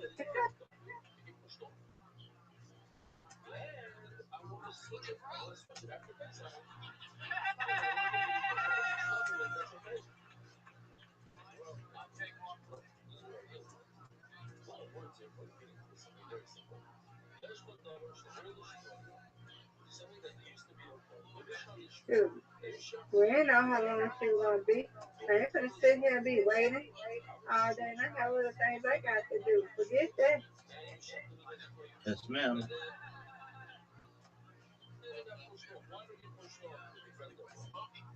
And I'm gonna stay all day. Shoot. And I had to go in there. We would have got out a little bit early. We'd been fine. Well, that shit's already done. Well, I always be done. But She's got a good head on her shoulders. who? Your aunt. Yeah. Why you say that, man? She's just got her finger on the pulse of her community, your community. Yeah. She follows the Yeah. news, and whenever you have a question, you go to her, and she has an answer for you. Yes, she does. And I love that. We're gonna spend time with each other this weekend. I told her that. Because it's Mother's Day, and my main focus is her anyway. I already told her that. It's her talk down. My main focus is her, you know? Yes, ma'am. We got to lean on each other now. Yes, ma'am.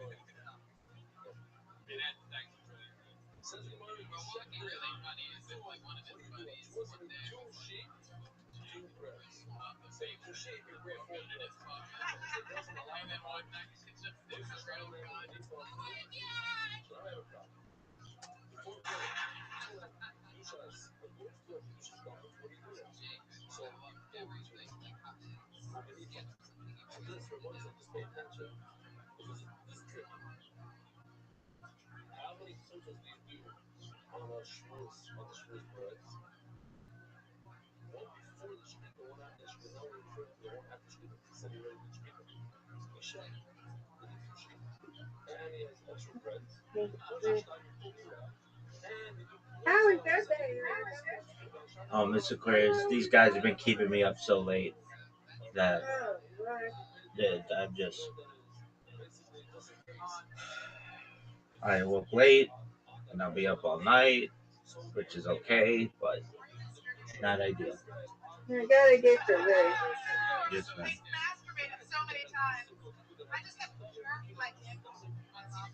Get your rest. Yes, ma'am.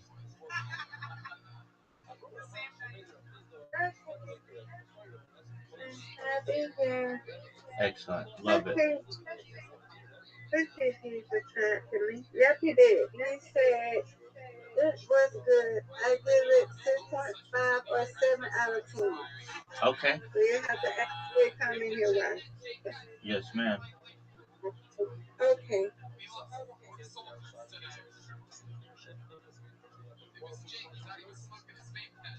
6.7 or 7. 6.5 or 7 out of 10. I wonder why he. So we'll ask him later when he comes. Yes, ma'am. Ask her why did he say that. I know that's what you said. I know you ask her. I know you. You're like, see why? That's right. I already know that's how they feel. I said, Rabbi, ask that for us. Because I'm doing want to know too. Absolutely. I'm going to leave that to you, okay? Okie dokie, but when I see him, I'll ask him. That's your part. Okie dokie. Okay.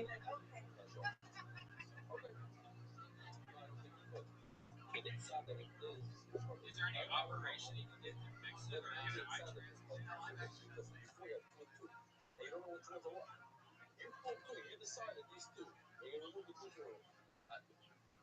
That sounds good. You gotta go eat it. 8:17. Eat a little bit more.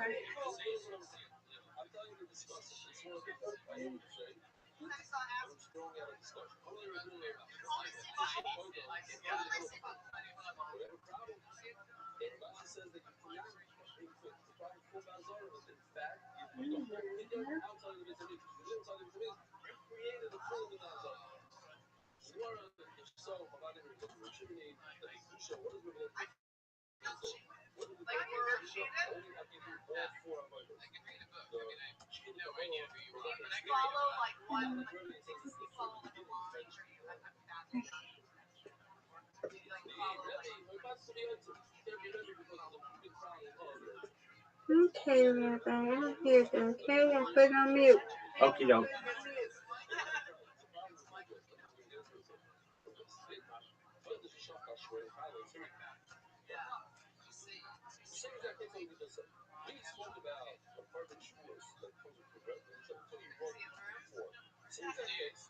Absolutely, absolutely. It's not easy, you know. Love is blind. Do you not want kids because you're afraid you would get them? Do you not want them?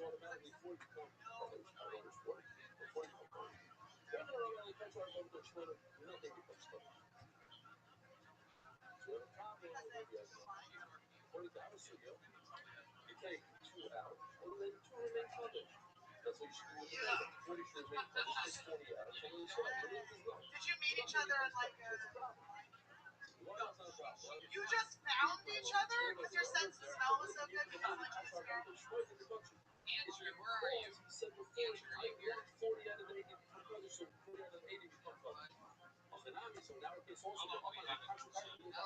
we start?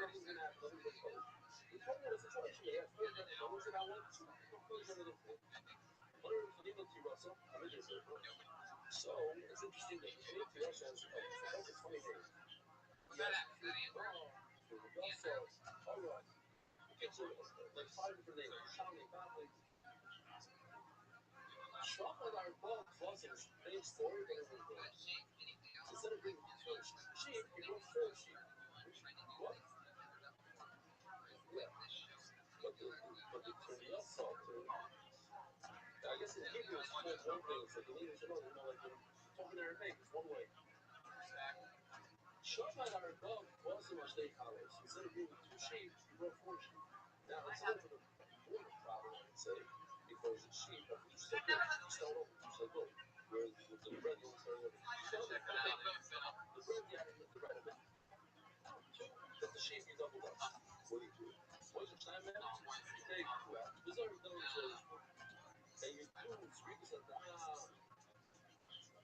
Anything else?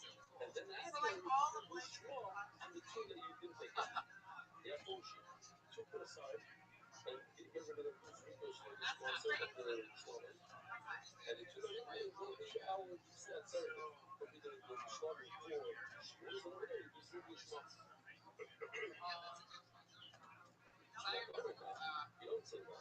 He's like, I can read books even, and not that much. Remember when I told him?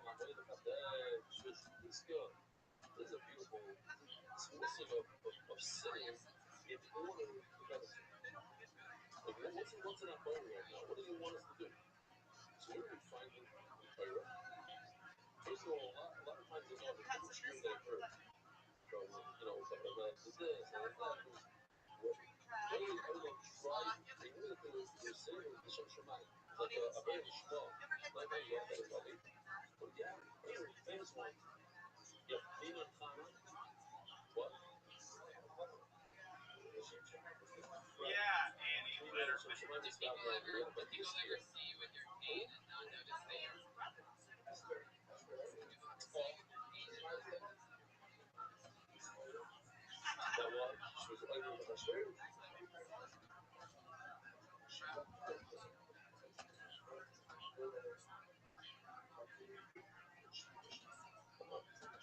Just feel like you're making not fine at all.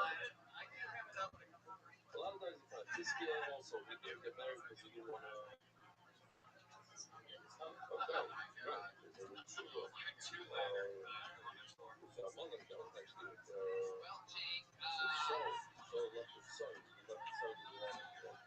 you were great. From beginning to end, unbelievable tonight. You should look at this as a huge victory. One of the all-time great first performances in this show's history. It's a crazy dream come true. It really is. There he goes. Jake Walker. He just winked at me. For the final, most exciting part of the show, we're going to watch Jake Walker leave the stage. We're going to end this show with a fucking bang, bang, bang, bang. Well, me and Walker, by the time he gets off the stage, don't. Come on, guys. Really? Really? It's not like you were with me this whole time. Guys,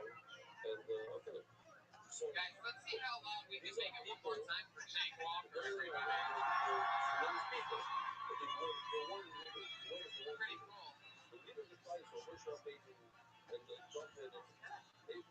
rest of you that signed up for the show, you can watch the show for free. Congratulations. Unfortunately, we ran out of time. We hard out. A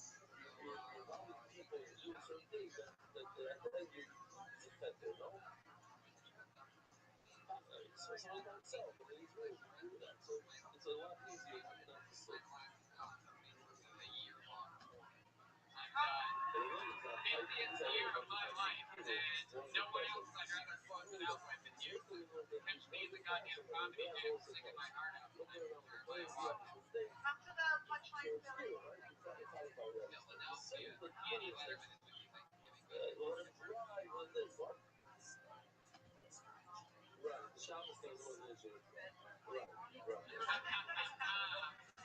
The great Jeremiah Watkins, ladies and gentlemen.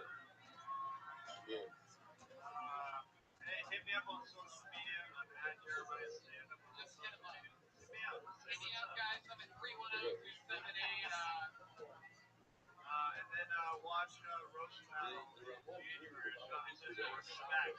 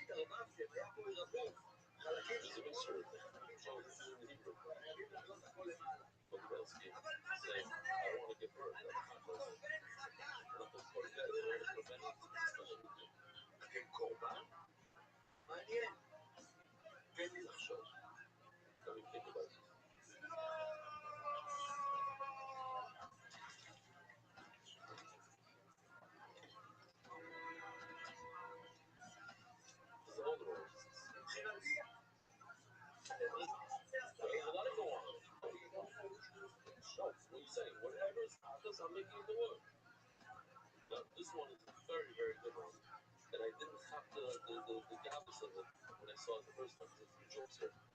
Just to explain, I don't know again this translation, but this is the delivery department. Now, so Uber also in Hebrew means to let it go bad overnight. But Uber is also a bird, a fetus. So one of the jokes here, one asks the other, what number is it? It's like somebody doesn't ask someone's pregnant. This one's short. Doesn't give a fuck. Only what it is. Look at the block.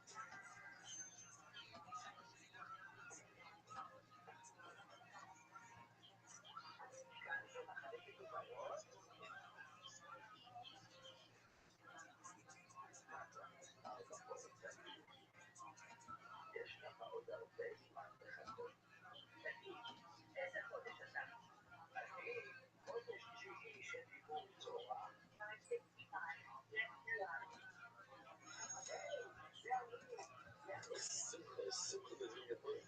So soft.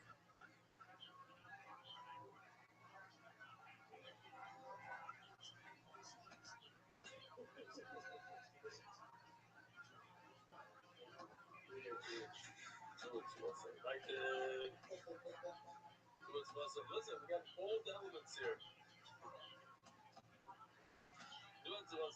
How you doing? Yeah?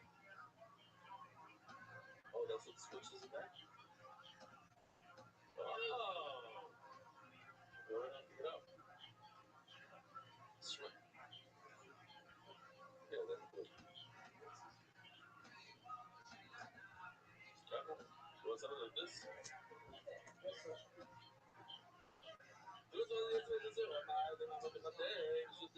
I don't get it.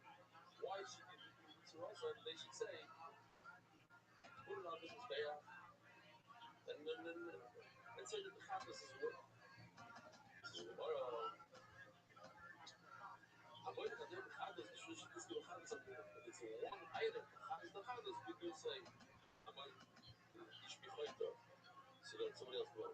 Or the Chavis, this can be other than we don't say this two different things. But if it's one thing, we do say it. I كيف زيادة الشوط للشباب الشوط بين الفيسمان وبين الفيسمان of the sheep of Shufus. You don't have the right attention, but that's not Shufus. You call that the sheep is all. Or you shut it in before the time period, or after the time. This is now again, like a lot of times people think that the honey, what honey is going to for the nick first, the guy for the whole thing, and then okay, so it was a half hour late. No, half hour late, you're done. You finished, you're out, you're out of the game. You certain time you have to do it, and that's it. After this round finished. So what do you do? Let me sorry about that, see also. Throw the blood with the load of schmuck blood. But this blood is for a different part of the schmuck. And then you keep the place of Shabbos. Why can't you just read on Shabbos? What's the problem? Why can't you just read on Shabbos? Where's the distance? Just read on Shabbos. Tickle money. That's what it says, okay? One of them is tickle money fixing something on Shabbos. Maybe so that. And if you do, it says, just read on Purtzel after your word letter. Purtzel, sorry, Purtzel, period. Locked in there, it's a little funny to watch in there. So maybe it's like you get it apart, but the improvement you have to bring on at night. Today, which was just go back and read this week on Shabbos. Should be over people wonder whatever this was. And I'm on to Shabbos will be able to get it. So today on Shabbos I'm gonna do out there. So I can eat the word, I could you put the word on this bed. So I went to Chadim Shabbos, the Shabbos I'm reading. Same day, you could say such a thing. Wait, Chadim Shabbos. I said, well, 2 different days. No. Well, when we're talking to the read on with the 2 different things, you can't say, oh, we'll click on item A so that we can benefit from item B. Why do you say that? Now, very small element. Here's a question that gets people, tricks people up. Let's see if you guys know it. This lady's at a hard time. If I had a bottle of regular blue wine, they give me anything. There, that one, Pastel, right over there. Yeah. Oh. Right here. It's one for you. Pastel. Not everywhere.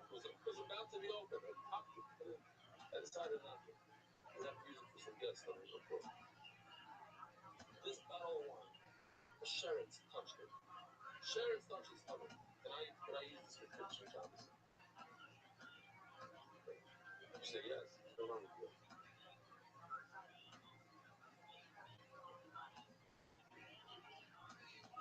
Well, inside. But then now, touch the inside. The wine. The wine is coming. What's so? How can I be? Guinness is coming. I'm a big Emirates. Correct. You're allowed to use this now. What if this was Truma? If this was Truma, it's easier. If this is Truma, and it becomes part of the Sheriff's Budget, what's that one? You can't do anything. If you're a friend, you can't drink it. So you certainly can't drink this is Truma. So if it's Tame, zero. This is nothing. Not only that, here, take these, thank you. There's a special concept that says ואני הנה נוסעתי לחוץ משמרת תרומות. You have a shield of Raisa to prevent the truma from becoming common. So now that we know these things, check it out. It's a beautiful case.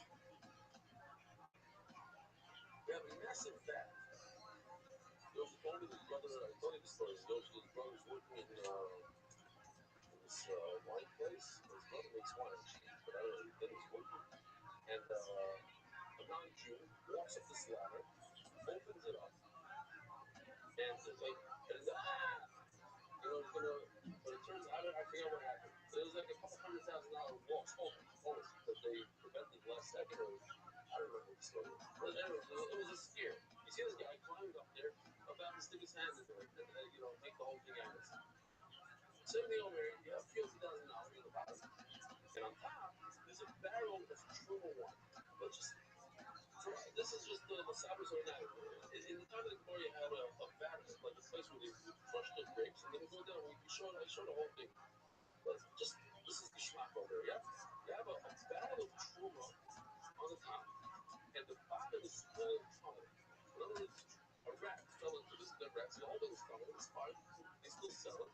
They don't tell anybody what happens.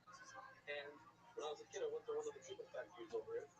And they have these giant vats of pickles on the house. And I see dead birds floating on top. They don't tell you. They pack the pickles. It might be again, yeah? Next time you go to the falafel, so, when you were a little kid, I'm sure it's not like that. I'm sure there's a little bit on top of it. Right? Yeah, they let people take a tour in this smart guy too. So, really nice. So check it out. You follow the mice, what happens over there? The true one is hard. You have a kid there, right? So, as soon as the little leaf, you have a kid to run and grab the true one. There's another problem. The true one actually hits the fluid on the bottom. What's going to happen? Let's just say it's the right amount. It's the right, okay? We're not going to go that the barrel on top is much smaller than 100 is without. Let's say there's no 100 in the bottom. If the truma on top falls into the barrel on the bottom, what's going to happen? No one can drink from the bottom one. Why? Because it has truma in it. And the whole thing becomes truma. And it's truma kamea. So a couple can't drink it because it's kamei. But Israel certainly can't drink because truma. So now you have a $200,000 loss that could occur if the top thing is from the bottom. So now what do? You have to do it here. So the lemon or something. Okay, this is an exaggeration that the truma, it's about to drip, okay? It couldn't drip yet. If it dripped already, it'll be a problem.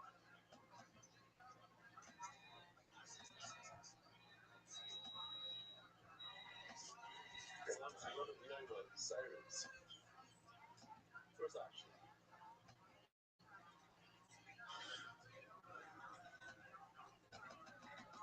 First option is to save the bottom. It's a big loss. Option number 2 is to take a plastic cup. Or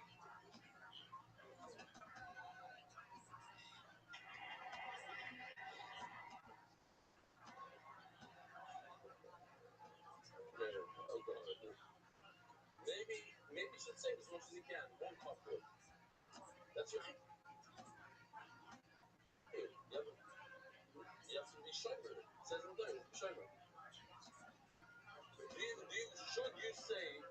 you say yes? No, but here's what's gonna happen. The bottle is gonna get ruined because no, we can only say it a little bit. We can only say one review. It's one cup. It's one cup. You're gonna say one cup worth, but at the end of your whole million gallons of the bottle are gonna get ruined. Or what?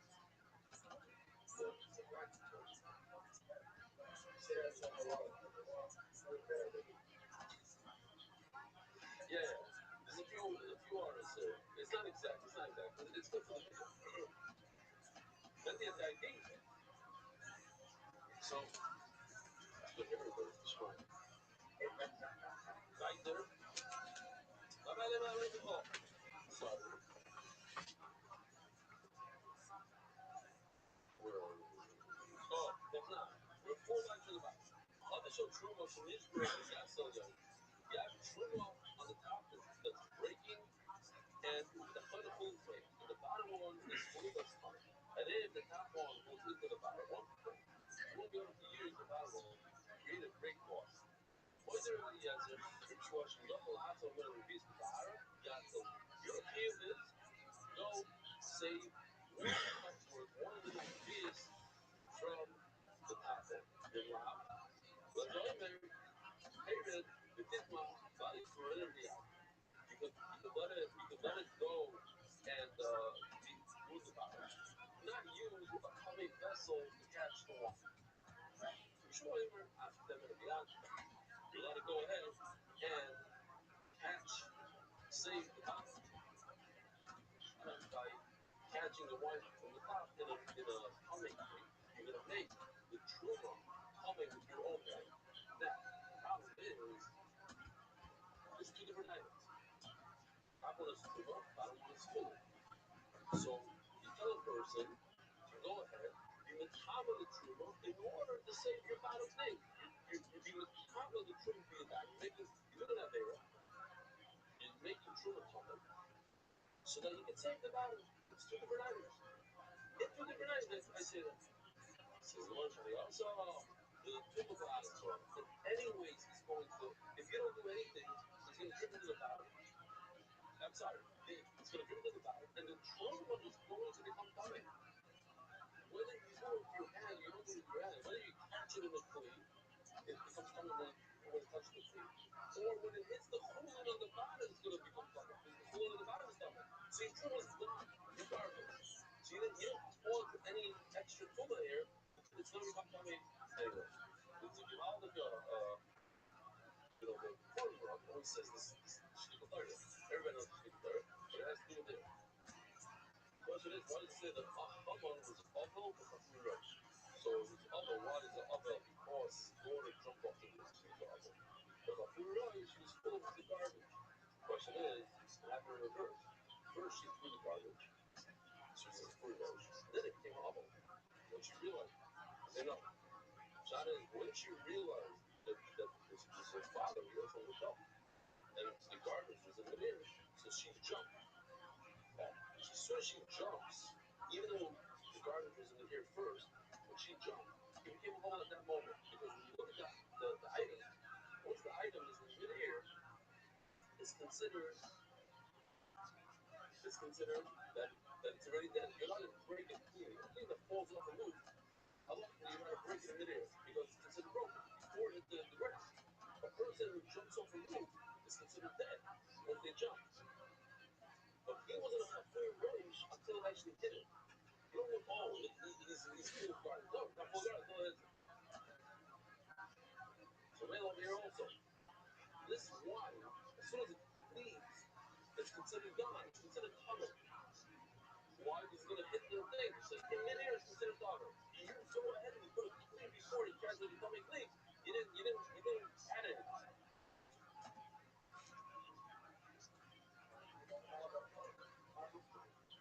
What? The sticker? But that was 9.1 or something? One or two dollars. I like that song she corrected me. I was thinking, right? One or three dollars, yeah. And then you have the series of babies that fell through with the knife. Yeah, I'm not gonna get into that one. You would have left that on the strip for that too. She also gets like funny.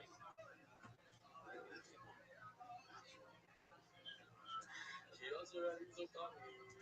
Yes, I'd say she's shocked when she looked at this hustle. If you chef the sheep on shores, she learned the shema, you think to yourself that it's shlomit, sulit. Wasn't doing it, so also gets this way. Let it stay overnight. Over Nachman, Machman Machman the Tatos, I'm Psul. In the same passage, it says the Lashon of Chatos and Kipsetzes. So, you know, right? Most of us know. The Jewish Muslims for a long time. There are two korbanos that you have where the Shemanet, which are Chatos and Pesach. So you're going to compare Shavuos to Chatos. So we have a Shalom to Shavuos situation. It's going to be like a Chatos, and it's possible. That's what he's saying. He said, Shavuos to Shavuos. Psulim. What do you psul? Why possible? It's like every other carbon, they do Shalom to Shavuos. You can use it. You can eat it. It's more of a kind of mitzvah. You have to redo it. You have to bring another carbon. Don't tell me that it's possible. Oh, suppose we're not going to it is possible because I'm comparing with the Hegesh to Chatos. So maybe it's not the Gomer Shamu Chayva and Shamu Ladava. Shamu Chayva, what's Shamu Chayva, Rabbi son? Gives that sense. Is that same Shamu Chayva? I'm comparing Shlomo to Shlomo. I'm going to compare the Chayva, the one, the Tzibur, Kisyat Seres, to the Zava. And the name of chair, on a chair, makes a lot of sense that we do Shlomo Shlomo. They're not going to be Shar Shamu Ladava, Shamu Shlomo Ladava.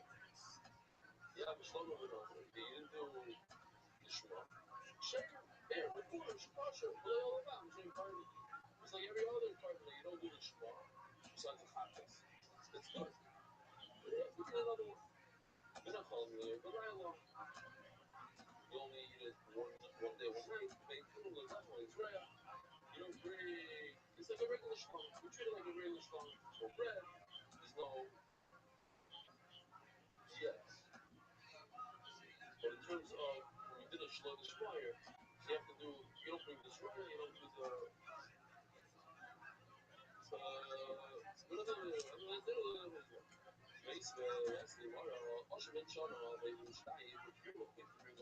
Let's say you're not, you have to bring up a 1-year-old Asham. But instead of bringing a 1-year-old or a 3-year-old or Ben Stein, let's say you're Gazlan, that's war forces. You're supposed to bring a 3-year-old and you brought a 1-year-old, maybe you're trying to. You can run over, it's this way from. But oil that's lost, which is the word. When it comes to oil, it doesn't work very late. Yeah, that's the. What? You let everybody know? Okay. How does oil that's lost? Your question is going to be from here. Yeah, but oil of a nozzle and oil of lettuce. Over here, these are oils that have to be a year old. Oils that are showgage, they shone, shatan, 2 years old, share. So it's a kosher of a nozzle. Over here, you say kosher, I'm not going to say kosher in this place. Close your double, but I'm not going to double, but oil is fine. Anything that's kosher, that's good by on the double oil, it's kosher by a fiber. Because what will happen is kosher. And anything that's kosher, what happens is kosher. Besides the Shlosh thing that by Hadis is possible, by Asher is possible. Says the Gemara, I know the lady. But in the day, don't ask me cash for Nachman, it's late. So that the lady is the one who pulled her Nachman. Don't ask me cash from late. Another question of Nachman. The Nachman says that the carbon shore is similar to the Hadis, that if you do Shlosh the Shua, it's possible. Funny lady. Hashem knows it, Hashem is sorry, Shachar Shlosh. When is it not to bring a Hashem? You guys remember?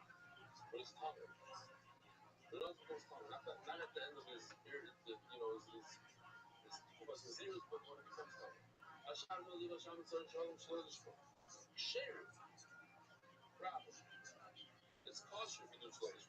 The second one said, the Loyal of Amish and Fight. Shchadam of Christmas is not the Rabbi. But Shaloy is Reish Tish. Shaloy is Shchadam. So, the owner of the is supposed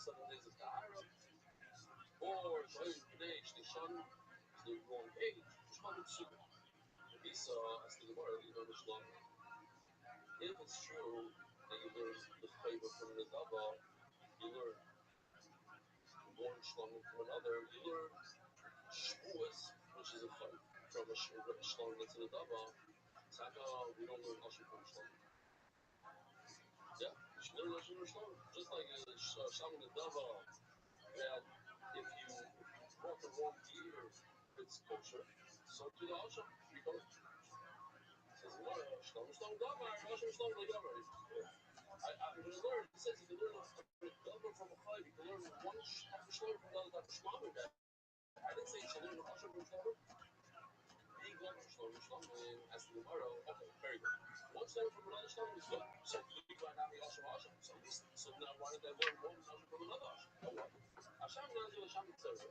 Hashem says Hashem megillah. But when you have ashur that you have to be in the first year, and you brought a second year one, it's okay. And vice versa also, same thing in reverse.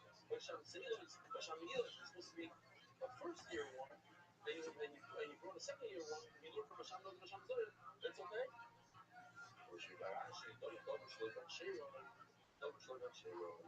Something that wasn't done properly, like Shama and Dava, both of them were not done properly. This Hashem knows that 2-year-old is something that is done Shloim B'Sherim.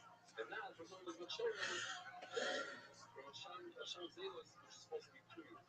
The law, but I didn't get to Shem Hallelujah. So let's. I don't know if you guys saw this video. No one really knows for sure Elevate, Eladibre, Elohim, Chaim, but this is Missouri. That's why. 21 of ER 5786 by May 8th. This is a classic.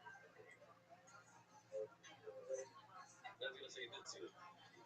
Rikadada Elohim Malaka Olam Shirkishan Malachman Al Sephira Omer. Blessed you, Hashem, that King of the universe, who has sanctified us with his commandments and commanded us concerning the counting of the Omer. Today is 37 days, which is 5 weeks and 2 days of the Omer. May the merciful one restore unto us the services of the Beit HaMikdash, speedily in our days. Amen. Salah. This service. Alright, may the merciful one restore unto us the service of the Beit HaMikdash, speedily in our days. Amen. Salah.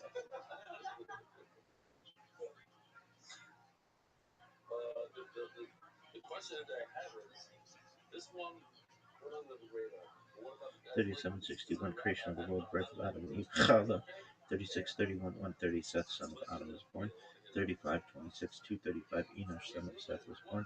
3436, 325, Kenan, son of Enosh, was born. 3366, 395, Mahalalel, son of Kenan, was born. 3301, 460, Yared, son of Mahalalel, was born. Kuafi, Kabbalah, Kuafi.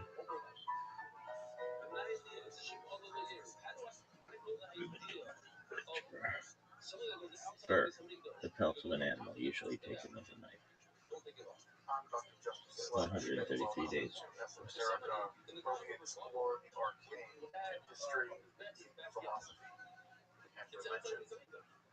One of the most difficult aspects in starting to study Jewish mysticism and Kabbalah is getting a handle on just how those ideas developed over time. It's tempting to think that, for instance, Kabbalah has just always existed in the form that we have it, or that Kabbalah is just one thing at all. Of course, neither of these positions is really tenable. Such notions developed greatly through the ages and are still developing. And there are now, and there have always been, numerous mutually exclusive schools of Jewish mysticism and Kabbalah. This class is meant to serve as an introduction to Jewish mysticism and Kabbalah, from the point of view of its incredibly complex development, from the prophets of ancient Israel to the rise of modern Catholicism in the 16th century. Of course, this series isn't meant to be exhaustive by any means, but only should serve as a springboard for deeper study and reflection, and hopefully it will also enable you to situate developments in Jewish mysticism and Kabbalah in their historical and cultural context, and hopefully embolden you to dive into the primary texts, which are admittedly as sublime as they are obscure. Let me express my gratitude to Congregation Sophia for allowing me to use these lectures to reach a larger audience here on Esoterica. If you want, find the entire series under the playlist Entering the Garden, Introduction to Jewish Mysticism and Kabbalah. I'll be uploading them over the next few weeks, or if you find these episodes after autumn of 2021 and you want to watch the entire series, you can find them in that playlist. If you find this series on Kabbalah interesting, I'd hope you check out my other content on topics in esotericism, and perhaps consider supporting the production of free academic and scholarly topics in occultism, hermetic philosophy by joining my Patreon or perhaps with a one-time donation. You can find those links below, and I really appreciate your participation. Now, let's enter the garden of Jewish mysticism and Kabbalah. Folks, so let's just review a bit about Shabtai Tzvi, and let's move past Shabtai. We spent enough time on this guy. As you can see, he's there on the left. And as I mentioned a minute ago, this is a picture from life. This is what he probably looks like. It's actually pretty difficult to underplay the disaster that was Shabbatianism. We're talking about a movement that basically began in 1666 and didn't end until 1880s. We're talking about a movement, a sort of mobile disaster inside of Judaism that led people to believe that abandoning Judaism was part of their salvation. I can't really articulate how much of a disaster that is. When people believe that converting to a religion that hates them, that is actively seeking their conversion to destroy their identity, that's a disaster. It's really a disaster. Now, when an individual Jew decides to convert, when an individual Jew decides to leave Judaism for reasons of conscience, that's their business and that's their right. Every Jew should be allowed to convert to whatever religion they find they see fit. But the truth of the matter is, these people weren't converting because of a choice they were making on their own. They were converted because they were being led by people who delusionally believed in their messianic prowess and their messianic message. So in that way, I do see this as a kind of moving disaster, a train wreck that stretched over 2 centuries, basically. And Frankism was especially bad. We're talking about a situation where Jews have been systematically repressed for centuries in Poland, and then they were brought by thousands into Catholicism. And as you can imagine, the moment they converted into Catholicism, and ditto when they converted into Islam, converting back was not an easy thing. We should not forget that converting back out of Islam, you get the death penalty. That's apostasy. That's a death penalty case. And of course, no one has to remind anyone about the horrors of the Spanish Inquisition. Converting to Catholicism and then trying to convert back, it's not going to happen. This is a one-way street, and Frankism and Shabbatism were a disaster in many ways for thousands of Jews over the course of a couple centuries. And I think these should be considered forced conversions at a certain time because they were predicated on the idea of some apocalyptic pretension. Things are ultimately going to come to an end really fast. And that never materialized. The end just got delayed and delayed and delayed. And secondly, the reasons why these conversions from Judaism to Catholicism or Islam, the mystical jibber jabber that underwrote them, constantly changed. It was never systematic. There was never an even spelled out theory about why this is supposed to happen and how it's supposed to work. You have a bunch of charismatic men at the center of this movement who benefited greatly from these conversions. Frank benefited greatly. Shabbatai, in his own way, also benefited. And this is a situation where I think people were led into conversions that were, I think, forced by the charismatic leaders of that movement. In the same way that I don't think the people at Jonestown killed themselves. I think they were murdered by Jim Jones. I refuse to characterize what happened in Jonestown as mass suicide. That was mass murder precipitated by Jim Jones. And so I think that in many ways these conversions were forced. They were forced by the charisma, as some people think they should. And to be clear, an argument can be made, and I would make the argument, that this is what happens when mysticism goes off the rails. This is what happens when rationalism is abandoned. This is what happens when you allow emotion and you allow fervor and mystical beliefs that you don't really understand to basically run ramshot. And at the end of the day, I'm very sympathetic to mysticism. I'm very sympathetic in many ways to Kabbalah. But this is the gutter of Kabbalah. It is mass conversions, and it is the disaster of the Shabbat movement. Now, what's interesting about that is that given this disaster, given the extraordinary disappointment of the Shabbatian movement, given the mass conversions that followed the way of Shabbatai and Frankism, Kabbalah kind of got off with a light touch. Kabbalah survived. You would think that after all this, many people who had seen the dangers of what Kabbalah could do, what Kabbalah could do unchecked, just abandoned it. This whole Kabbalistic thing, this entire thing has led us into the gutter of mass conversion. We need to abandon this idea. This idea is toxic and it's dangerous. Well, they did realize it was dangerous. That's to be sure. We'll talk about that more tonight. They did realize it was dangerous, and they made safeguards. They put rails on the system to ensure that it did not go off the rails like this again. And yet, Kabbalah survived. It really got off with a pretty light touch, actually. And I think that part of the reason why is because the Shabbatian movement, you can imagine, I always imagine the Shabbatian movement as coming in like a wave. There's this huge Shabbatian wave that comes in like the tide, and then when the tide comes out, all this beautiful soil is left behind, but the water's gone. Shabbatai is the water coming in, bringing in the beautiful silt that will help to grow the new things, and then Shabbatai leaves. And what's left behind is the black earth that will ultimately grow new things. So in many ways, scholarship of a previous generation argued that Kabbalah made Shabbatai possible.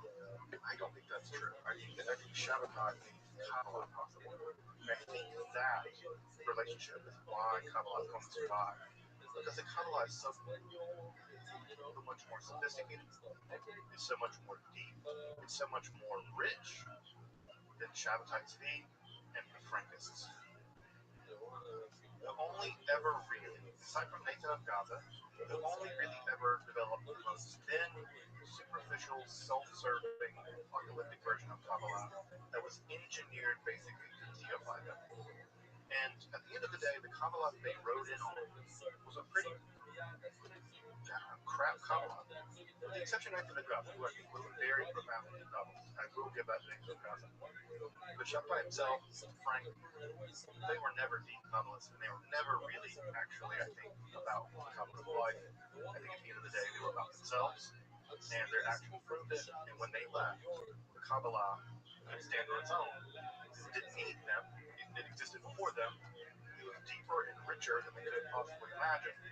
And thank God, in many ways, it survived them and thrived. So tonight we talk about Kabbalah in the aftermath of Shabbatai. And what I want to really drive home about this is I don't want to talk about this as post-Shabbatian Kabbalah. Because Shabbatai Tzvi and the Frankist movement and all that stuff that we've been talking about, that's an aberration. And it was sort of like a night where everyone, it was like a bender. You know, everyone on a bender, they went to New Orleans, they got trashed, they did all the things, and they went back to their homes, and they shook off the bender. And so you can think about Shabbatai movement as kind of a big bender. Went to New Orleans, they went down there, got trashed, did coke, and they did all the things. And then when they came back home, they straightened up, and it's over.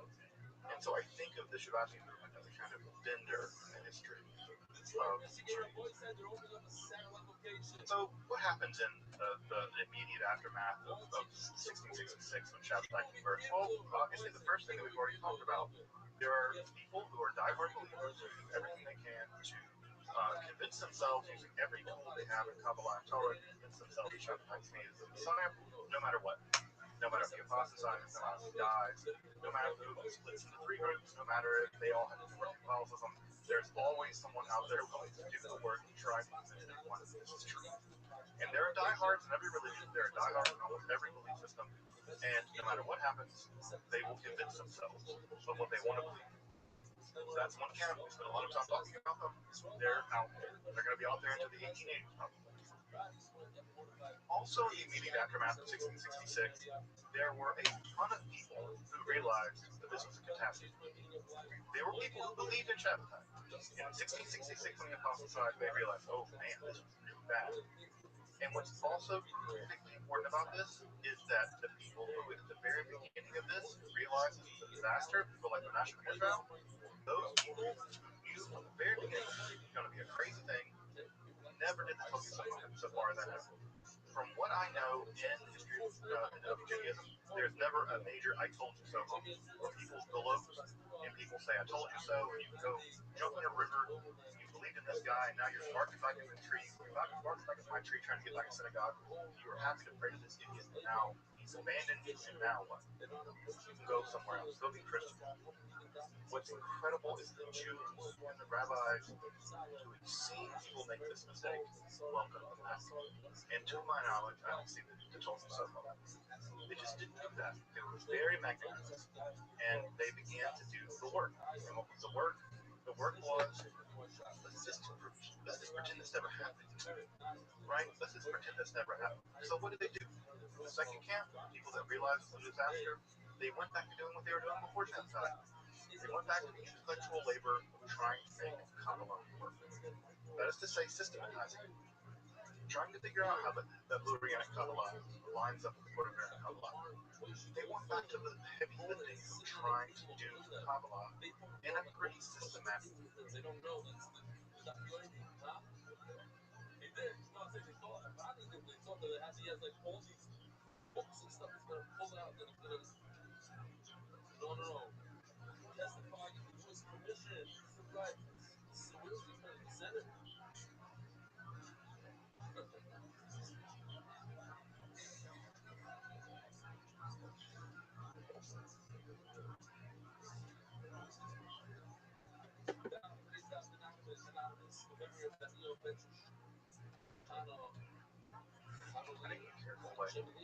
Now, that's not to say they just ignored it completely.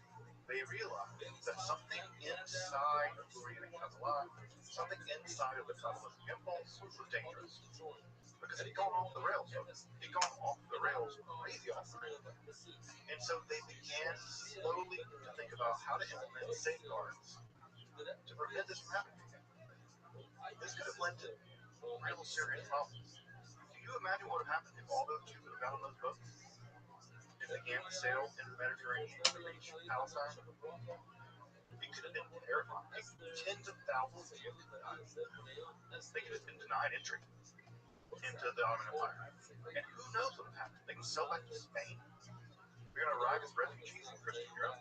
This could have been much, much, much worse than it was. And in fact, it's actually very lucky that it's only as bad as it was. So the rabbis began very carefully to gain this problem of beginning the business of putting bumpers, basically, on the Kabbalah to prevent it from going off the rails again. And what do those bumpers look like? The main thing is, public Kabbalistic teaching, especially advanced Kabbalah, just stop. Just stop. You just cannot teach people quantum mechanics if they don't understand Newtonian physics. You just can't. You cannot teach people how to weld if they've never held a hammer before. You have to. You cannot deliver these incredibly complex Kabbalistic ideas, which are incredibly easy to misinterpret, to a population of people who basically just don't even have a Torah knowledge. Especially people who have lived in Christian lands who had only recently converted back to Judaism. So they cease teaching Kabbalah publicly. They cease teaching it publicly. Now I know that makes many of us grit. That makes many of us think, oh, these elitists, how dare they hide this? Well, you got to put yourself in their shoes. These people were playing, it's like toddlers playing with fire. these people were not prepared to deal with this, and they were able to be convinced of something basically insane. Because they had heard these crazy complicated ideas, and they were able to basically convince themselves. So what ends up happening is that the first thing is that Kabbalah, public Kabbalah teaching begins to withdraw, especially technical stuff.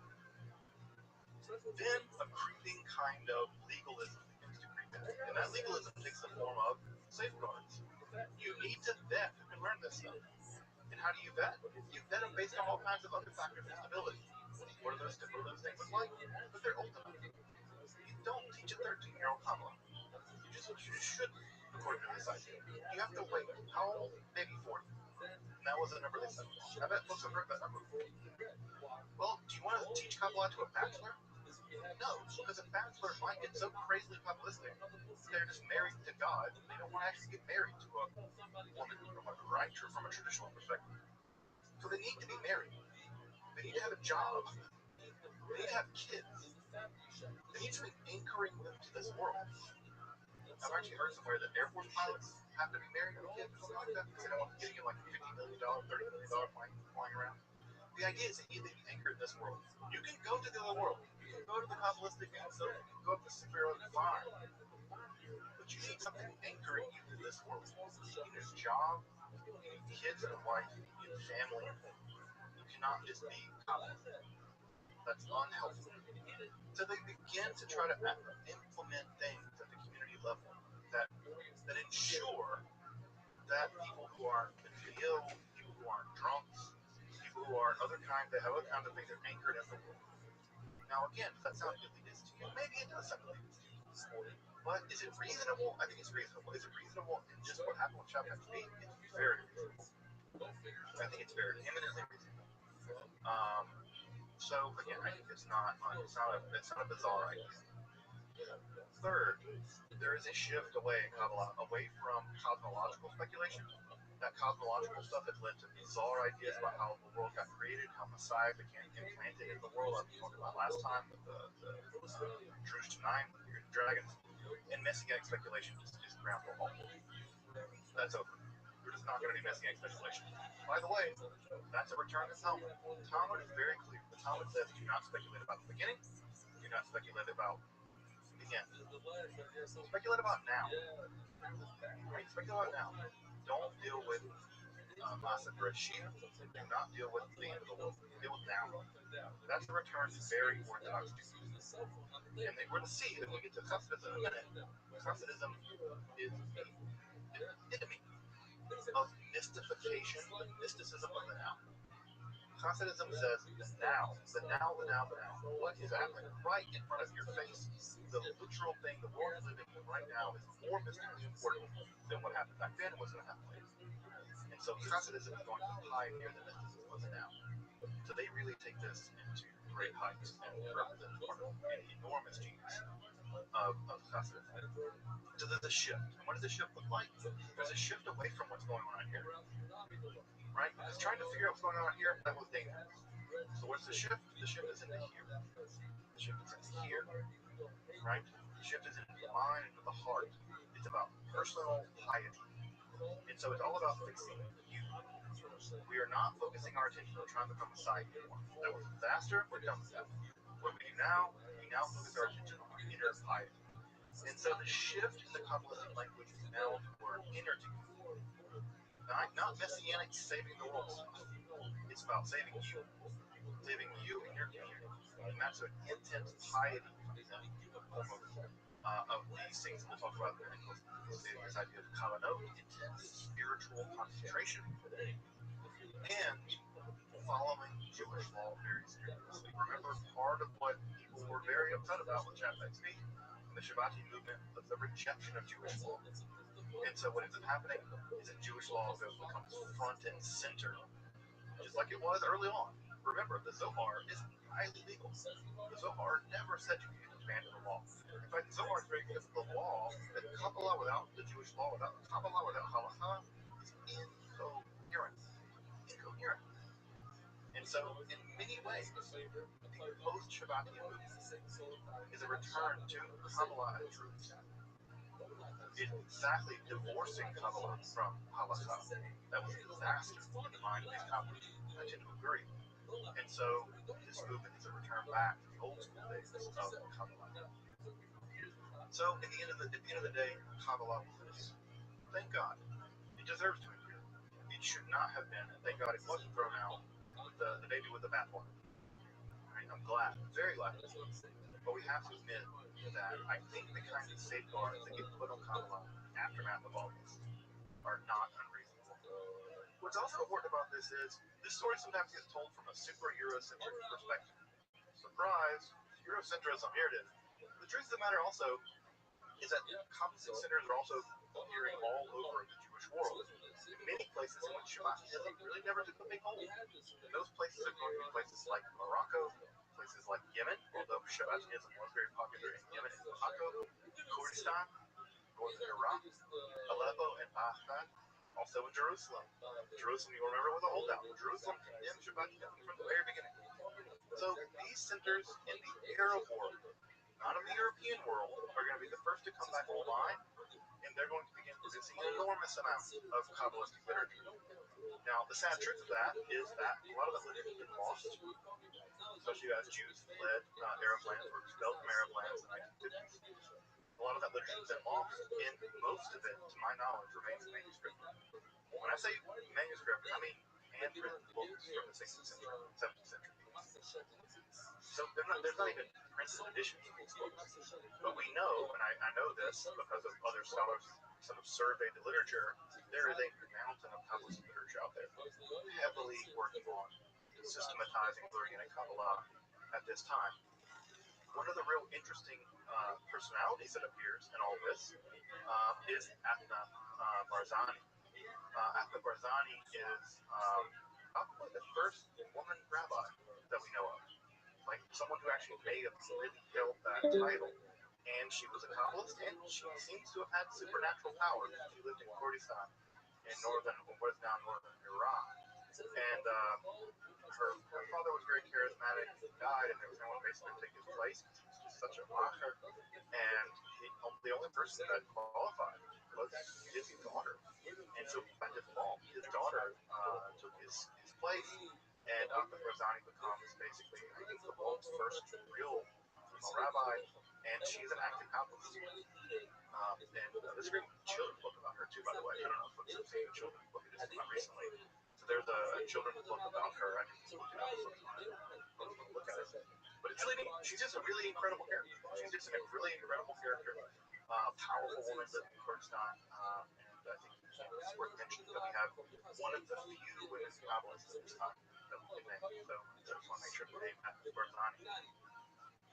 There are two major centers that emerge in this period in the world of Kabbalah. One in Jerusalem and one in what is now Poland. That's already telling you the world is dividing at you. Poland's going to be a center of Jewish life, of course, and Jerusalem will be as well. The first one is Beit El, the House of God, was founded by Yemenite Kabbalists. Right? We haven't talked much about Yemenite Kabbalists. There were tons of Yemenite Kabbalists. And Beit El was founded by probably one of the most erudite Kabbalists of his day. I would say he's probably the most erudite Kabbalist of his day, Shalom Mizrahi Sharabi. And Sharabi's physical school, the actual school that he taught in, survived all the way to the 1920s. It was only destroyed in an earthquake in Jerusalem. You could have gone there in the 1920s. The physical school was still there. And Kabbalists in his school were still alive as late as 1969. He had one of the longest Kabbalistic universities, basically, in the world. And so, again, so much of the way we're taught Kabbalah is so Eurocentric. But the truth of the matter is, this is a Mizrahi Jew, Yemenite Jew, running one of the longest functioning Kabbalistic schools in Jerusalem. So he died in 1777, and his Kabbalah becomes very important. Now, the main thing that they do in the school of Beit El is that it's social and it's theoretical. The first thing they do is they turn their attention exclusively to the Iranian Kabbalah. They are probably the principal systematizer of learning and Kabbalah in this period. The main systematizer of this idea. And what they systematize it around is the use of kavanot. And these kavanot, I know we use the word kavanot now as kind of things to meditate upon, but another way of thinking of kavanot, at least in this Kabbalistic sense, is to think of them as foci of spiritual concentration. Imagine one's soul as a kind of light, and that in order to gain the infinite access to the infinite light of the Godhead, you have to focus. It's just like a radio wave, or any other kind of thing. If you unfocus energy, it doesn't do anything. It's only by focusing that energy, that focusing that spiritual energy, that you kind of get on the wavelength of God. It's not super New Agey, but there's a reason why they use New Age people use the metaphors they do. They're not bad metaphors. And the idea is that you have this wild energy, this wild spiritual energy, and you have to focus it, and you focus it in prayer. Prayer is the lens that focuses this energy, and that the way that you focus it, the lens of prayer is focused using these kavanot. And Sharabi's Siddur, which has been published, it is Siddur, it's on Hebrew, and his Siddur includes hundreds of these kavanot. And these kavanot are sort of like micro adjustments of your soul to focus your soul during prayer on various aspects of correcting and repairing and shaping your inner life, how exactly you want to connect to God or connect to the various aspects of the Sphirot, how you want to comport your soul as it reaches up into the spiritual world. And so it's through these kavanot, these very complicated kavanot, which are actually written down. You have to memorize them. They're exams, kavanot exams. You have to know how to match the exams up, apparently. This was a very rigorous school of Kabbalah. But notice here again, it's about the interior life of the Kabbalist. It's not about some other stuff. It's about learning to focus your spiritual being upon God in a radically sharp, fine, focused way.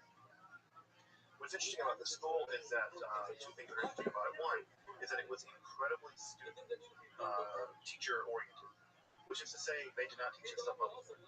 You could not go listen to a lecture of Beidel publicly. You had to be vetted in, you had to be tested, you had to be declared, you had to have incredible levels of education to even knock on the door. So this was a school that heavily prioritized a high level of rigorous Jewish life. So this is not just sort of fly-by-night people singing songs in Ladino. You had to rigorously apply yourself to Judaism, take exams. This is Kabbalah at its most spiritually adequate. Further, you had to sign basically an NDA. You could never teach this stuff publicly. And secondly, you had to sign a letter of agreement that you pledged yourself to the school of Beidel, and that you would pledge yourself for your entire life, and you had to pledge yourself for the world to come. So you had to pledge yourself, even in the world to come, that you would only study with other members of Beidel in the world to come too. In the base midrashes, in Olam Haba, in the house of study in the world to come, Beidel would be there. You had to go study there. And so even the idea here is that you had to dedicate yourself to eternity to the school. And so again, a high level of rigor.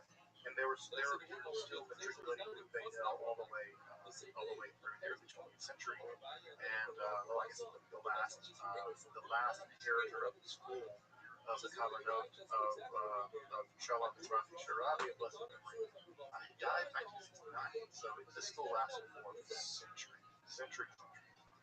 The other major school appeared in Poland, right? At Brody, what is now Poland, and this was known as the Klois. So the Klois was much more like a spiritual fraternity. It wasn't an actual school in the sense of Beidel, where you went to a place and learned. It was much more like a spiritual fraternity with various kinds of people moving through it, and more people sort of meeting in sort of a general organization of spirituality. I don't want to exactly compare it to Freemasons, but it was something like a spiritual Kabbalistic fraternity. And it also focused heavily on learning and Kabbalah. Notice they're all hunkering down on learning and Kabbalah. That becomes the basic standard for Kabbalah for a minute. But the main thing you'll notice about this is it's primarily attracting Lithuanians. So those Lithuanian folks that we'll see in a minute are a bit more elitist, and they're much more intellectualist, right? So there's a high level of intellectual elitism going on in the Lurianic world, or in the Lithuanian world, and with some exceptions, there are definitely schools there too. But generally speaking, this is a much more heavily intellectualist form of Kabbalah. So the Jerusalemite school is much more prayer-oriented. The Polish school, the Ploys, is much more intellectually-oriented. They're much more interested in systematizing Kabbalah and really, really hammering out exactly a kind of systematic theology of Judaism that is basically Lurianic Kabbalah. Now, they do publish a lot of their works. We actually have a ton of works published by members of the Ploys. So they did publish books. These books are very technical. I tried to look at some of them today and early books, and I could hardly hesitate to tell some of the stuff. And you have to. The level of Kabbalistic education, the level of Talmudic education, the level of these guys is through the roof. These are geniuses who are piling this stuff on. And I was trying to read some of this stuff today. It's like quantum mechanics. I mean, it's so high level. Their books do survive in early modern books. You can actually read them online if you want to check them out. Like I said, I really struggled to make even 10, 15 sentences make sense to me. I barely could follow it. It's like, it's like trying to read Deleuze or some kind of crazy post-structuralist reading that. Although it's that challenging. Their works are also published, but there are no translations. There are no modern versions. I don't know if they've printed since then. And you're beginning to hear a common thing, right? They only exist in this time. They've never been reprinted. They've never been translated. The reason for that, actually, just very clearly, I'll go ahead and spoiler tell you, it's the Holocaust. The Holocaust is the complete cultural interruption of Kabbalah. It amputates an entire people, not just from their families, but it amputates people from their entire world. And basically, this stuff is a ban. I mean, that's what happens to flee for your life. You just can't say this stuff on the march. It's terrible. So much of this literature is basically orphan, and it's going to take 3 generations of scholars to basically bring it back to book. It's going to take that, at least that. It is a monumental task. And this time period, by the way, I think is probably some of the most sophisticated Kabbalist literature ever written.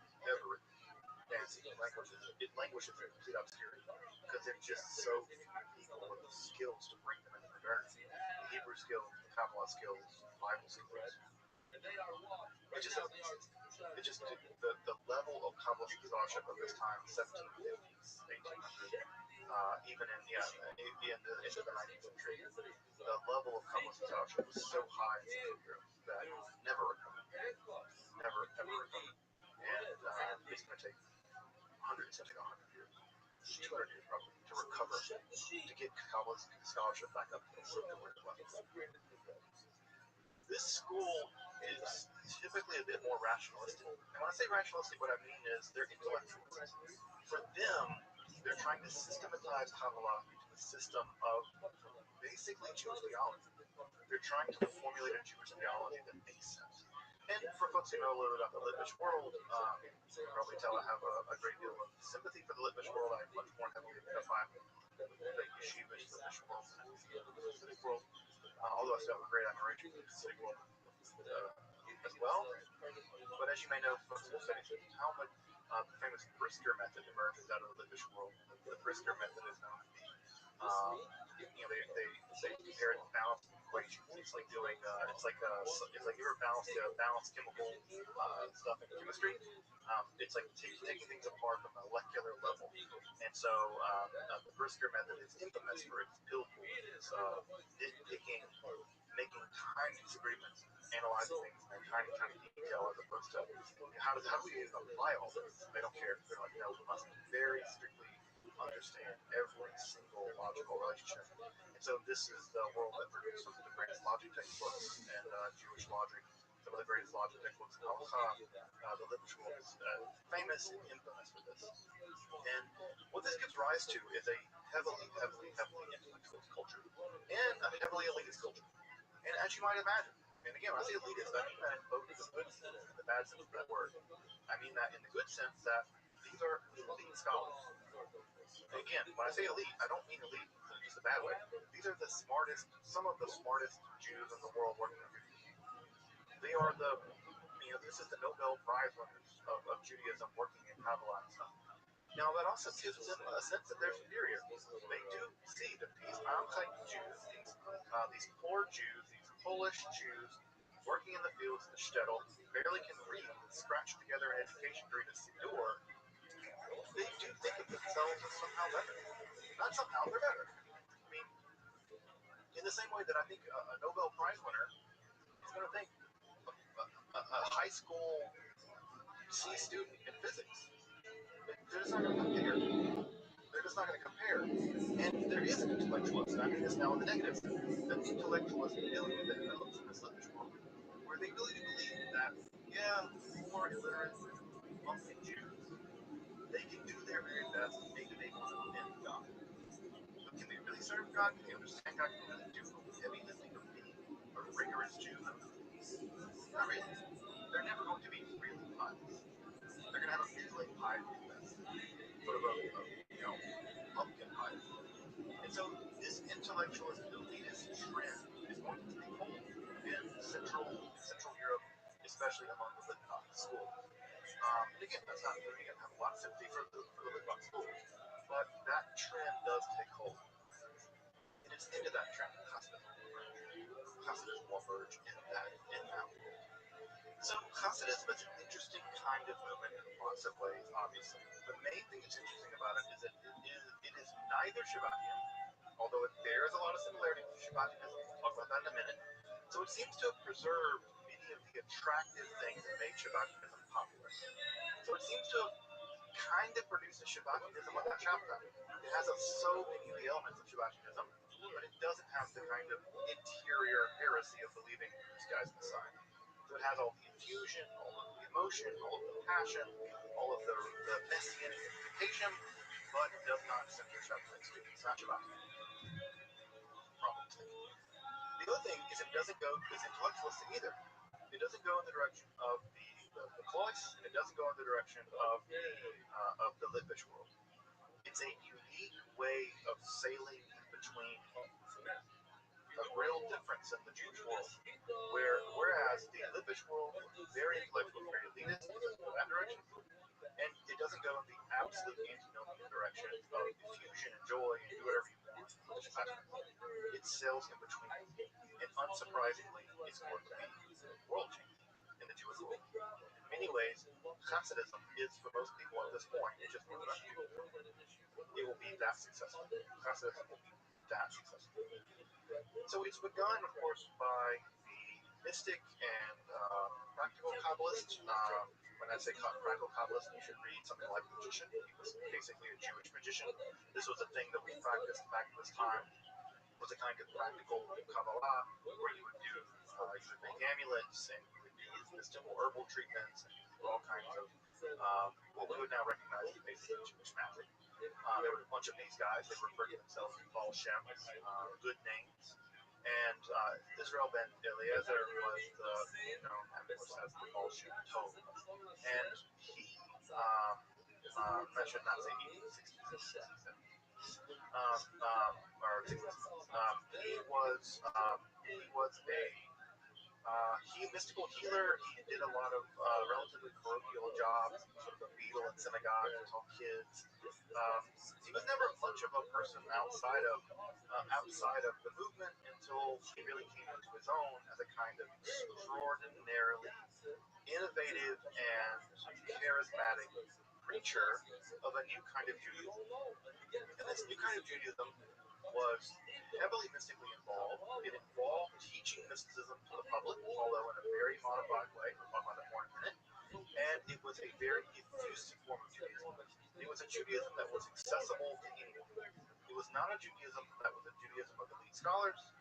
It was a Judaism that could be accessible to anyone walking along the road on a day's journey. So the ideas of the Baal Shem Tov bring to bear all of the enthusiasm of the Shabbatian movement, but incredibly important, but a halachic rigor that anchors it in the traditional world of Jewish life. So it does the work, right? The Baal Shem Tov he squared the circle, folks. He squared the circle. He can bring the energy of the Shabbati movement, but he could also anchor it and locate it in the world of rigorous halachic Judaism. And the main is a slogan, I think, for the Hasidic movement. It's actually to be found in Guinness Zohar 124 base. And this is probably the most famous, I think, basic slogan of Hasidism, right? Leis Sar Panuim. Yiddish accent. Late Atar Panuim. So this literally means in Aramaic, there is no place devoid of God. Literally, there's no place devoid of Him, whatever. There's no place devoid of God. Everywhere is God. Everywhere is God. They say if you take the gematria of Elohim, right, and the gematria of Teva, nature, they add up to the same thing. Elohim and Teva are the same thing. God is nature. Sounds like Spinoza, a little bit like Spinoza, right? They say, look, there's no place. God cannot be anywhere other than where God is, and there can be no place void of God. Therefore, everywhere is where God is. Now, not everything is God. They're pantheists, not pantheists. And they say that, yes, there are things that are not God. There are all kinds of things. Everything around you is not God, but hiding underneath them all is God. There is no place where God is not. And so the thing that one must do is one must learn to focus on the immanence of God. One must uncover the reality of God all around yourself and in you. And this task is to show that God is in all being, God is in all things, God is in all things. That even the task of changing the tire, the wheel on a part of the mud, is an act of piety if you see God in it, if you find God in it. And so the idea here is that God is everywhere. And piety, the task of piety, is to uncover the divinity all around you. But God hides God's self. You never see God's face, you see God's back. So God's back is to see all around us. And to seek God's face in the most tiny things that you do. That is, of course, I think at the core of the Hasidic movement. It's a profoundly beautiful poetic influence. So the task is not just to follow Jewish law, but you must, because Jewish law is the primary gateway to God. But it's to realize that everything allows you to approach God.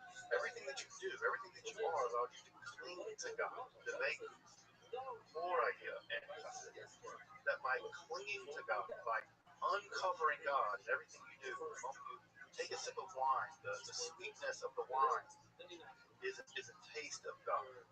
That the light of the Shabbat candle, the light in the Shabbat candle is an entrance into seeing the light of God. And so they cover your eyes before you see them for the first time in Shabbat. So that when you uncover your eyes, you see them. You may see them without the cover, the back of God, peer directly into the light, and there is Hashem. Right? That is just the light of the candles that reveals God. Everywhere is God hiding, and the process is there to find God. And ditto, of course, where can you find God most profound? In you. Because you're made in the image of God. You're made you're made in the image of God. You're a mirror of God. Everything that is you is in some sense an aspect of God. But the mirror is dirty. You have to clean the mirror. How do you clean the mirror? You undergo a process called tohayesh. You can clean the mirror of all creation, right? The emptying out of what is. And as you empty out, as you negate what is, what's left behind from the negation of what is, there's just God left. And so you purify your mind. You don't think bad thoughts. And if you do think bad thoughts, you convert the bad thoughts into good thoughts. If you see a beautiful woman walking around the road and you lust after her intensely, feel the lust. Let the lust wash over you. Feel the passion in your body. And know that the beauty and the lust that you feel in the woman walking down the road is just a pale glimpse of how much you crave to love God. convert the feeling of the lust, of the sin, of the Avera, convert it into the passion that you have for God. So it's not about blotting out things. It's not about not feeling things. It's not about going under ascetic practices and rolling around the snow. So don't feel things, feel it. The sin is real. You convert the sin, redeem the sin, give to the Avera a tikkun, give to the sin a reparation, and you elevate yourself. You'll cleanse your ego. You elevate yourself. So all of these things allow you to approach God in your everyday life. Everyday life. Everything around you hides God and is God. And you can approach those things in their physicality. So much of Kabbalah became so intellectual in the religious world. It became so about figuring out how the Sphira do this, and where things so, and how do things so empty itself out, Shimu, or what are the shards left behind, and how the shards fall this part. It's just very complicated intellectual thing.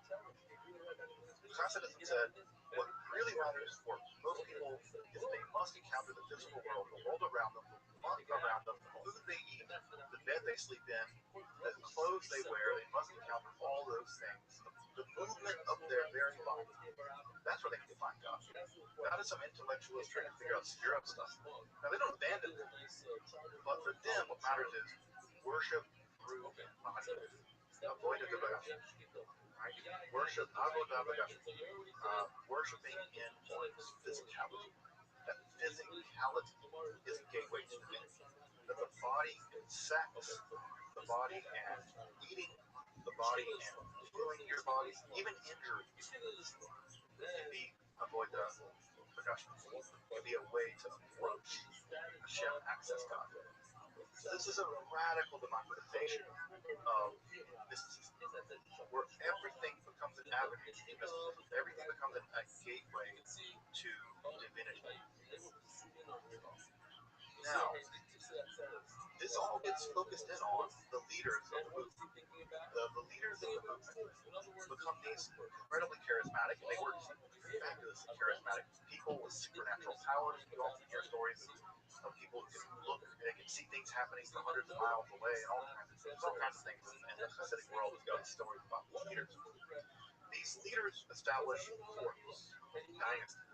When I say courts and dynasties, these Rebbes, these Tzaddikim, right, these Rebbes, they live like kings.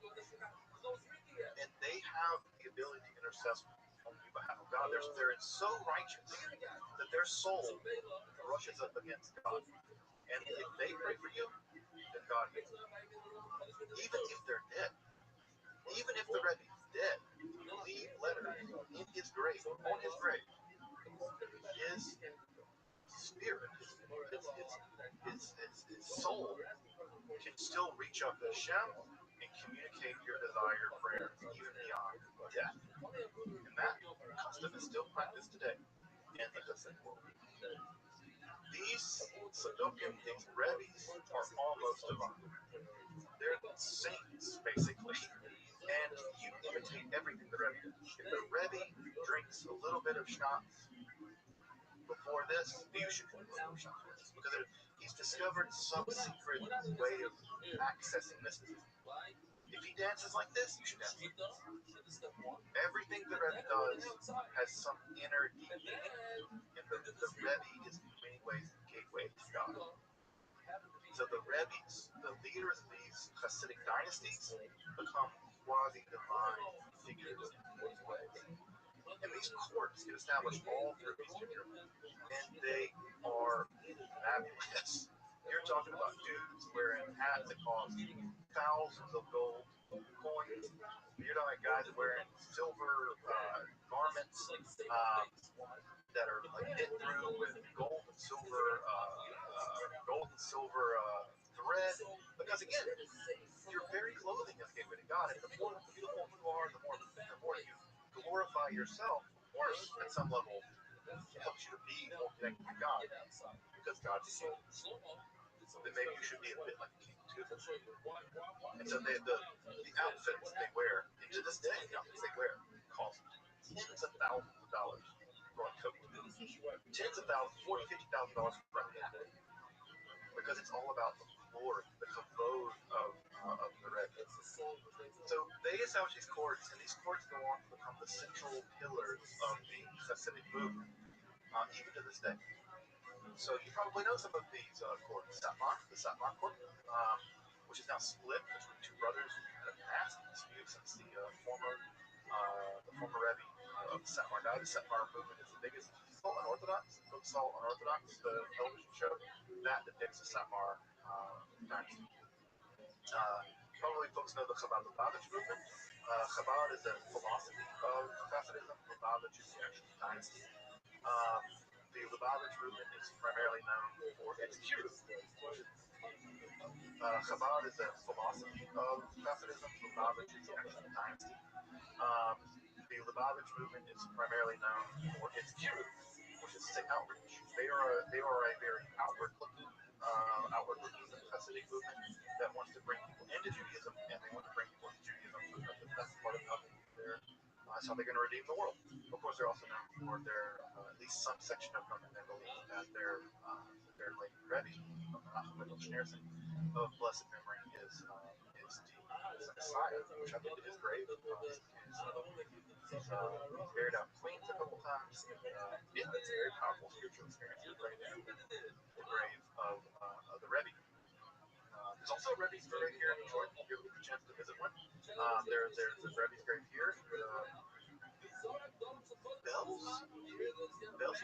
I can't remember exactly, but he died here. He just happened to visit here and die. He buried here. Now it's a pilgrimage site. You know, going to visit the grave of the Rebbe is a big deal in the Hasidic world. Nachman and Breslov, if you go to the Breslov certain times of the year, they ship in tens of thousands of Hasidim all over the world that invade this Ukrainian town for like a week. So it's a big deal there. Now, what's important to know about these Hasidic Rebbes is that they weren't just enthusiastic, charismatic leaders who relied on emotions and enthusiasm to rope people in. These were systematic thinkers. Many of them were carefully systematic thinkers, and they produced some of the most innovative texts of Kabbalah of that time. Now, are they as rigorous as what's coming out of the Litvak school? No. Are they as intensely focused as what's coming out of Beit El or Jerusalem? No. But they are systematic treatises on Kabbalah from the point of view of Hasidism, which seeks to make Kabbalah something that you live. It's a thing that you live. It's a thing that you experience. It's a thing that you embody. And so it's not, in many ways, the kind of highly intellectualist Kabbalah that existed in the Lithuanian world. It's a much more livable kind of Kabbalah. Of course, the most famous book of this form of Kabbalah is the Tanya, which is something like scripture, basically, for the Lubavitch movement. You can get a copy of the Tanya anywhere. You can go anywhere. There's a Chabad Lubavitch place. You can ask them for a copy of the Tanya. They will happily give you a copy of the Tanya. It's a little bit controversial because it claims that basically non-Jews don't have souls. They do a lot of acrobatics to try to explain that away. But it has some pretty famous and infamous parts. But the Tanya is probably the most famous. There are tons of Kabbalistic texts written in the Hasidic world, and never let anyone tell you that they lack intellectual or spiritual rigor. It's simply a lie perpetuated by people that I typically actually sympathize with. These books are incredibly deep, incredibly powerful. Now, as you might imagine, this faced enormous kickback from the non-Jewish world. They had just dealt with the Shabbat fiasco.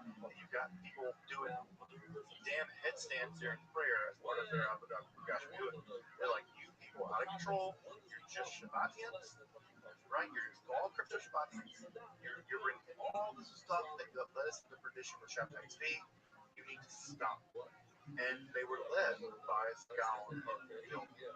And the Gaon of Vilna was a vociferous opponent of the Hasidic movement. The Lithuanian schools typically being referred to as misnagdim, opponents, right? Typically, sometimes I'm kind of misnogged in my personality, misnogged in my Judaism, which is funny because I have lots of Hasidic friends. The joke is that I'm more misnogged than more Hasidic, obviously. But this was a brutal feud that raged for a couple generations.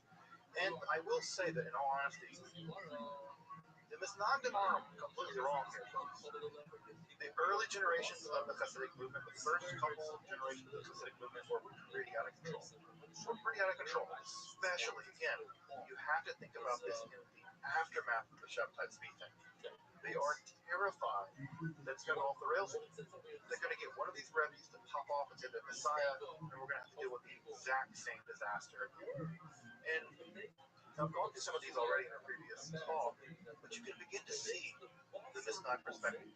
But the tzaddik looks kind of like a little Messiah, right? The Rebbe looks a bit like a little Messiah. There's sort of a transgression for the sake of heaven angle here. There's kind of like that you have to experience the sin of lust, and you have to convert it to God. You should feel lust, and then you convert it to feel lust for God, love for God. These Messiahs are like, no, don't feel lust. It's a horror. Why would you cultivate the feeling of lust? You cannot do that. You cannot convert it. You need to not minimize that. Not feel it and then convert it. And so they worry that this is kind of the cultivation of sins. Both of these movements emerge in Poland. There's no denying that. Both the Hasidic movement and the Shabbat movement in Europe emerged from the exact tiny region of Poland. And many people thought they grew up in the same earth, same thing. Also, they are popularizing Kabbalah. Remember, right? Looks like the tiny by they are trying to bring Kabbalah back to the masses. That's one of the things that the Kabbalists this time are trying to stop.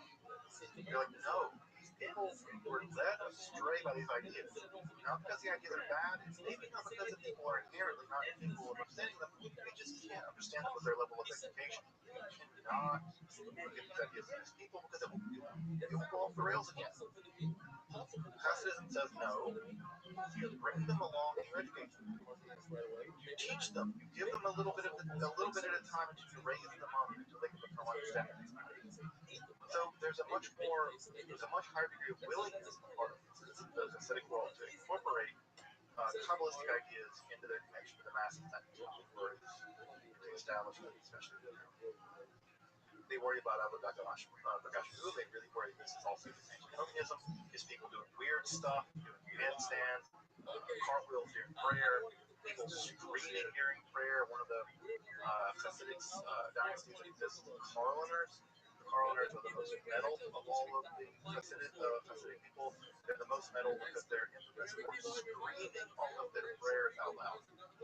So if you ever go to a Karlaner shul, which I've been, they just scream their prayers during the prayer cycle. You can imagine for a bunch of heady, intellectual, university-trained Jewish Kabbalists, a bunch of dudes screaming all the time, flying on the shoulder. That's crazy. This is the Shabbatism again, right? So, Abu Dhabi early on was very worrying for this. The court setting with these Rebbe's acting like kings. Shabbatai Tzvi did that when he was at Migdal Oz. He did that when he was in exile, Montenegro. He's now Montenegro. They're just being little Shabbatais. These Rebbe's are just being little Shabbatais. They're just little Messiahs. And many of them thought they might be the Messiah. And that's an idea we'll get to when we get to the 20th century with the rise of Messianism and Lubavitch. They were terrified one of these guys would pop off with themselves in the size.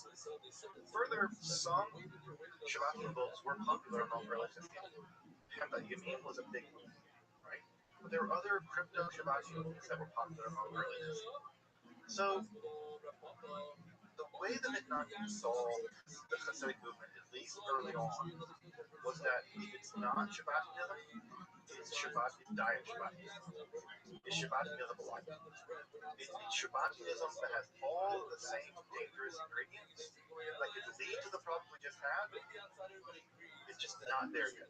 And so they were terrified of this movement. And they were terrified of the movement both because they wanted to maintain the integrity of Judaism, but also because they were terrified of what would happen to Shabbat if the Shabbat thing popped off again. If there were another one. And again, I know it's easy to pick the Mitnagim as this sort of like intellectualist, I don't know, fogies or whatever. They were trying to shepherd a movement in the aftermath of a disaster, spiritual disaster, and the last thing they wanted was the ingredients of that disaster becoming popular again. Now, what's happening and what's incredibly important, and I think that this is what makes obviously proof of the proof of the pudding and the tasting or whatever. The Hasidic movement was ultimately not Shabbating out, Shabbating in. And how do we know that? In a generation or two, it became very rigorously halachically conservative. To this day, if you go to a Hasidic synagogue, they are halachically as the day is long. Then they have weird halakhic stuff. They follow a different minhag than Litvak people. They follow a much more Sephardi style minhag, which is odd because they're in Central Europe. They might put tefillin on in Moed, which is unusual. Specifically Kabbalistic thing and found in most of the Hasidim. I don't believe that people do it. So they do some unusual things, but at the end of the day, it's a halakhically conservative. They come down the side of the old school Kabbalah, which was Jewish law.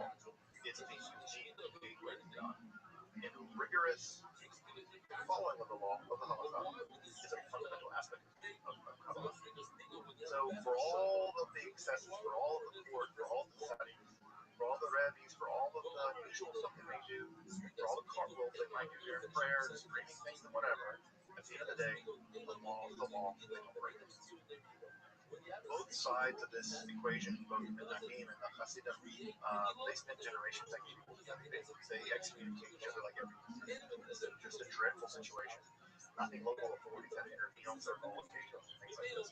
Also, I should once point this out in the defense of Hasidim, again, I identify more as an inaugural. I will say that Besht, the Baal Shem Tov, the founder of the Hasidic movement, was one of the Talmudists that actively opposed the Frankish. So, from the very beginning, they were opposed to things like Frankish. Besht was. Baal Shem Tov, the founder of the Hasidim, was opposed to it. So, again, he was pro-Talmud, taught Talmud, etc. So, I just want to, again, we all have our biases. I don't want to name my bias. Much more pro the Litvak world, and I also want to make sure that I'm not ever misrepresenting the richness, the genius, and the deep spiritual power of the Hasidic movement. Just make it very clear that while I'm saying that there is a link at some level with the Hasidic world and the Shabbatian world, I think that is homologous, not one of common ancestry, and not one in which the Hasidic world was a crypto-Shabbatian movement. I do not believe that. I'm not attributing that to them. I want to make that very clear because I don't want to appear as if I'm slandering Hasidic people that don't want to ever appear to be. I've learned in Hasidic yeshivot, trust me, I have a deep respect. Hasidism would go on to become one form of Orthodox Judaism. In fact, if you probably encountered Orthodox Judaism, you probably encountered it through Hasidism. I bet everyone here who's Jewish has encountered Chabad at some level. And if you haven't encountered Hasidism, now they're the most outwardly looking of the Hasidic world. And if you've ever learned Kabbalah, it's very likely you've learned it in a Hasidic environment. You probably learned Hasidic interpretations of Kabbalah. That form of Kabbalah proved very popular, filtered down all the way to Jewish practice. So Hasidism has proved decisive in Jewish history. Now, other high-level Kabbalah, more academic, more intellectualist Kabbalah, would continue to go on in the Litvak world all the way till now. My understanding is it's still going on. I don't know much about it, but it's still going on. Further, Lurianic Kabbalah, it would stick, especially Lurianic Kabbalah as taken up by Simon Tall. Why? Why is there no further significant development in Kabbalah following Lurian? And the answer is Shabtai Tzvi. I think everyone after Shabtai Tzvi is so gun-shy of major innovation in Kabbalah that they de facto settled on Lurian. They more or less said, this is it. We're not going to change this. We're not going to fuck around with it. We will continue to systematize it. We will continue to adopt it. We'll adapt it. We'll modernize it. We'll systematize it. Cordovero will turn it round and round. But Lurianic Kabbalah is it. I think that there was no major Kabbalistic innovation, systematic innovation after Luria, because I think that there was such a shell shock after the Shabbat. So Luria and Kabbalah won. And all Kabbalah, basically, that exists now is some species of Luria and Kabbalah. He won. We are all living in the shadow of Luria. And again, I think that the reason why there's never been another new kind of Kabbalah after Luria, basically because it's a shell shock. But as you might imagine, there's a dark cloud on the horizon. Right? And depending on how you view it, it might be a dark cloud, or it might be the clouds finally parting. It could be a dark cloud because what you might see coming is rationalism. What you might see coming is logic. What you might see coming is modernity, what strips the world of all spirituality and subjects it to a law of mechanism and logic, mathematics and science, and it robs the world of spirituality. That might be the dark cloud that you see coming. If you see enough something else, you might look at the same thing and see something completely different. You might see the clouds of darkness finally parting after 1,000 years of darkness. The mysticism of random speculation about a world that no one has access to, a world of backwardness and superstition, a world where people believe in all kinds of nonsense because they can't prove it. And you might see the clouds parting and the sun shining through in the form of logic and math and science and modernity. And if you're on team B, then the Haskalah, the Enlightenment, is your boat. Because what's about to happen is that Enlightenment is tearing through Europe, the non-Jewish world. And it's making enormous strides. The Industrial Revolution is beginning. Huge gains are being made in human rights. Right? This is the time there, the French Revolution, American Revolution. There is a huge impulse at this point in the non-Jewish world towards science, towards math, towards logic. In the Jewish world, in Central Europe, there are some Jews that are beginning to look out and see the non-Jews may be onto something. And they began to engage in the Jewish version of that enlightenment process. The enlightenment of Newton, the enlightenment of Kant. Again, the same year that Shabtai Tzvi apostatized is the same year that Newton invented calculus, discovered the fundamental nature of light, and wrote his main book on physics. That shows you how the world is so different. Shabtai is apostatizing in Turkey, and Newton is fundamentally unlocking the secrets of physics, light, and math. And by the time we get to the 1700s, the Jewish Enlightenment is beginning to take effect. The Haskalah will begin to take effect. And what we're going to see is that in the aftermath of the Haskalah, we'll talk about next time, the arrival of Enlightenment values in Judaism, that we're going to see a huge shift in Kabbalah. The 19th and 20th centuries will represent both a incredible loss in the Kabbalistic world. I mean, in loss, the loss of life, the Holocaust, of course, but also the rebirth of Kabbalah. The fact that we're having this conversation right now means something's changed. We are modern Jews for whom most of us would be declared heretics by the very people who studied for the past 50 weeks. All of us would be condemned, probably. Many of us would never be allowed to study Kabbalah if you're not Jewish according to their rules. You're not Jewish at all. We are, at some level, inheritors of what's about to change. And what we're going to see is interesting travails of Kabbalah into the 19th, 20th, and 21st centuries, where it will undergo some of the most horrifying defeats, and will rise from those ashes. And some of the most important Kabbalistic texts are now available. Within the last 5 years, the Zohar Christopher edition were now available to us. So next time, folks, we're going to turn our attention to the 19th, 20th, and 21st century, talk about the sort of vicissitudes of Kabbalah in the aftermath of the last major Kabbalistic innovation, which was Hasidism. We'll talk about sort of the post-Hasidic world.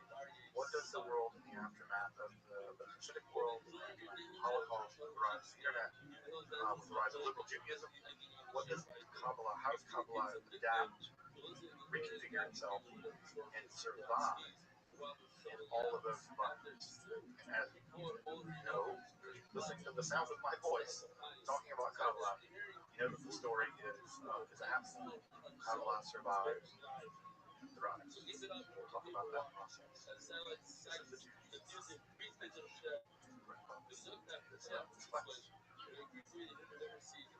Welcome back, and thank you for joining me as I explore the garden that is Jewish mysticism and Kabbalah. Again, if you'd like to support my work in providing accessible, free, and scholarly content on topics of Kabbalah, alchemy, the occult, magic, and philosophy, consider supporting my work on Patreon or perhaps with a one-time donation. You can find those links below. Until next time, I'm Dr. Justin Sledge, and thank you for watching Esoterica, where we explore the arcane in history, philosophy, and religion.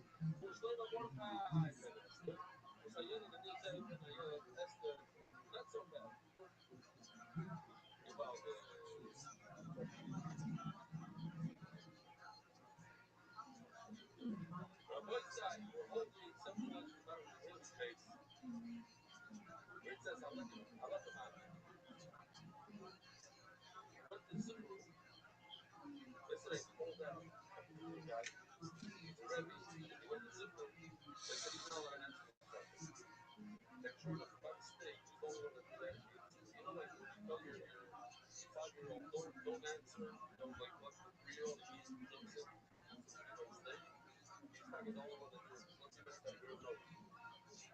What for brothers? Do you have to bring bread? What for brothers do you have to bring bread? Anybody? What do you say? Toida. Very good. What else? Huh? Sarah Shavuos. What else? This is the big one. If you were here last night, please, control. Thank you.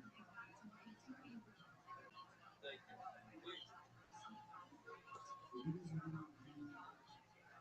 Anybody that didn't hear about Schwartz?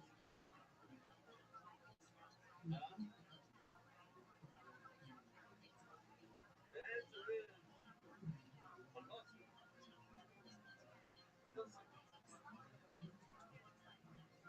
Yeah, shocker. So which one? Schwartz and another. Rick. Learn the tradition we had of a voice for giving bananas. What's more important? The bread that you bring on Schwartz or Fossil? In other words, which one, if you don't bring, you can't bring the other. Which one is the ma'akif? Which one is the more important? One thing we know for sure is you can't eat the bread. We don't know for sure. You can see a little bit of difference in it. But almost one thing we know is you can't eat the bread until you shut the slaughter. We also saw something very interesting that Gemara is going to go into. That it's something that we don't really talk about around Shabbos. We want to say that two bread, two sheep, we saw Avi looking up. What did that show us last night? What show did? Just recently, right? We saw Avi lifting the sheep. He had two goats in his hand. The sheep and the goat, they go together. What we saw yesterday, super interesting, we heard it interesting. All of a sudden, the first Moshe Rabbeinu, oh, two rams, 7 sheep. And we focus all on the 2 sheep. There's a whole lot more. Stay away from getting 2 sheep. That's where there's a little, you're right to focus on. Those two, those are very important. Those are special. They're little categories. Still like the bananas. Not ma'akif, not nothing. So now we need to understand what the point between Rabbi Akiva and Rabbi Akiva says the most important thing out of this is bread. And bananas is the most important thing about the sheep. But he proves it. Individually proves that it's wrong because it's so good. But he said, look at the Midbar, well, they didn't sheep. They didn't have bread. No bread. You have to go to them. So no bread. This is sheep are more important. He told us that the never shut the sheep. But you're right anyway. So what's the Yisod? So to understand the Yisod, I did this real quickly. This is what it looked like yesterday. I just redid it in this format because I think it's more important than the present. What is cup? Does what cup go with the right on the top of it or the left on top? Does it go with the design or the test? What's the difference? What's the design talks about bread? And what's the test talks about sheep? What's the cup talks about both? The what's the cup says view. This is Ma'am. View means as is. So we're focusing on what's the cup. What about it? The long one. Does it go with what's the quiet? Does it go with what's the cup? The Nana says that it goes with what's the cup. It goes with sheep. Sheep is the most important thing. Orion says it goes with the view. Ultimately. Then it goes with cup is the view. Perfect match. Rabbi says no. What's the cup? What's the design? The left is the most important thing. But Orion says yes. And reality, you are very simple, which is what's going on. It's a much better match. So that's what we hear about perfect matches right now. What's the famous Gemara that many times shot? You don't need a perfect match. I didn't think about that. That's why you oh my God, you don't need a perfect match. Alright, so what's inside? Super simple.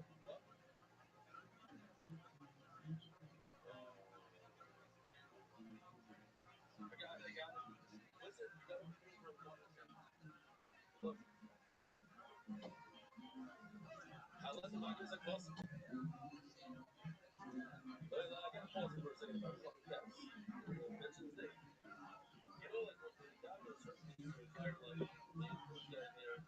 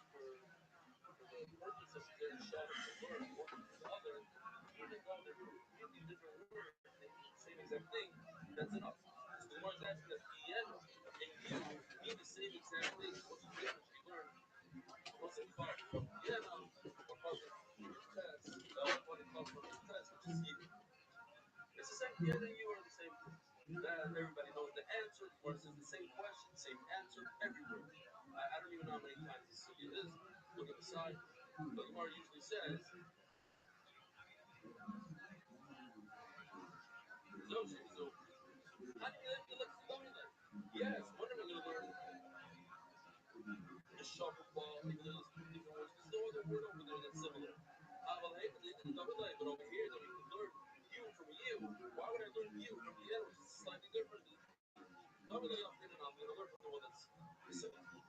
giving Ami as the Gemara, how can people to learn like bananas that he has a perfect match, not be made of you.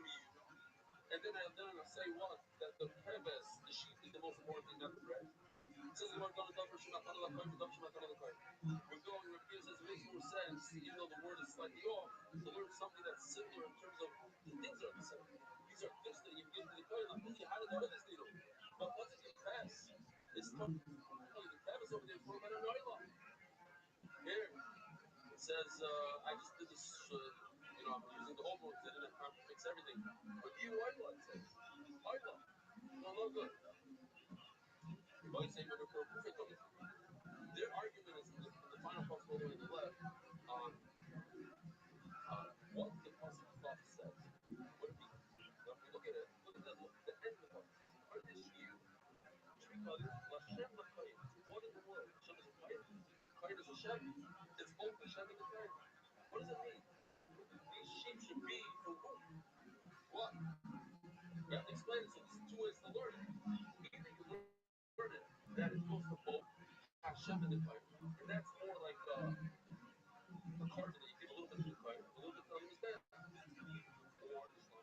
Or it can mean that Hashem takes it. Hashem takes it for himself. And then he gives it off. Passes the entire thing to the Chayim. And that would mean what? Bread.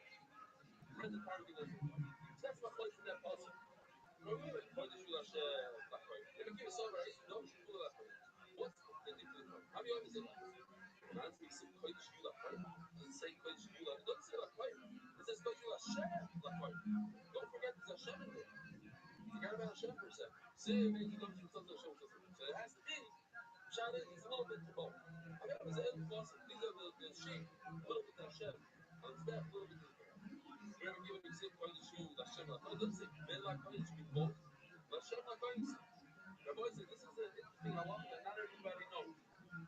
So just came to this halacha was worth it. One halacha. Imagine a person has a 95-year-old care living next door. Now, how do I know this? I went for the cold plunge in Miami, and the guy tells me, you see that house over there? I've been working on this 90-something-year-old man for years. Right? His neighbor, but I'm fully. He says, at the funeral, he found out that the guy was a goat. His mother was nice. He didn't know. Although he says, Jewish person, put on film, years, neighbor, 95-year-old. He lived by himself. That's what I remember. So, the neighbor, 95-year-old, he said he's a lady. I love to say nobody's married. Who's going to marry? Whoever comes, his house. I have a great idea. He has no idea. He doesn't care. His mom is on his last day. He's still going to his house, empty it out. And when it's after, it's fine. That's all stealing. It's a great cop, but it's stealing. So, if you're nobody's law, I have a law. Smart ahead of this. He doesn't care. He doesn't know. So I'm going to inherit anyway. I'm going to find out first. I'm going to next door neighbor. Shalom, motherfuckers. So there's a chaser. A lot of it there. The whole book. The kids are the best. Wait a minute. You copy stuff? I swear I didn't copy stuff. But then they find out they copied with the video camera. Everything is stolen. So what do you do now? What do you do now? This is the I want to tell you. You don't know. What do you do? Anybody know what you do? Huh? To who? There's nobody. You give it to the Chayim. Donnie Fine and Rabbi Schoenberg become them multimillionaires. Now, who do you give it to? Oh, gas. But I'll tell you why it's not enough gas. Well, I don't know. It's not enough. It's not enough. It goes to the Chayim of that Mishpah. And enough is not of that Mishpah. It's Rabbi Schoenberg and Donnie Fine. It's not. It has to be the Chayim that's performing that place of that day. You hear? You gotta get lucky. How many times does this happen a year? It happens once every 20 years, and you work this, it's not you. It's not you. Fine. So that's how long. That was. Now you can get up and leave.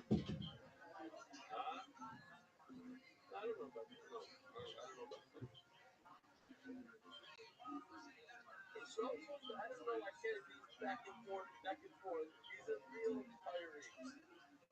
I will tell you that when I was in Miami, he came twice with his buddy. Twice. Ezra drove over an hour to get this year. He's a real. He pretends that he's a real fighter. The Gemara up. He said, "Oh, says the Gemara to the Rabuna. The Rabuna says by the end of like, yeah, come Rabuna to know Hashem. What is on the place? What do you mean he goes to the couple of cats? Hashem grabs it, gets all the $5 million Yerusha, and then he gives it back. First it goes to Hashem, then it goes to God. But it's 100% the fight. It's the weapon. It goes 100% to Hashem, 100% back to the fight. It's not the canvas that split. It's fight. It's 100% weapon. I don't know. No, it's trying to say it's not yours. It comes from me. From Rothschild. It's from me. Very good. These are tax reasons.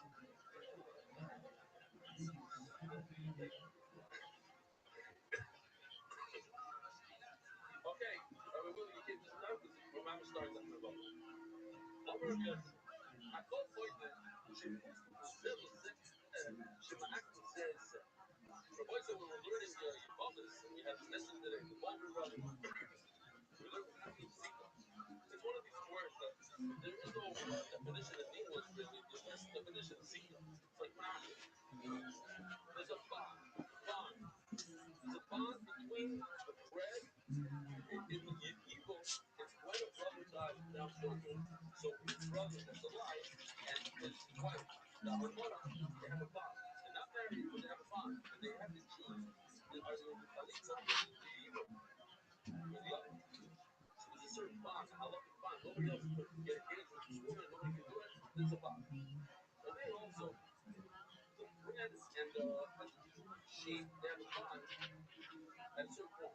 When the bond, you understand what I'm saying? The bond by Shkita. Once there's a certain bond, there's like this, here's a picture of the two things. I don't know why it's not so far here, but it's very aesthetically pleasing. It's a bond.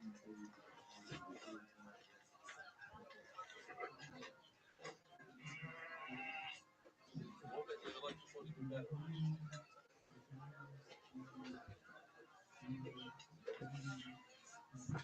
It's a bond. Now, this doesn't work so well because yours in a second is happened at the street of sheep are not alive. Okay. It's the bond. I would view it almost like a marriage. You can't get away from each other. When one goes on vacation, the other one goes on vacation. They're not married. So it's in between.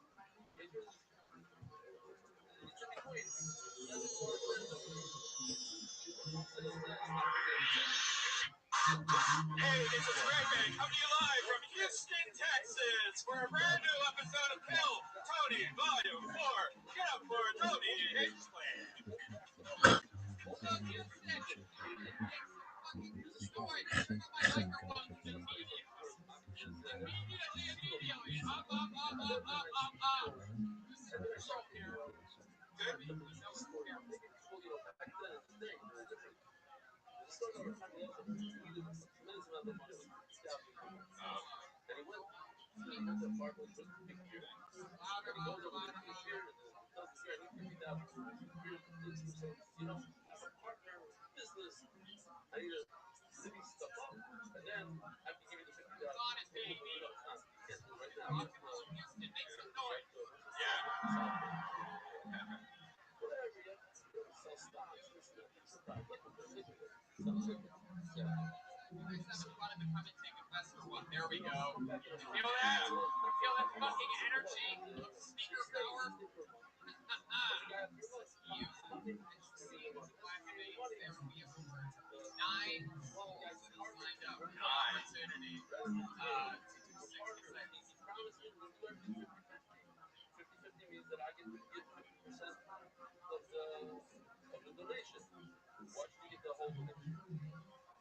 So I would love to ask the experience of the gave donation from your own pocket. Yeah. So you told me you're gonna sell, you're gonna this, you're gonna business. He says, I want Hey,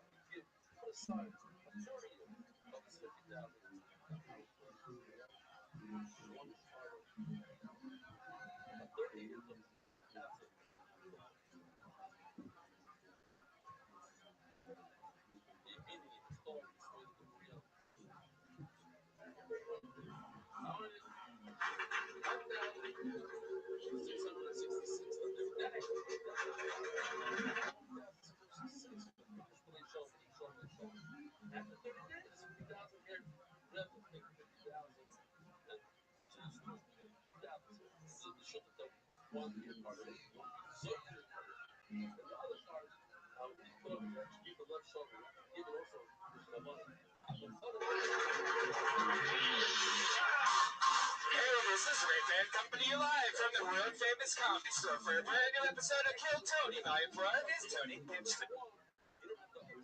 Hello, everybody. Hello, and welcome to the #1 live podcast in the world. Make some noise, everybody. Rabbi, y'all doing y'all gonna be watching more documents tonight? Yes, ma'am. God willing. Very nice. And I just sleep. I'll be on my best mood tonight. And I'm gonna go invest this comments. Let me know what he said when you ask him if you remember, okay? Okay, I'll do my best. We don't always talk, but if we do, I most certainly will. Ryan J. Ebelt is drawing tonight's episode. For tomorrow morning, whenever. Yes, ma'am. He be doing this thing. That's correct. Draws every episode live right in front of you. He's got a blank sheet of paper. He's the guy that drew the Tony poster. Jamie Vernon on the Love HD it. camera. Let's jump. I see you there. This my home.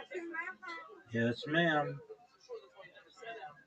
I could always go to my other room, but I'm not gonna do it.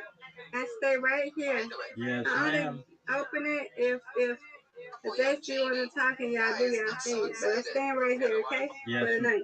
yes, ma'am. Alrighty. Sweet dreams to you. Hey. Sweet dreams. Thank you, madam. Tony in Houston. We're going to Okay. Sketchfest in The San touch Francisco, with God's January willing 2000. tomorrow. God willing.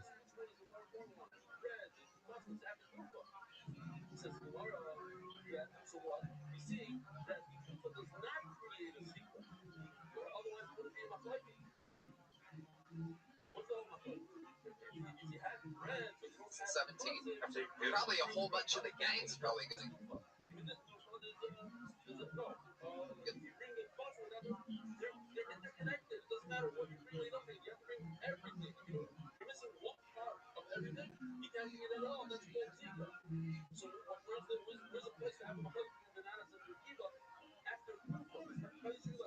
Go on that fun road trip. That sounds like fun. Yeah, we could.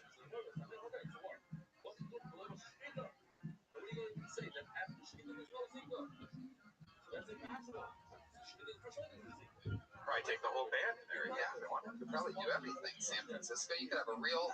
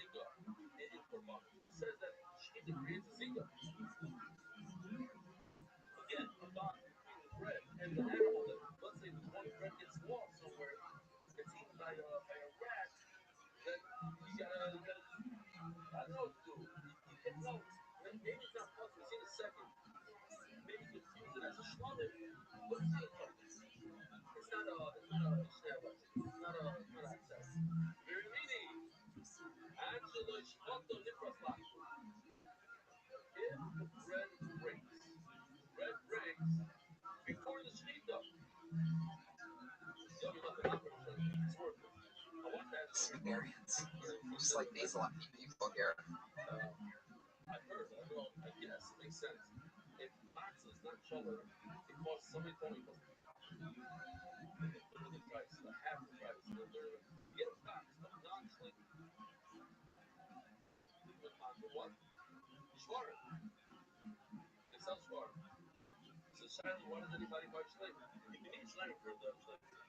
All right, on its home field. You guys excited to be here tonight? We have more fun on Mondays than anybody else in the world. As always, we have two guests. One of them is here. One of them's coming later. I'm going to introduce the guests first tonight, and then we're going to introduce the band. Guys, it's always two of the funniest humans in the world. Here's one of them. The other one's coming later. You know him. You love him. Powerful. Greg Fitzsimmons, ladies and gentlemen. Make some fucking noise. It's the real guy, Greg Fitzsimmons. One of our favorite guests on the show. Hey now. He's back. I love you. I love you too, man. I love your family. I just met Tony's family. Yeah, there's a bunch of my family here. Shout out to my brother, my sister.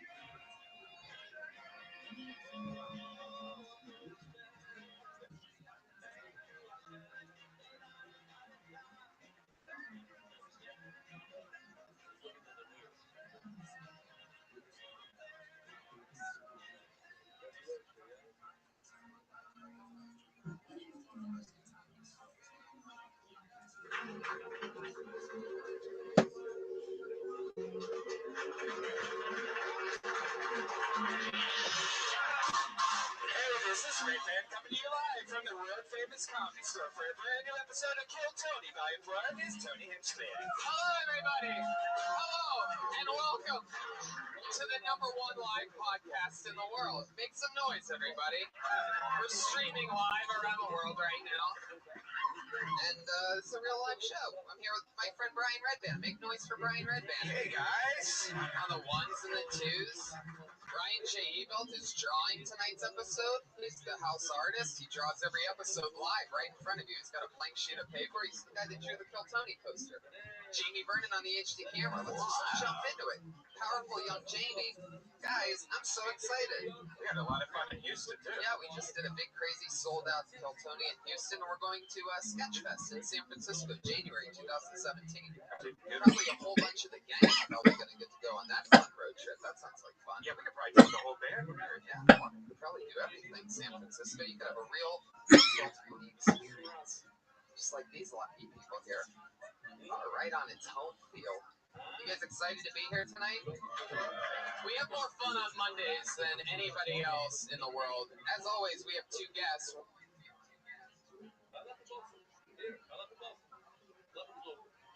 One of them is here, one of them's coming later. I'm going to introduce the guests first tonight, and then we're going to introduce the band. Guys, it's always two of the funniest humans in the world. Here's one of them. The other one's coming later. You know him. You love him. Powerful. Greg Fitzsimmons, ladies and gentlemen.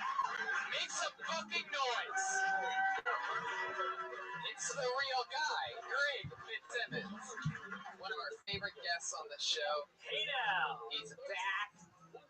Love you.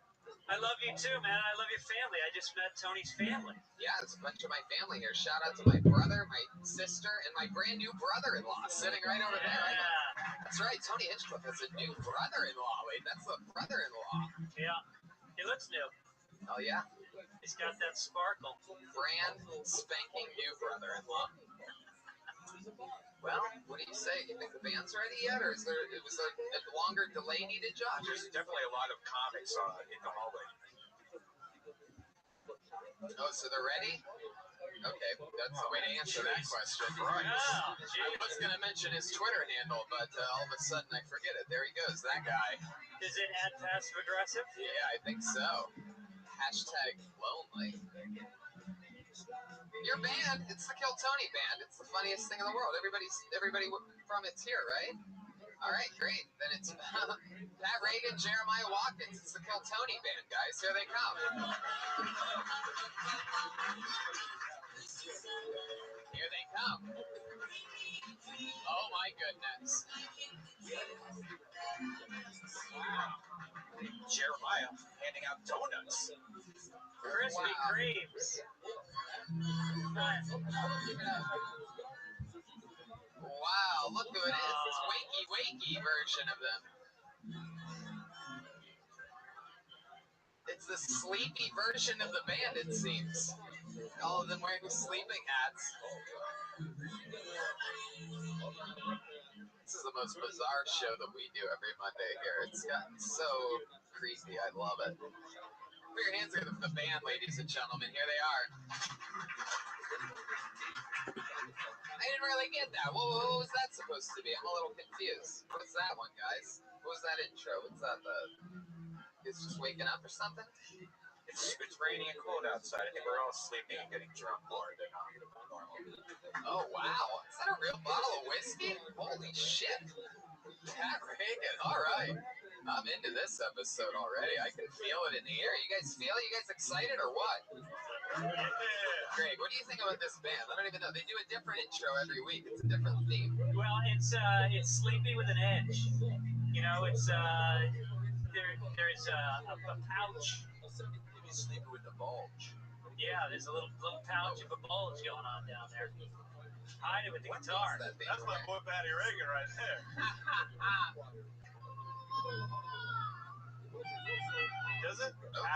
Doesn't Pat look like he stole this getup from a cowboy? Like there should be a barrel like around him.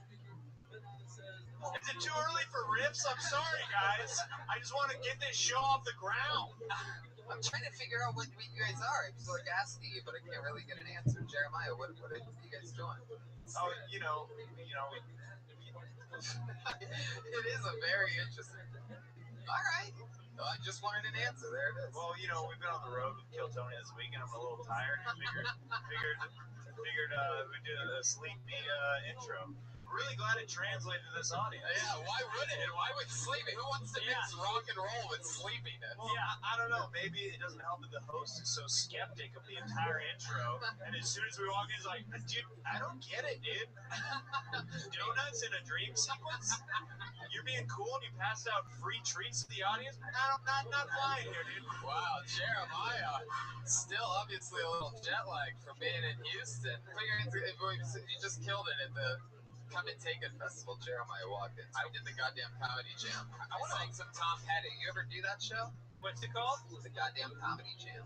Fuck no, what is it? You get to be like a real rock star. Oh, I heard say whatever you want. Yeah, you can really get lost in it. Yeah, I was supposed to do it and I chickened out. I was going to play Purple Haze on the guitar, having only studied the guitar for upwards of 30 minutes. and I bailed because I figured it's a funny idea, but it might be torture for the audience. Right. Give me the guitar. Fuck. Should I try?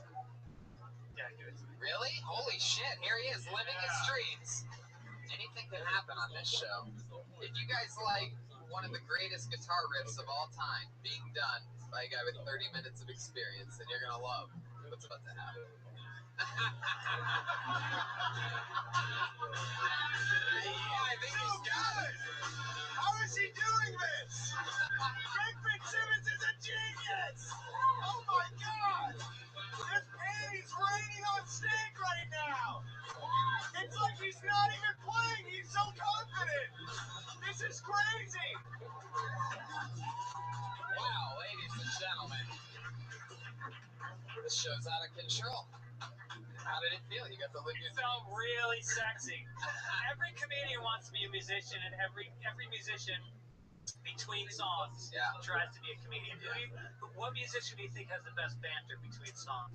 The most hilarious banter I've ever heard in between songs was by far Tom Petty live. No shit. Unbelievable. So what he does is, all he has are hits.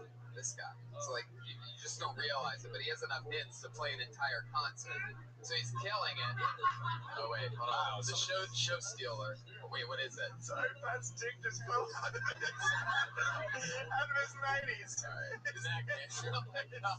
His dick was In that case, I love it. I love that it fell out. That says something about the girth. It unfolded. Mine would pop out. Fell is like a tree. Right. It fell as in, like it hit the ground or something. Yeah. Fell means gravity pulled it out of your panties. But no, Tom Petty in between songs is amazing because he just plays all hits and he kills it the entire time. But he plays it really down how hard he's killing it. Yeah. Always, so like he'll just be done with some killer song, the place is going nuts, and he'll just, instead of being like all rock and roll, he just goes like, he'll just be like, hey, did you guys like that at all? Did you guys like that a little bit? Really nice. Just be like, did that sound okay? You think maybe? So he just plays it really down. Yeah. And then he also plays down the song that he'll go into, too. Like, he'll just be like, you guys, maybe if you ever, I don't know, you may have stumbled across this one if you have a friend that's like really into records and stuff, like, you know, maybe they played it for you once or twice, and you'll remember it goes a little something. 'Cause I'm free! Yeah, it's just free falling! It's ridiculous. The place is, you guys did hear that once before? And then the play gets like 3 times the reaction from the crowd. Because you're like, yes, we are! Yeah. And it's the most rock and roll shit ever. If you haven't seen Tom Petty live, if he's still touring, you have to. Yeah. The most diverse audience. It's the coolest fucking shit. Tom Petty has black fans? It's unbelievable. Old ones, young ones. I saw Wiz Khalifa there. No shit. I'm just talking. You guys ready to start tonight's show or what? Did you have any good rock and roll middle things? Any people try to be funny when you were at a... Elvis Costello is good because he likes to play an American shit all over America between his badass punky British songs. And you can't argue with him. Yeah. You know, he's dead on. And I think that people have a hard time with John Oliver sometimes, and definitely with who's the guy who hosts the Daily Show now? Trevor Noah, because they have a hard time with British people making fun of our culture. But somehow with Elvis Costello, it's like, yeah, you get a pass. It's gonna be fun. I think his name's Trevor Noah. What did you say? What did we say? I think I smelled. That's what he said. Okie dokie. It's gonna be a wild show, man. Man, Greg Fitzsimmons did that Jimi Hendrix solo. Pat's dick popped out. I'm ready to go. Snoop Dogg, my new friend who I roasted on Wednesday, that shit's gonna come out. Wow, when you guys see Tony roasting Snoop Dogg, it's one of the greatest moments I've ever seen. It's probably the highlight of my life. It's really crazy. I've never seen Tony destroy that hard in my life, and it was so great. I'm basically best friends with Snoop Dogg now. He's not gonna keep it on the low though. There he is now. Wow, you really have a lot of Snoop things ready to go. Okay. Okay, wow. 2 different buttons. Okay, that's enough. So yeah, that was cool. That'll be coming up. So stop it. You're out of control over there. So Snoop Dogg, you need to go to the restroom. Is it number 1 or number 2? Oh my gosh. Alright. Let's please. Jeremiah, why can always throw gasoline on? Hey, Tony's trying to move on. What was that thing again, Brad? Can you, let's fuck with him a little bit. I didn't like how he didn't like our intro. Alright, let's move on. You guys know how this show works. Fucking anybody can sign up to perform 60 seconds on this stage, and then we talk to them afterwards. All of a sudden, you're a guest on the show. We can talk about anything. Your set, what happened, what didn't happen, what could have happened, fucking what else in your life is going on. Comedians, you know your time's up when you hear the sound of a kitty. 60 seconds. That's what it sounds like. You better wrap it up then. We're sure gonna bring out the angry West Hollywood bear, and that's super annoying. Yeah. Yep, nobody wants to hear that. There's a little mouse there at the end. Alright, you guys ready to... It's a super weird one tonight. You guys ready to start tonight's show or what? I've already said that like 17 times, but... When in Rome. Let's see what we got here. How about Remy and Siri?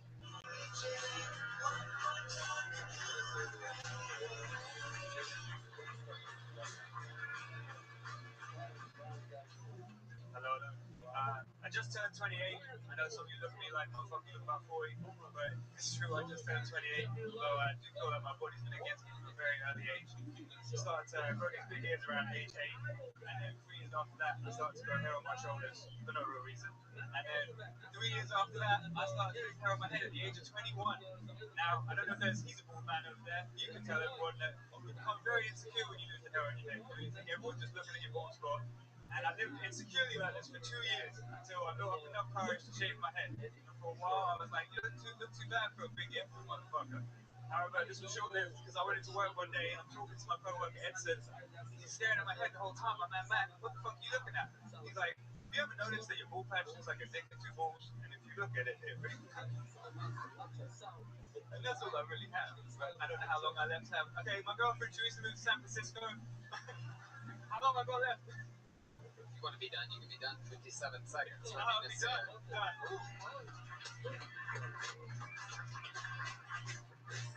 Hello. I'm gonna tell you something. I did that 3 days ago and it went way better. I've never done a room this big. You went really fast. I mean, you sound like that Micro Machine commercial from the 90s. But you put me first. I was coming here on a whim, and then You're still doing it. What do you mean a whim? What do you mean coming in on a whim? I've never come to The subway is a British term. That's true. I know. I went to the one. Enough! I let her on the whim. I was going to open mic now, the other one, and then I didn't know this existed, and I was like, oh, what's this? And then I came, What's this? What's this? This flowers in the air. What's this? What's this? What's this? and then I was knowing. Then I took platform 9 3/4 and I ended up here. It's true. But yeah, so I wasn't expecting. All of a sudden, I was like, what's this? That's Australian. That's not my voice. Wait, what You're like, are you? I'm English. You went, good eye, mate. Where are you from? No, I didn't say that. But Similar. I mean, similar. Yeah. Man, so how many, like, I feel like you're part of some, like, I feel like you're currently on, like, part of, you're using this as an alibi because you're part of some current bank robbery that's happening right now. Like some kind of heist somewhere. And you came in, you're like, oh, I don't know what this show happens to be, but this is where I was at this time, not at that bank. I have no idea what I stumbled across here. What do you mean hundreds of thousands of downloads? I don't get it. Number one live podcast. I was not expecting this. I signed up. They said it was random in a pocket, and all of a sudden, my mind is blown.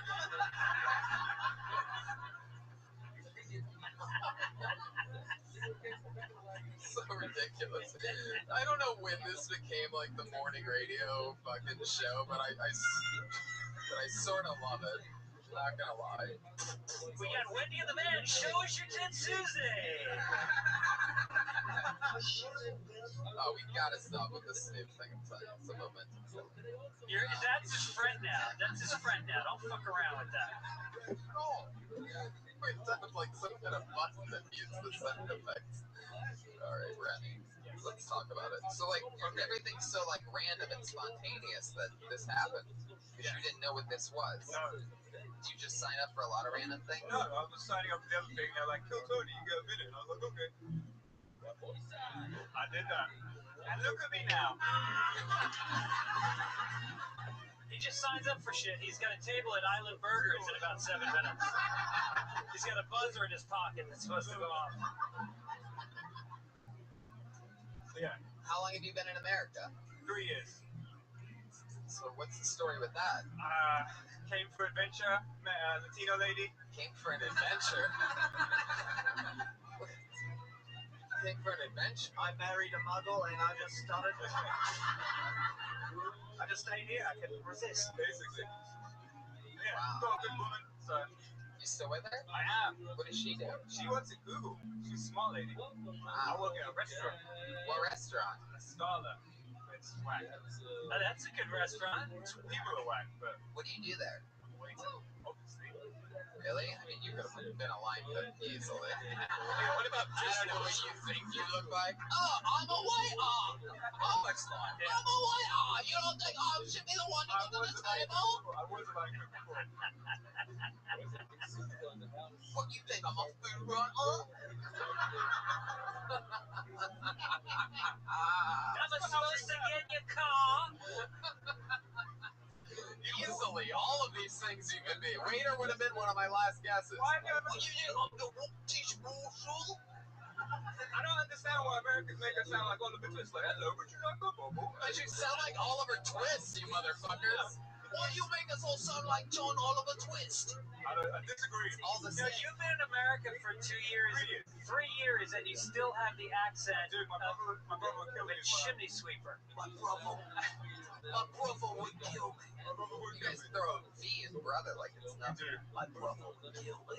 Let's talk about your ears briefly. Yes. Now, you have a Latina girlfriend. I'm just assuming, is that She for holds on to them. oral sex, right? Yes. Those are the handles. Yes. No, but they're great for comedy. Yes. I mean, for the podcast listener, you can't appreciate that they are 90 degrees from your head. Yeah. They sort of, they're like, you like have like Dre beats like sort of just built into your skull. Right. And HBO. Yes. And it's all through high school. Right. Right. Dumbo, that one seems that you go back to that a lot. You've said it twice. Cut me deep. You think Dumbo is what people go to because you're from England. So people say a lot. People call me Dumbo in England. Meanest fucking shit you've ever heard in your life. Do I look like a fucking elephant with big ears? Is that what Dumbo was? I'm also British, so people call me Dumbo Dog. There he is. It's Jeremiah. That's great. It's way more relaxing doing this part than doing the first part. I actually get a podcast. We should do this together. No, Rabbi, this is your first time seeing the show. It's very successful. It just goes on without you. I realize that. Yeah. I realize that. Rabbi, what do you do for work? You know me? Okay, stop it, Brian. You're out of control. I'm a waiter. Oh, yeah, that's right. Fuck, we get that. How long Did you have you smoke pot before the Yeah, a lot of it, tons of it. Is that where you met the Mexican girl? No, I moved in to... He was doing the dishes. I was doing the lighting. Classic love story. It was a classic love story. It was a classic love story. I moved into the apartment she was living in, and she was upstairs, I was downstairs, and we made love. You made love with her from downstairs. I did. So your dick poked through the ceiling, and then you penetrated her from a floor to It was an impressive piece, yes. Remy, do you have any like special skills or talents? Or I can play basketball, okay. Really? Pretty well. I've got a mean three-point shot. Is that true? That's true. I'm playing guitar badly like he does, and I'm learning Prince songs on the piano at the moment. So, But you're only about what, 5'7"? yeah. 5'8". 5'7". Hold on, let's go back to back. Because I am 5'7.5". Uh-oh, what do you guys got over there? They're becoming the same person. Don't get closer. Yeah, what just happened? So before and after for a product that doesn't work? Wait, who's after? I don't know. I can't tell. But yeah, trying to fix that's about it though. Yeah. Basketball and I play tennis. You play basketball good in England, and you played since being in America, and just all of a sudden people are like, get that shit out of here! Sometimes, but sometimes. Those Brits, they have no I idea. play with like old people who get like drunk and play and then think they can talk shit all the time. Oh, sounds like you have a personal vendetta at You're your local court. shit. You're out of control. You're out of control. I'm gonna get you out of here. Anything else for Remy, Greg? No, I think you're sweet. I think, there's something about your energy that's really nice, and good luck. Keep it up. slow it down though, because it's really hard to understand you when you're. I've never done it in this big a... I know it just be some conscious about it. Oh yeah, nervous as shit. I don't even know what you talked about. I was distracted by the buzz the entire time. My whole Trying time to looking like fix it. dickhead. Joe can listen to another joke. We did it better the other day. He'll get it. He listens to his own podcast. There he goes, everybody. Remy Nassiri. Yeah. Get out of here, Remy.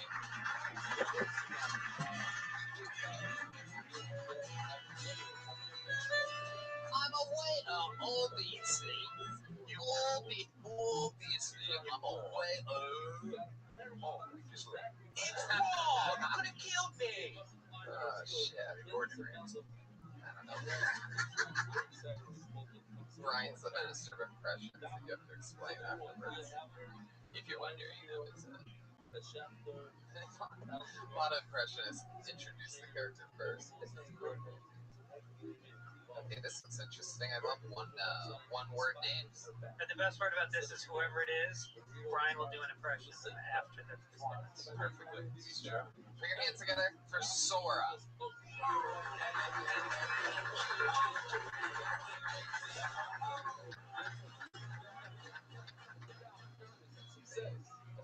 Hey guys,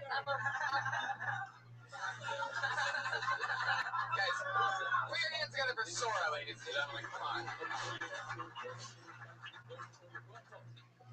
Hey guys, I'm originally from the South, South Korea. I was adopted because, like other stories involving Asians, my story too has a happy ending. I was adopted by white people because white people love buying food.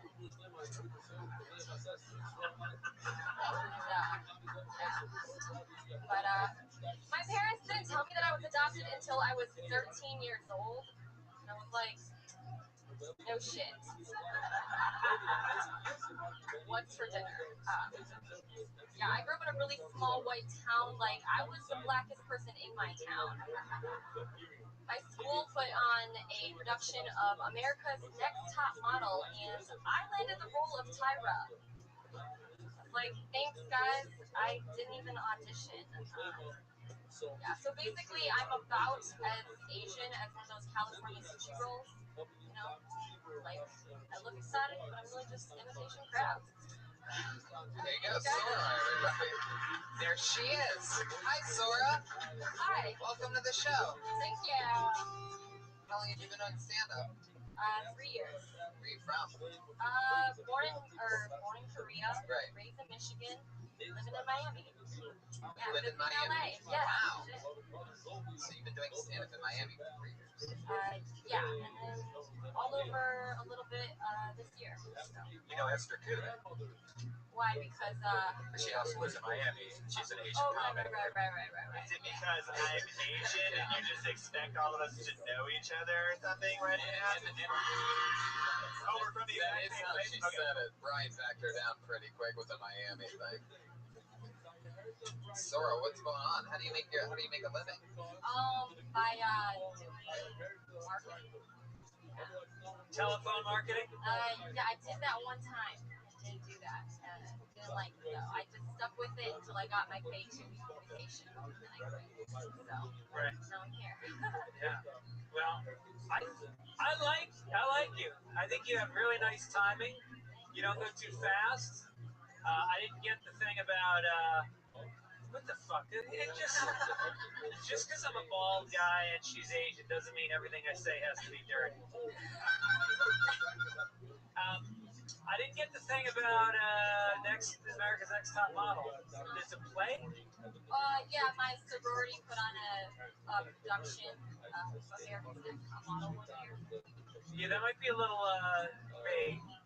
Yeah, I liked all the other material. That one I just. Let me ask you this. You were primarily raised by regular white parents then? Regular white people. So, are there things that... By normal people? Yeah, like normal white people? Like borderline Trump supporters, you know, like What do you mean by borderline? Like the kind that said they were going to vote for Hillary but just voted for Trump? Just live on the Mexico US border. yeah, Miami. Are there things that you notice, like being raised by white people, that like, have you ever noticed like this inner Asian sometimes that like, I don't know, does things, you do certain Asian things, or did being raised by white parents, you think change you? Like, how's like I'm a little bit like OCD, and people are just like, no, you just got feng shui. So. OC is like orange chicken dinner. What? What did you say? That was light. Yeah. That was incredible. Yeah. That was incredible. I love that. I'm a Patty Reagan, right? Pat Reagan letting his dick fall out again. Look at this. Yeah. Pat Reagan taking his Adderall before the show. Did you and Sora like pre-produce that or something? All right. If he has anything, just bring up OCD. It would mean the world to me. I'm sitting on a gem. You mean like a orange chicken dinner? You ever talk to your original Korean parents? No, I was literally abandoned.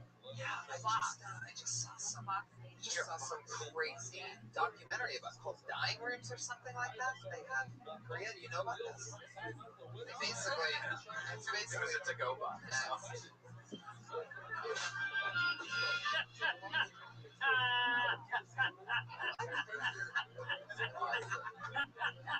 Oscar Patty Reagan over here. anyway. Yeah. Well, so you were made in Korea. I was made in Korea. Okay. Well, How's your driving? Like, is that Asian, or were you taught by all white people? Yeah, it still sucks. Really? It's just a fucking thing in your guys' veins. It's incredible. I mean, they really are. Of all the racial stereotypes in the world, I've always said it, and I don't mean to be hacky. It is unbelievably true. It's amazing how you can tell an Asian driver from like a half a mile away. Oh, I know. Like, I mean, it's kind of the point to where, like, you know, when you first got here, you're like, whoa, that person almost hit me. And then you see, like, oh, that's an Asian person. What are the odds? And it really And is. now it's like, you'll just see somebody on, like, a different freeway, and they'll just, it's like, oh, that's an Asian. It's true. I date a Korean also, and she admits that she's the one. Is it true, Toad? You do. Yikes. There's the sound effect for it. There's the car crash for that one. Wow. Still a bad driver. Did your white parents make you a lot of Asian food growing up?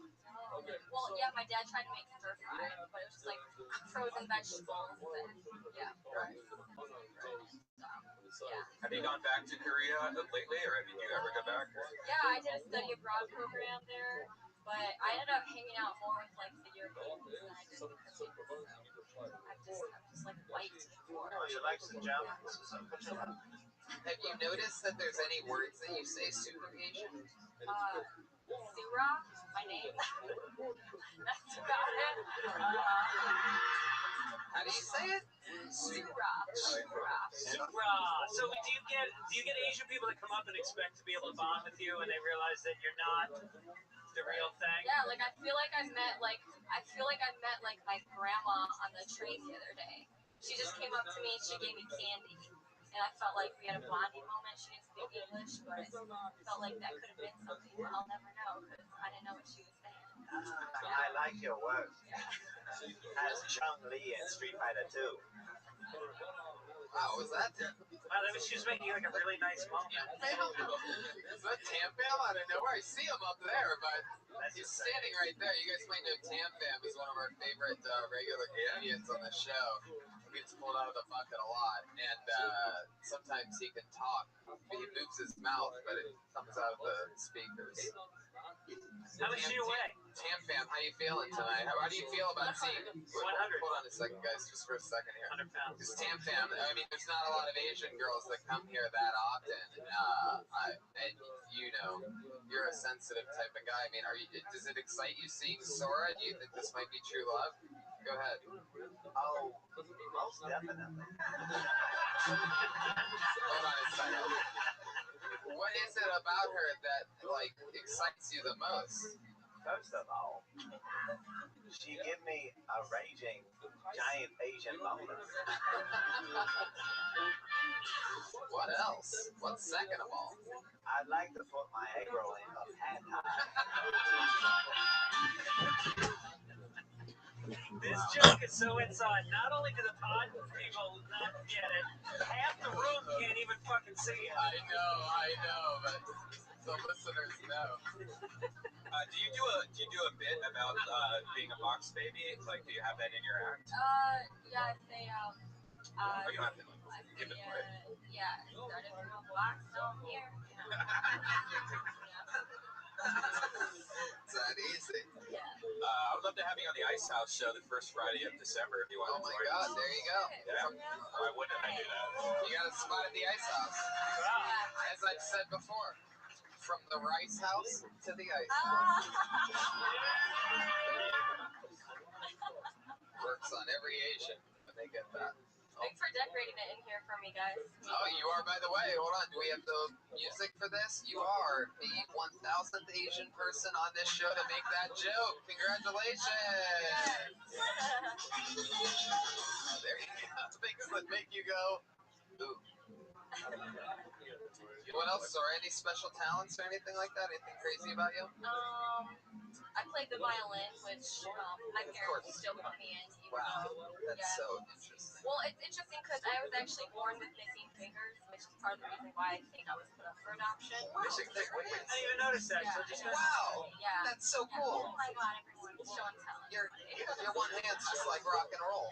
Yeah. More like, I like to say like hang loose, you know? Yeah. Or the Wu-Tang Clan, whatever. Man, That's awesome. yeah, they still put me in violin, which I thought was weird because I miss fingers. Like, I feel like that's like adopting a black guy with one leg and still being in basketball. It's exactly like that. Well, now that would have been if they made you become a masseuse.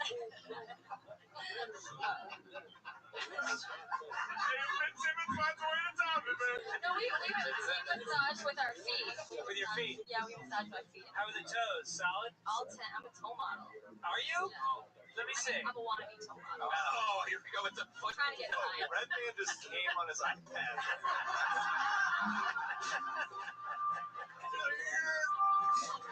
Toe model? Wait, you seriously want to be a toe model? Sure, why not? You have beautiful I feet? think they're beautiful. That's my best quality. Can we please see them? No, stop. Stop it, Brian. This is a live podcast.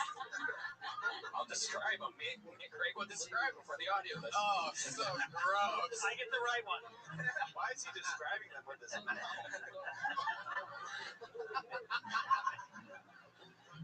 Oh, well, Sora, I mean, you're super cool. You're a little bubbly white girl in an Asian girl's body, and it's very funny to see that. Welcome to Los Angeles. Yeah, have fun while you're here. Rock and roll. It's nice to meet you. Great job. Great job. She's on Twitter. More for Sora. Sura. Hoorah for Sura. H-O-O-R-A. Number 4. S-O-O. Shit has gone really well so far. Yeah, we're having fun. What happened to that sex dress? Yeah.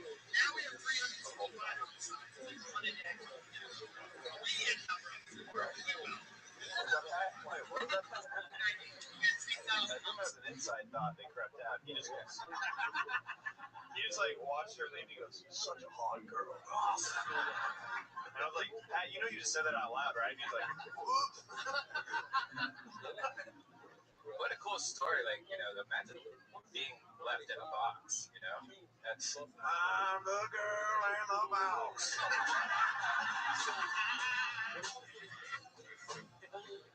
So much fun. I pulled another name out of the bucket. This name says Spence Gilbert.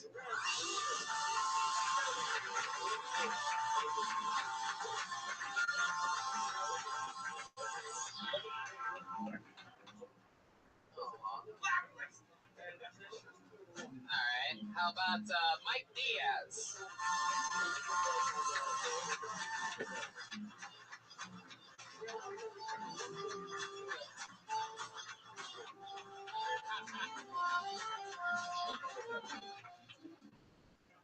Me and my girlfriend fornicate. That's cool.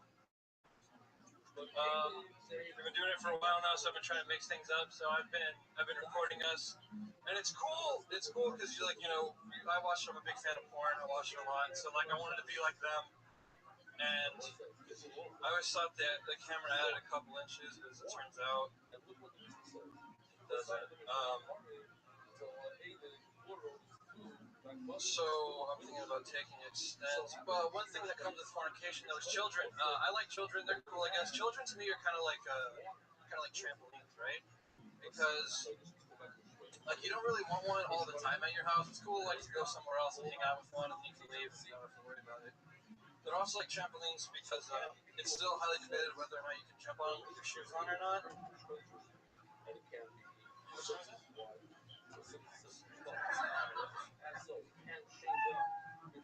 Oh, there you go, Brian. Oh, you were done? well, you definitely didn't sell it. I mean, you were Jesus Christ.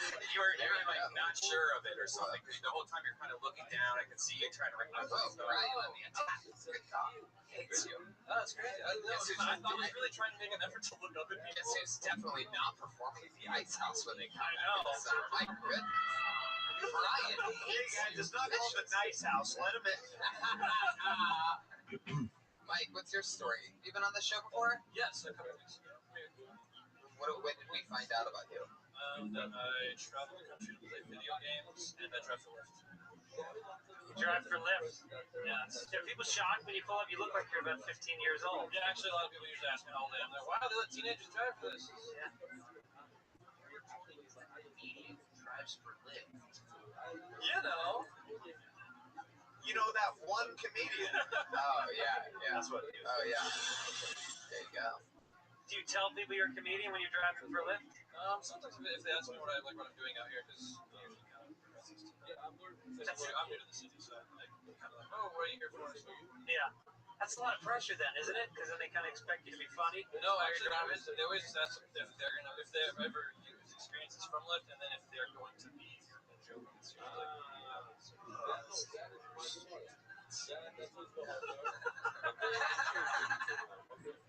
Which I guess that was that moment right there where they did just joke. Hey, Tony. Wasn't worth it. Didn't it sound like he was one of the robots from Westworld? It was like, I love fornicating with my girlfriend. We sometimes like to talk about children. I'm a big fan of porn. Yeah, I didn't really catch what you were talking about. What was the overall thing you were saying? I guess the overall was recording having sex, dick looks small on the camera, babies jumping on that. I mean, you really did like. You did. It seemed like you were just looking down. It felt like you were trying to remember what's next. You have to have. Is that true? Like, where are you? No, it was actually more of just like kind of stage fright. I'm trying to get over that. I tell you, the best thing to do is to look above the heads. Almost 5 months. 5 months. Oh yeah, you're a baby. Second trimester. Yeah. Yeah. You're a little baby. What were you doing before doing stand-up? Like, what were your hobbies back then?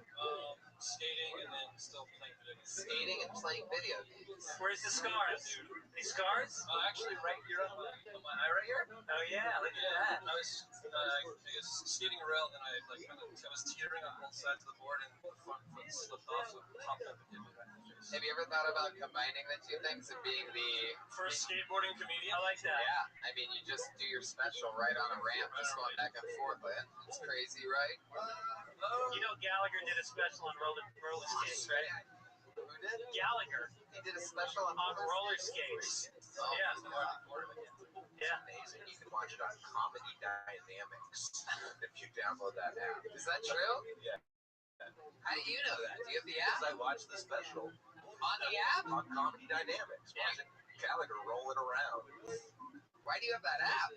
Because, man. I just don't understand how you get on that tangent of anything, like where you end up with that app watching Gallagher roller skating. That's incredible. That's actually the slogan for their company. Why do you have that app? Because, man. Why not?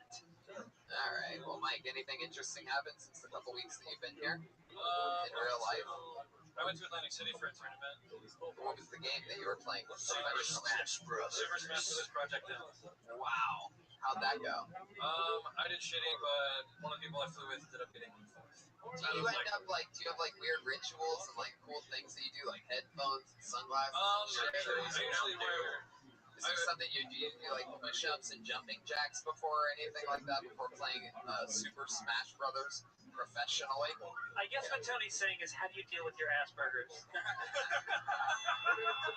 And how have you played so many video games to where you're literally starting to look like Mario, by the way? It's really creepy. I mean, let's keep this guy away from the mushrooms because he's gonna blow up on us. Hi-yo! Hi-yo! Thank you. You almost think we didn't have a live drummer. Joel Jimenez playing the sleepy character to the team tonight.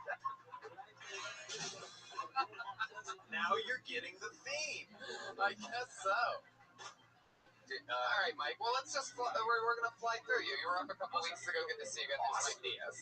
Let's keep it moving. There's Mike Diaz. Where did he go? You don't have a Twitter? No Twitter. You don't have a Twitter? No Twitter for any of these people. By the way, did you steal that bathrobe from a hotel? Look at it, he's not even fucking paying attention. Doesn't it look like a hotel? Oh, yeah, it's totally What's his name? Joel. Joel. Did you steal that bathrobe from a hotel? Yes. All right, go back to sleep. I just pulled one of our favorite humans ever out of the bucket. Put your hands together for her. You know her, you love her. It's the one and the only Aphrodite, ladies and gentlemen.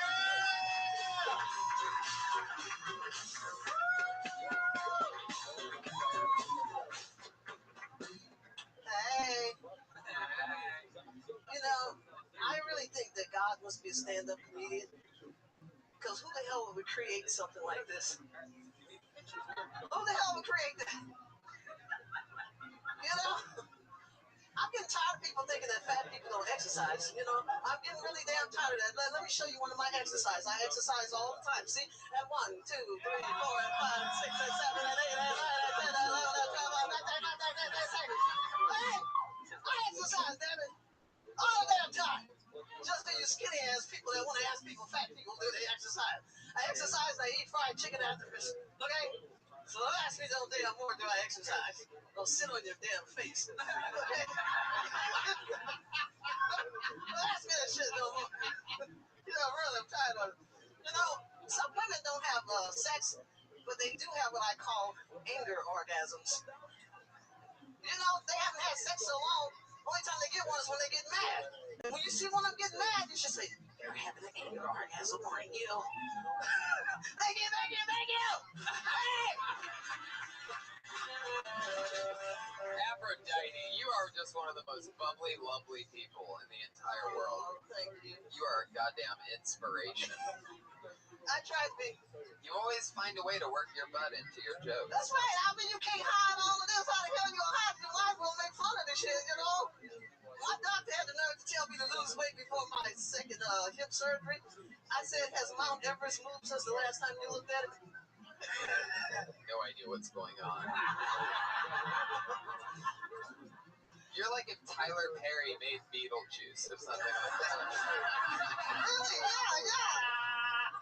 I am. Really. I got all this hair from smoking weed. Oh, is that true? Yeah. And y'all bald-headed people smoke joint. Wow. That's interesting. I didn't know that's how that worked. Yeah. It's either that or $29.95. Aphrodite, remind us again, what do you do for work? What do you do for a living? Well, I'm a recording artist. I'm a singer. I do a lot of shows singing. I just recently got back into it because I actually had bone deterioration in both hips. I had to have double surgery. I'm 61 years old. No, you're not. You're 60.